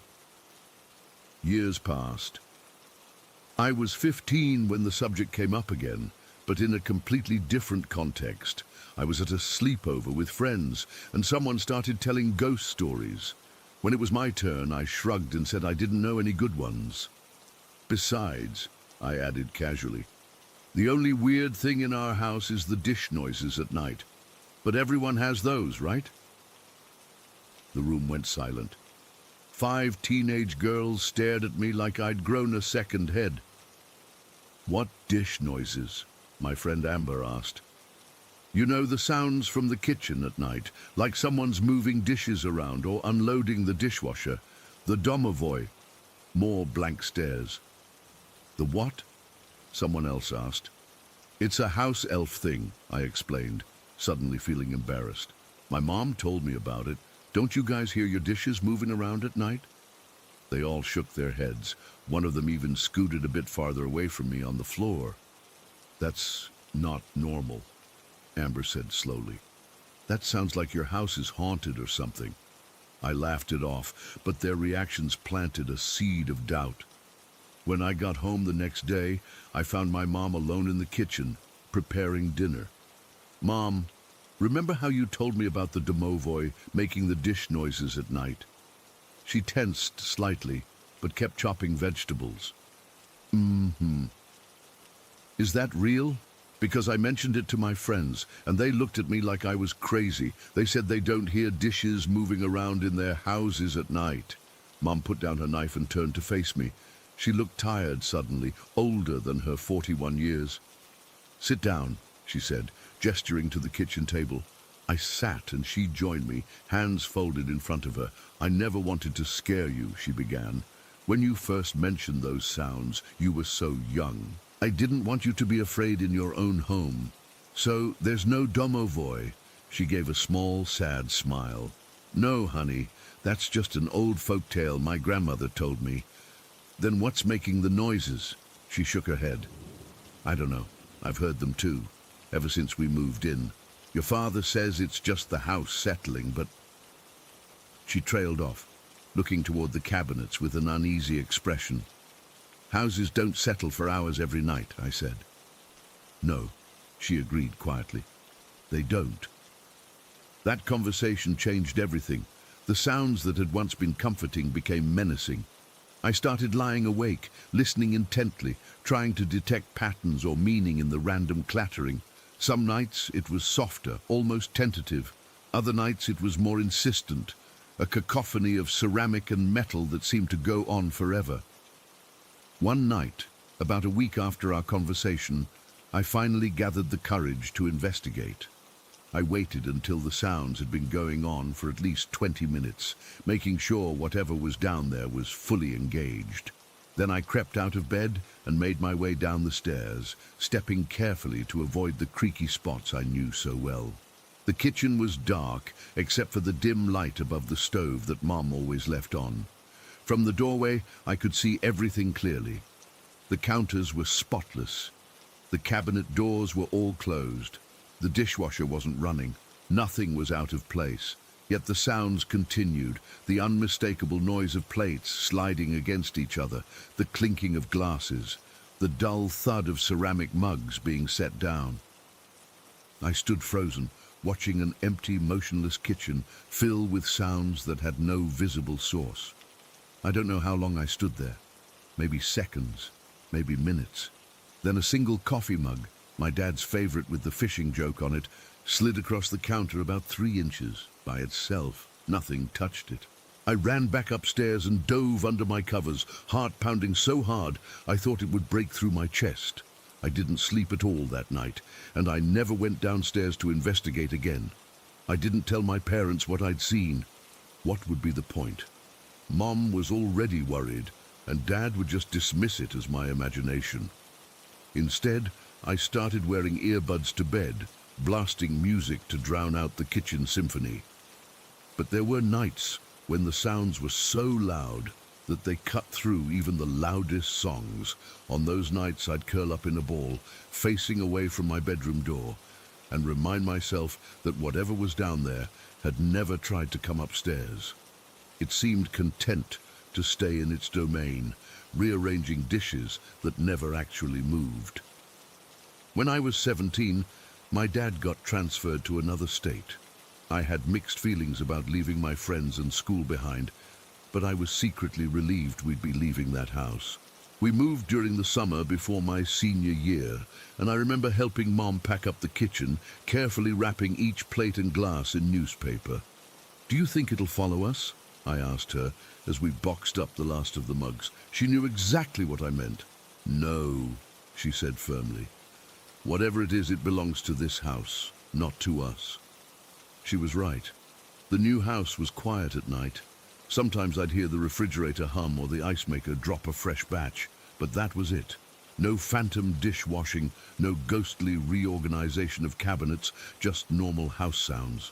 It was almost disconcerting at first, like missing the sound of waves after living by the ocean. But I adjusted quickly. We all did. Mom seemed more relaxed, less anxious about making sure everything was perfectly in order before bed. It was like a weight had been lifted from all of us. One we hadn't fully acknowledged was there. I'm 28 now and living in my own apartment. I've never experienced anything like those kitchen sounds since. I've asked around discreetly over the years, describing what we heard without making it sound too supernatural. No one else seems to have experienced anything similar. I looked up the old house online recently. It's been sold twice since we left. I wonder if the current owners hear it too. That nightly concert of dishes and pans, moving without being moved. Part of me wants to warn them, but what would I say? By the way, your kitchen comes alive at night. But don't worry, it never hurt us. They'd think I was insane. Sometimes I still dream about it. In my dreams, I'm back in that kitchen, watching invisible hands arrange and rearrange our plates and glasses. Only in the dreams I can almost see something. A shadow, a wisp of movement just at the edge of my vision, and sometimes in those dreams it knows I'm watching. I wake up from those dreams in a cold sweat, my heart racing, and for a few terrifying seconds, I swear I can hear the distant sound of dishes clattering in my silent apartment kitchen. Story 21. I've never been the type to believe in ghosts or anything paranormal. Growing up, I'd laugh at those ghost hunting shows where people would freak out over the smallest sound or temperature change. But something happened to me in high school that I still can't explain, and it's been over 10 years. This all went down when I was a sophomore at Westfield High. My parents had just separated a few months earlier, which sucked in all the ways you'd expect. My mom moved out with my younger sister into an apartment across town, while my dad kept the house but worked night shifts at the factory. My older sisters were either married or basically never home, so I spent a lot of time alone in our big suburban house. The day it first happened, I'd stayed late after school for debate team practice. It was already dark when I got home, around 7 in the evening. The house felt extra empty that night. My dad wouldn't be home until morning, and I remember thinking how weird it was that this huge house that used to be full of noise and people was now just mine for the night. I made a quick sandwich and headed upstairs to my bedroom to play some video games. Our rescue dog Daisy followed me up. She was always clingy when I was the only one home. I got comfortable, started playing, and was probably about an hour in when I heard it. The garage door slammed shut, not like it was blown by the wind or something. It was that deliberate thud sound it makes when someone pulls it down. Then, clear as day, I heard the front door open and close. My whole body went cold. My dad wasn't due home for hours. None of my sisters had keys anymore. My mom definitely wouldn't just show up. I paused my game and sat perfectly still listening. The house was dead silent again. No footsteps, no voices, nothing. Just that door opening and closing. The weirdest part? Daisy didn't bark. She always barked when someone came to the door. Even if it was my dad coming home from work, she'd bark until she saw it was him. But this time she just lifted her head, her ears perked up, and then she ran into my room looking spooked. She jumped on my bed and curled up against me, trembling slightly. That freaked me out more than the sound itself. I sat there for maybe 5 minutes, trying to convince myself it was just the wind or something falling, but I knew what I'd heard. Finally, I worked up the courage to check it out. I grabbed my phone, ready to call 911, and a baseball bat from my closet, and slowly made my way downstairs. Every light was on. I turned them all on when I got home, one of those habits you develop when you're alone a lot. I checked the front door first. Locked, chain still in place. I looked out the peephole and the porch was empty. I checked the garage door, closed and locked from the inside. I went through every room downstairs, checked all the windows, looked in all the closets. Nothing. No one. Everything was exactly how I'd left it. I even checked outside, walking around the perimeter of the house. Nothing seemed out of place. I told myself it must have been the house settling or something from outside that just sounded like the doors. But deep down, I knew what I'd heard. Those weren't ambiguous sounds. They were the specific, distinct sounds of our garage door slamming and our front door opening and closing. After that night, I started keeping my door locked when I was home alone. I tried to forget about it, and for a while I did. Life went on. My parents finalized their divorce, and some of my extended family moved into the house temporarily while they were between places. The house didn't feel so empty anymore, and I stopped thinking about that night. Fast forward to the summer before my senior year. Everyone had moved out except for me and my dad. My cousins had found their own place. My sisters were all officially moved out, and it was back to being just the two of us, with me alone most nights while he worked. One night, I was alone in the house again. Dad was at work, Daisy was staying with my mum for the week, and I was upstairs in my room working on some college application essays. I needed to use the bathroom, so I got up and walked across the hall. As I was washing my hands, I heard a noise downstairs, like something being dragged across the kitchen floor. My first thought was that my dad had come home early, but his shift wasn't supposed to end for hours. I called out, "Dad?" No answer. I crept downstairs, checking every room again. Kitchen, living room, dining room, den, laundry room, nothing. All doors locked, all windows closed. I even checked the basement, which I hated doing at night. Nothing. Convinced I was just hearing things, I went back upstairs. I decided I wanted a snack. So after about 15 minutes, I got up to head back downstairs. I opened my bedroom door, stepped into the hallway, and was about to reach the stairs when I heard it. "Hey!" It was a male voice, whispered directly over my left shoulder. The voice was low, breathy, and warm. I could literally feel hot breath on my ear and neck. It wasn't threatening, but it wasn't friendly either, just present, intimate, like someone standing way too close to you. I froze. Every hair on my body stood up. The breath was so real, so warm on my skin. I spun around immediately, expecting to see someone standing there, but the hallway was empty. I ran back into my room, slammed the door, and locked it. I called my dad in a panic, but he couldn't leave work. I ended up staying in my room with the door locked until he got home at 6 in the morning. When I told him what happened, he looked concerned but tried to rationalize it. Maybe I was half asleep and dreamed it. Maybe it was the TV from one of the neighbors' houses. I knew it wasn't either of those things. I wasn't tired, and the voice was right in my ear, not muffled or distant like it would be coming from outside. I felt the breath.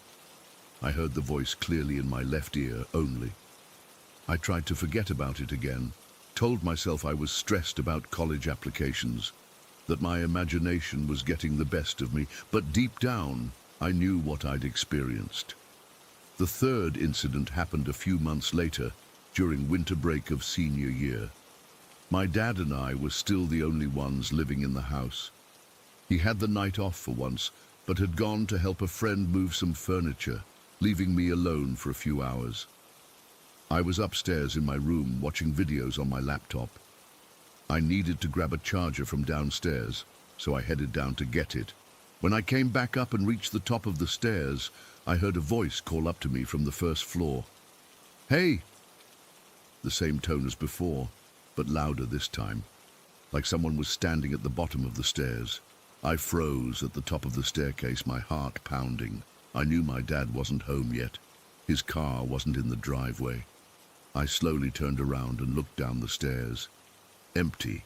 I could see straight into the foyer and part of the living room. No one was there. Despite every instinct telling me to go back to my room, I went downstairs again. I searched every room, opened every closet, looked behind every door. No one. I checked all the doors and windows, still locked. I even went outside and walked around the house again. Nothing. Completely freaked out, but telling myself I was imagining things, I went back upstairs. I got to the exact same spot at the top of the stairs where I'd been before, and that's when it happened again. Hi. Right in my left ear again, the same hot breath, the same intimate closeness, but a slightly different word this time. I spun around so fast I nearly fell down the stairs. Again, nothing was there. I ran to my room, locked the door, and called my dad. He came home right away, and we searched the house together. Nothing was out of place. No one was there. We never found an explanation for what happened. My dad suggested maybe it was some kind of weird acoustics in the house, or that I was hearing things from outside that just seemed like they were right next to me. But I know what I experienced. The breath was real. The voice was clear, and it always happened in the same pattern, some kind of noise to get my attention, and then that voice right in my ear. What bothers me most is that it seemed to follow a pattern that was building up to something. First the doors, then the voice from behind me, then the voice calling me from downstairs, before whispering in my ear again, like it was learning how to communicate with me, getting more direct each time. I moved out for college the next year and have never experienced anything like it since. My dad still lives in that house and says nothing strange has ever happened to him. Sometimes I wonder if whatever it was wasn't attached to the house at all, but to me somehow. I've tried researching similar experiences, but nothing quite matches what happened. I'm still skeptical about paranormal stuff in general, but I have no explanation for what I experienced. I know what I heard, I know what I felt, and I know it wasn't my imagination. Whatever it was, it seemed to know exactly how to reach me when I was alone, and how to make sure I knew it was there. But why? What did it want? I still don't know, and honestly, I'm not sure I want to find out. Story 22. I've been hesitating to share this for months now because I'm still trying to make sense of it myself. I'm not the type of person who believes in ghosts or supernatural stuff. I've always been pretty grounded, skeptical even, but what happened that night in my apartment at Pinehaven Heights has completely shattered my understanding of reality. This happened back in February of this year. I had been living at Pinehaven Heights for about 3 years by then. It's this modest apartment complex on the outskirts of town. Nothing fancy, just a quiet community where most people keep to themselves. My unit is on the 2nd floor, a simple one-bedroom place that's always felt safe and comfortable. That particular night started like any other. I got home from work around 6, made some pasta for dinner, watched a couple episodes of that new crime show everyone's been talking about, and went to bed around 11. Nothing unusual, no scary movies, no paranormal podcasts, nothing that would plant ideas in my head or mess with my subconscious. I fell asleep pretty quickly. I remember it was a chilly night, and I'd piled on an extra blanket. My bedroom has this old radiator that makes this soft clicking noise as it heats up, and I've always found the sound weirdly comforting. The apartment was completely quiet otherwise. Around 3 in the morning, I woke up needing to use the bathroom. This is pretty normal for me. I drink a lot of water throughout the day, and my bladder always wakes me up at least once during the night. I remember checking my phone as I got up. It was exactly 3:12. The bathroom is right across from my bedroom, and I didn't bother turning on any lights. I've lived here long enough to navigate in the dark. After using the bathroom, I was heading back to my bedroom when something caught my eye. From the hallway, I could partially see into my kitchen, which connects to my small living room. There was this presence. At first, I thought maybe I'd left a coat hanging on one of the kitchen chairs or something, but as my eyes adjusted to the darkness, I realized there was someone, or something, sitting at my kitchen table. This is where things get weird. Any normal person would freak out, right? Scream, run, call the police, grab weapon, something. But I felt this bizarre sense of calm wash over me. It wasn't like I was drugged or hypnotized. I was fully aware and conscious. It was more like meeting someone you've been expecting, even though I definitely wasn't expecting anyone. I walked toward the kitchen, drawn to this figure. As I got closer, I could make out more details. It was tall, impossibly tall. Even sitting down, its head nearly reached my ceiling. It must have been at least 7 feet tall if it had been standing. The figure was dark, not just because of the dim lighting, but like it was made of shadows itself. Not completely solid, but not transparent either. It had a human-like shape, but something was off about the proportions. The strangest part was that I had left a glass of water on the table before going to bed. I always do this, old habit from when I was a kid. The figure had its hand, if you could call it that, resting near the glass. Then it spoke to me. The voice was smooth, neither male nor female, but somehow both and neither at the same time. It wasn't threatening. It was almost comforting. It said, "It's not the time yet, but do not lose your faith in me." I stood there, completely frozen, not out of fear, but out of this weird sense of recognition, like when you meet someone who feels familiar, even though you've never seen them before. The figure then said, "Thank you for the water." It picked up the glass, and I swear I could see the water level decreasing as it drank. Though I couldn't see a mouth or any facial features clearly, it was just this dark silhouette against the faint light coming through my kitchen window. After placing the glass back down, it seemed to reach into its own shadowy form and place something else on the table with a soft clink. Then it turned toward my window, looking out at the night sky. "They're coming soon," it said, and then in an instant it was gone. Not like it got up and walked away, not like it faded gradually. It was just there 1 second and completely gone the next, like someone had erased it from existence. I stood in my kitchen for what felt like forever, trying to process what had just happened. The kitchen felt colder than the rest of the apartment, not freezing but noticeably cooler, like when you open a window in winter for just a minute. When I finally worked up the courage, I turned on the light. There on my table was the glass of water I'd left out, now completely empty, but still wet inside. And next to it were 3 bullets. 3 9mm bullets that I recognized immediately because they were from my own gun. Let me explain. I keep a licensed handgun in a lockbox in my closet. I don't carry it around, I'm not gun crazy or anything, it's just for home protection. I hadn't opened that box in at least 6 months. How did this, whatever it was, know I had a gun? How did it get the bullets from a locked box without making any noise? I checked the lockbox immediately. It was still locked exactly as I'd left it, but when I opened it, 3 bullets were missing from the magazine. I counted twice to be sure. By this point, you'd think I'd be completely freaking out, calling the police or a priest or something, but that strange calmness was still with me. I felt drowsy, actually, like I desperately needed to go back to sleep, despite the insane situation. It was the weirdest feeling, like my brain was just refusing to panic. I left everything exactly as it was. The empty glass, the bullets on the table. I went back to bed, and against all logic, I fell asleep almost instantly. When I woke up the next morning around 7, my first thought was that I'd had some crazy, vivid dream. But as soon as I got out of bed, I remembered everything with perfect clarity. I rushed to the kitchen, half expecting everything to be normal, my glass of water still full, no bullets in sight. But there they were, the empty glass, still sitting there with a small water ring beneath it, and the 3 bullets arranged in a perfect triangle.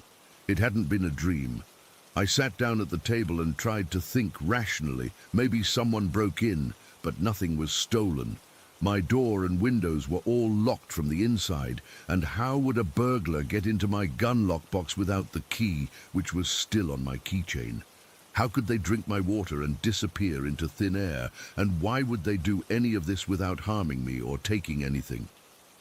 The message kept repeating in my head, "It's not the time yet, but do not lose your faith in me." What time? Faith in what? And who was they that were coming soon? I've spent months trying to find explanations. Carbon monoxide poisoning, but my detector has never gone off, and I've never experienced any other hallucinations, sleep paralysis. But I was clearly moving around, interacting with my environment.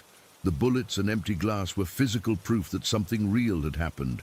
I've been checking the news regularly for anything unusual happening in town, but nothing stands out. I've tried researching similar experiences online, but nothing quite matches what I experienced. The strangest part is that I don't feel threatened by whatever visited me that night. If anything, I feel protected, like it was warning me about something, or preparing me. I haven't told anyone about this until now. My friends would think I've lost my mind.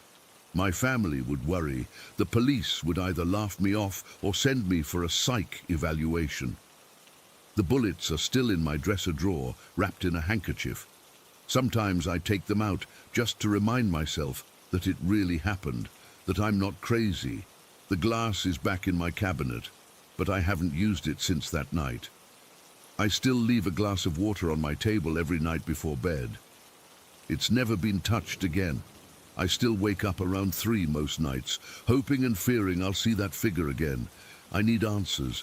I need to know what it meant, what's coming, and why it chose me. Sometimes when I'm alone in my apartment, I feel like I'm being watched. Not in a creepy way, but like something is keeping an eye on me, making sure I'm okay. I don't know what to do with this experience. I don't know if I should be afraid or comforted. All I know is that something impossible happened in my apartment at Pinehaven Heights, and I can't explain it. I can't forget it, and I can't shake the feeling that whatever time the figure mentioned is getting closer. Has anyone else experienced anything like this? Does anyone have any idea what this entity could have been or what its message means? I'm not religious, but this has me questioning everything I thought I knew about reality. I check those bullets every day, half expecting them to be gone or changed somehow, but they're just regular bullets, except they're not. They're proof that something beyond my understanding entered my home that night and changed my life forever. Story 23. I've always had a weird relationship with the paranormal. Ever since I was little, it's like I've been a magnet for spirits and unexplainable phenomena. My mum says I've been sensitive to these things since I was barely old enough to talk. I remember being around 5 years old and telling her about the shadow people that would stand in the corners of my bedroom at night. She'd just nod and tell me to pray, but I knew she believed me because she's always been superstitious herself. Growing up in Willow Creek wasn't easy with this gift, or whatever you want to call it. I'd feel hands on my shoulders when no one was there. Sometimes I'd hear my name whispered right next to my ear in the middle of an empty room. The worst was when I'd wake up at night and see dark figures just watching me. My sister Lily never experienced any of this stuff, which made me feel even more isolated. For some reason, these experiences kind of tapered off during middle school. I had almost convinced myself that I'd outgrown it, that maybe it was just an overactive imagination all along. Then high school happened, and with it came my obsession with horror movies. I know it sounds stupid considering my history, but there was something about horror films that fascinated me. It was like looking at a fictional version of my reality. My mom hated it, though. She was super strict about not allowing horror films in our house. She'd lecture me about how watching that garbage invites spirits in, and how the line between our world and theirs is thin, jade. Classic mum stuff, right? But considering what I'd experienced my whole life, maybe I should have listened. The Conjuring series became my absolute favorite. Something about those movies just felt so real to me. When The Conjuring 3 came out last summer, I was dying to see it. Mom obviously said no, but I was 17 and feeling rebellious, so Lily and I lied about where we were going and saw it anyway.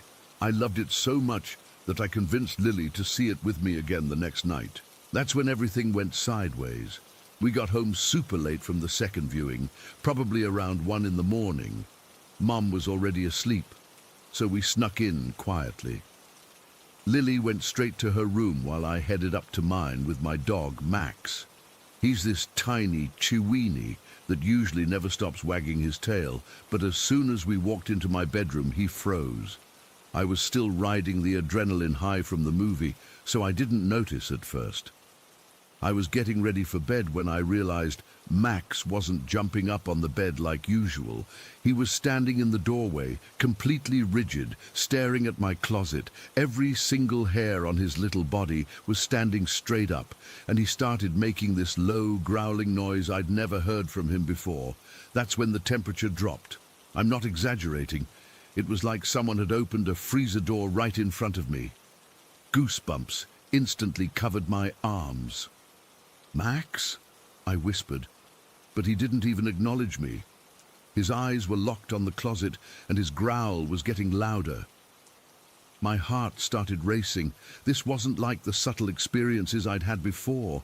This felt different, more intentional, more present. I grabbed my phone with shaking hands and texted Lily, "Come upstairs now. Something weird is happening. Bring Coco." Coco is her Yorkie mix. While waiting for Lily, I didn't dare move closer to the closet. Max had backed up until he was pressed against my legs, still growling. I could feel him trembling against me. Lily must have sensed the urgency because she came up within seconds, Coco trotting behind her. "What's wrong?" she whispered.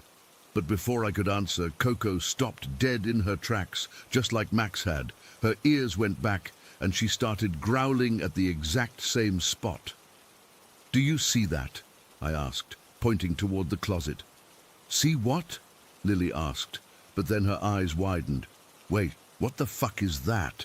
That's when I knew this wasn't just me. We were both seeing it. In front of my closet door was something. It's so hard to describe. It was like a distortion in the air, almost like heat waves rising from hot pavement, but more defined. It was roughly circular, maybe the size of a basketball, and it seemed to pulse gently. The wood grain of the closet door behind it looked warped and stretched, like looking through a funhouse mirror. "Are you seeing a kind of orb thing?" I asked her, my voice barely audible. Lily nodded slowly, her face pale. "It's like semi-transparent, but also kind of shimmery." "Yeah," I breathed. "That's what I'm seeing too." For nearly an hour we stood there watching this thing. It moved occasionally, floating slowly from one side of the closet to the other, sometimes disappearing completely, only to reappear in the same spot seconds later. Our dogs never stopped growling, but they didn't bark or try to approach it either. The weirdest part, neither of us felt scared after the initial shock wore off. There was no sense of menace or threat from this thing. If anything, it seemed almost playful, like it was excited to be seen. "Do you think it followed us from the theater?" Lily whispered. The thought had already crossed my mind. Or maybe watching that movie somehow opened us up to seeing it. "But I've never seen anything like this before," Lily said. "You're the one who always had the ghost experiences, not me." "I know, which means this isn't just in my head. You're seeing it too." We continued watching, transfixed. The orb seemed to become more defined as time passed, its edges sharper, its movements more deliberate. At one point, it drifted toward my desk and hovered over my collection of movie ticket stubs. The stub from The Conjuring 3 was right on top. "Mom's going to freak if we tell her," Lily said. "Are you kidding? We can never tell her about this. She'd have a priest here so fast our heads would spin." The orb suddenly pulsed brighter, as if reacting to our words. Both dogs whimpered simultaneously. "It can understand us," I said. Not really a question. That's when things got even weirder. The temperature, which had been freezing cold, suddenly returned to normal. The orb began to fade, growing dimmer and more transparent until it was barely visible. "Wait," I said, stepping forward for the first time. "Don't go." Why did I say that? I have no idea. It just came out. But as soon as I spoke, the orb pulsed once more, bright enough that we both had to squint, and then it was gone, completely vanished. Our dogs immediately relaxed. Max shook himself as if he'd been wet, then trotted over to my bed and jumped up like nothing had happened. Coco yawned and scratched behind her ear. Lily and I looked at each other, both of us wide-eyed. "Did that really just happen?" she asked. "Yeah," I said. "It definitely did." We stayed up the rest of the night talking about it. What was it? Why did it appear? Why could Lily see it when she'd never experienced anything paranormal before? Was it because we'd watched that movie together? Had we somehow invited something to follow us home? The strangest part is that in all my years of paranormal experiences, I'd never felt anything like that entity. It didn't feel human. It didn't feel like a ghost or spirit in the traditional sense. It felt older somehow, more elemental, but also not threatening. It's been several months now, and we've never seen that particular manifestation again. But things have changed. Lily has started having experiences of her own, hearing voices, feeling cold spots, occasionally seeing shadows move from the corner of her eye. It's like whatever happened that night opened a door for her that can't be closed. As for me, my experiences have intensified. I've gone back to keeping my light on at night. Sometimes I wake up to find my belongings rearranged. Just last week, I found all my horror movie ticket stubs arranged in a perfect circle on my desk when I know for a fact they were in a messy pile the night before. We still haven't told our mom. She'd just say, "I told you so," about watching those movies, and maybe she'd be right. Maybe watching The Conjuring 3 did open some kind of door. But I don't think that entity was evil or dangerous. I think it was just curious, or maybe excited that both of us could finally see it. Sometimes when I'm alone in my room, I talk to it. I don't know if it's listening or even still around, but it feels right somehow. Like acknowledging its existence is important. I wonder if the creators of those movies know what they're doing. If they understand that putting certain images or ideas out into the world might actually thin the veil between our reality and whatever exists beyond it. Or maybe that's giving them too much credit. All I know is that Lily and I experienced something impossible that night, something that changed us both. And sometimes when I'm watching a horror movie now, I swear I can feel something watching along with me, peering over my shoulder at the screen, learning about our world through the lens of our fears. Maybe that's what it wanted all along, to understand us. And maybe, in some weird way, that's what I've always wanted too, to understand it. Story 24. Ivy never told anyone the full story of what happened that day in the pine forest outside Oak Ridge. It's been 8.5 years, but I still get this cold feeling in my stomach whenever I think about it. I was 14 then, spending my school break at Chris's place like I did most summers. His family had money, the kind that bought a massive property on the edge of town with dirt bikes, a quad, and enough land that his parents didn't care where we went as long as we were back for dinner. Chris, Sexton, and I had been friends since primary school. Chris was always the leader, confident, sometimes cocky, but generous enough that we didn't mind. Sexton was the quiet one, always jumping at shadows but loyal to a fault. Then there was me, James, somewhere in the middle. Not as brave as Chris, but not as anxious as Sexton either. That day started like any other. We were bored out of our minds after a week of video games and YouTube. Chris suggested we take the quad to the old quarry, where everyone went swimming in summer. It was about 5 miles from his house, and we knew a shortcut through the pine forest that would save us at least 20 minutes. Everyone in Oak Ridge knew about that forest. The pines had been planted decades ago in perfect rows, but something about them wasn't right. They grew too close together, creating this canopy that blocked out the sun no matter what time of day it was. There were stories, the kind parents tell kids to keep them from wandering too far. Stories about hunters finding dead animals hanging from trees, about weird symbols carved into the bark, about hikers going in and never coming out the same. Most people in town just dismissed it as local folklore, something to scare teenagers away from partying there. "We should take the long way around," Sexton said when Chris mentioned the shortcut. He was already fidgeting with the zipper on his hoodie, a nervous habit. "Don't be such a baby," Chris laughed. "It'll take forever if we go round. Besides, it's the middle of the day." I remember shrugging. "It's just trees, man. We've been through there loads of times." We packed some snacks and towels into a backpack, grabbed our swimming trunks, and jumped on Chris's quad. It wasn't strictly legal for 3 14-year-olds to be riding a quad bike unsupervised, but out there, nobody really cared. Chris drove on the way there, with me in the middle and Sexton holding onto the back, his knuckles white against the metal frame. The entrance to the forest was marked by this sudden change in light. 1 minute, we were in bright sunshine.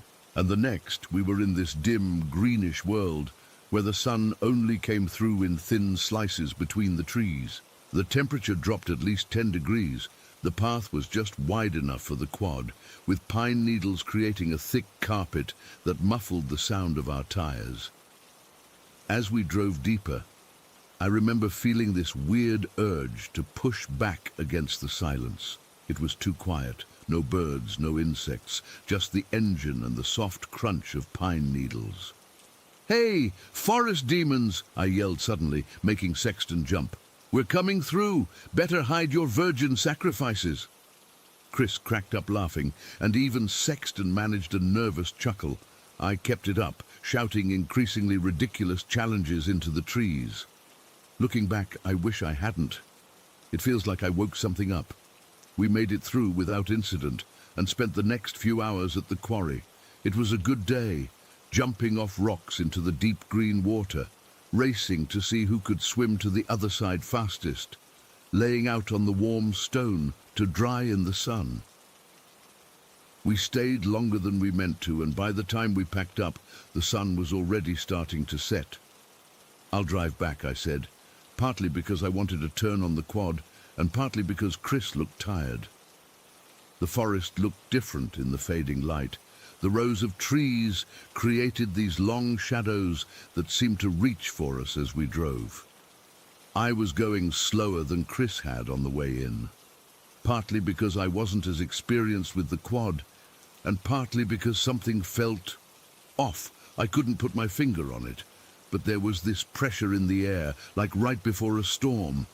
We were about halfway through when it happened. The quad suddenly lurched to the right, and I had to fight to keep it on the path. When I stopped and we got off to check, we found a huge tear in the right front tire. "What the hell?" Chris knelt down to examine it. "That looks like something slashed it." "Probably just caught it on a rock or something," I said. But there weren't any rocks on the path, just pine needles and soft dirt. "Can we fix it?" Sexton asked, already looking around nervously.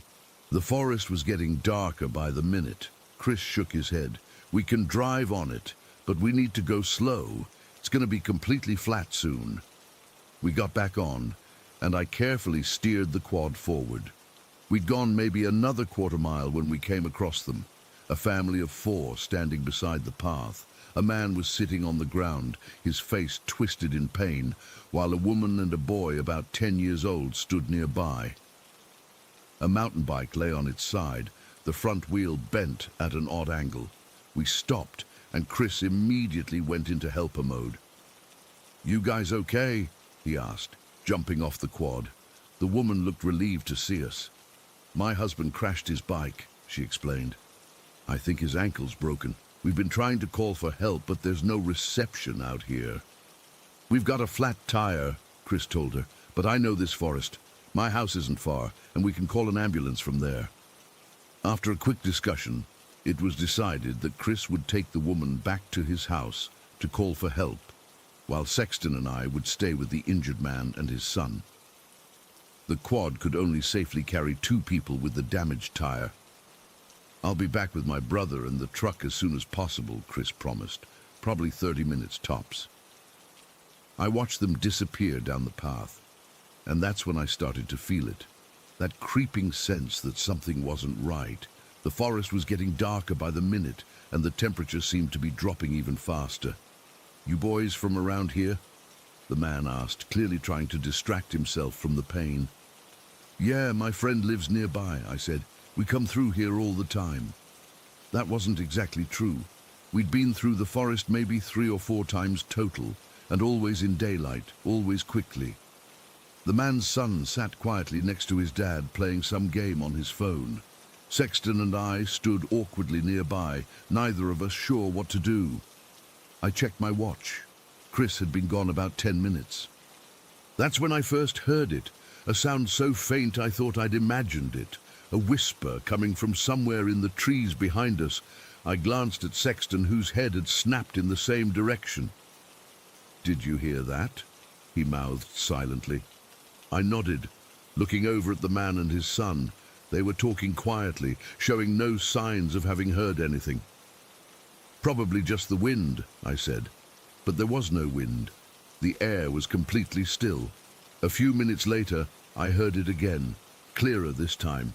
It sounded like words, but in a language I didn't recognize. The sound seemed to come from deeper in the forest, among the trees where the path disappeared into darkness. "Do you hear that?" I asked the man, trying to keep my voice casual. He looked confused. "Hear what?" The whispers came again, louder now, and from a different direction. I turned my head sharply, but there was nothing to see, just rows and rows of pine trees disappearing into the growing darkness. Sexton was getting visibly anxious now, shifting from foot to foot. "How much longer do you think Chris will be?" he asked, his voice higher than normal. I checked my watch again. Maybe another 15 minutes. The whispers were coming more frequently now, from multiple directions at once. It was impossible to tell how many voices there were. It could have been 3 or 30. They overlapped and echoed, creating this disorienting effect that made it hard to focus on any one sound. What freaked me out most was that the man and his son clearly couldn't hear them. They sat there calmly, while Sexton and I exchanged increasingly panicked glances. I tried to convince myself it was just our imagination, some weird acoustic effect in the forest, but it felt so deliberate, like the voices were trying to communicate specifically with us. "Maybe we should move closer to the path," I suggested, and Sexton nodded eagerly. We helped the injured man shuffle a few feet closer to the trail, though I'm not sure why I thought that would help. The whispers followed us, growing louder. I still couldn't understand the words, but the tone had changed. It felt urgent, almost angry. By now, the sun had completely set, and the forest was nearly pitch black. The only light came from the man's son's phone screen, casting this eerie blue glow over all our faces. I turned on my phone flashlight, but it barely penetrated the darkness beyond our small group. "I think I see headlights," the man said suddenly, and I felt a rush of relief so intense my knees almost buckled. Sure enough, 2 beams of light were cutting through the darkness down the path. A few minutes later, Chris's brother's pickup truck came into view, with Chris and the woman in the passenger seat. "Ambulance is meeting us at the main road," Chris's brother explained as he helped the injured man into the truck bed. "They can't get a vehicle down these trails." As we were loading up, I happened to glance deeper into the forest, and that's when I saw it. About 20 yards away, partially hidden behind a tree, was a figure. It was tall, taller than any person I'd ever seen, and completely black, like a shadow that had somehow pulled itself off the ground. It didn't move, just stood there watching us. There were no features I could make out, just this humanoid shape that seemed to absorb the darkness around it. I froze, my flashlight beam trembling in my hand. Beside me, I heard Sexton make a strangled sound in his throat. He was seeing it too.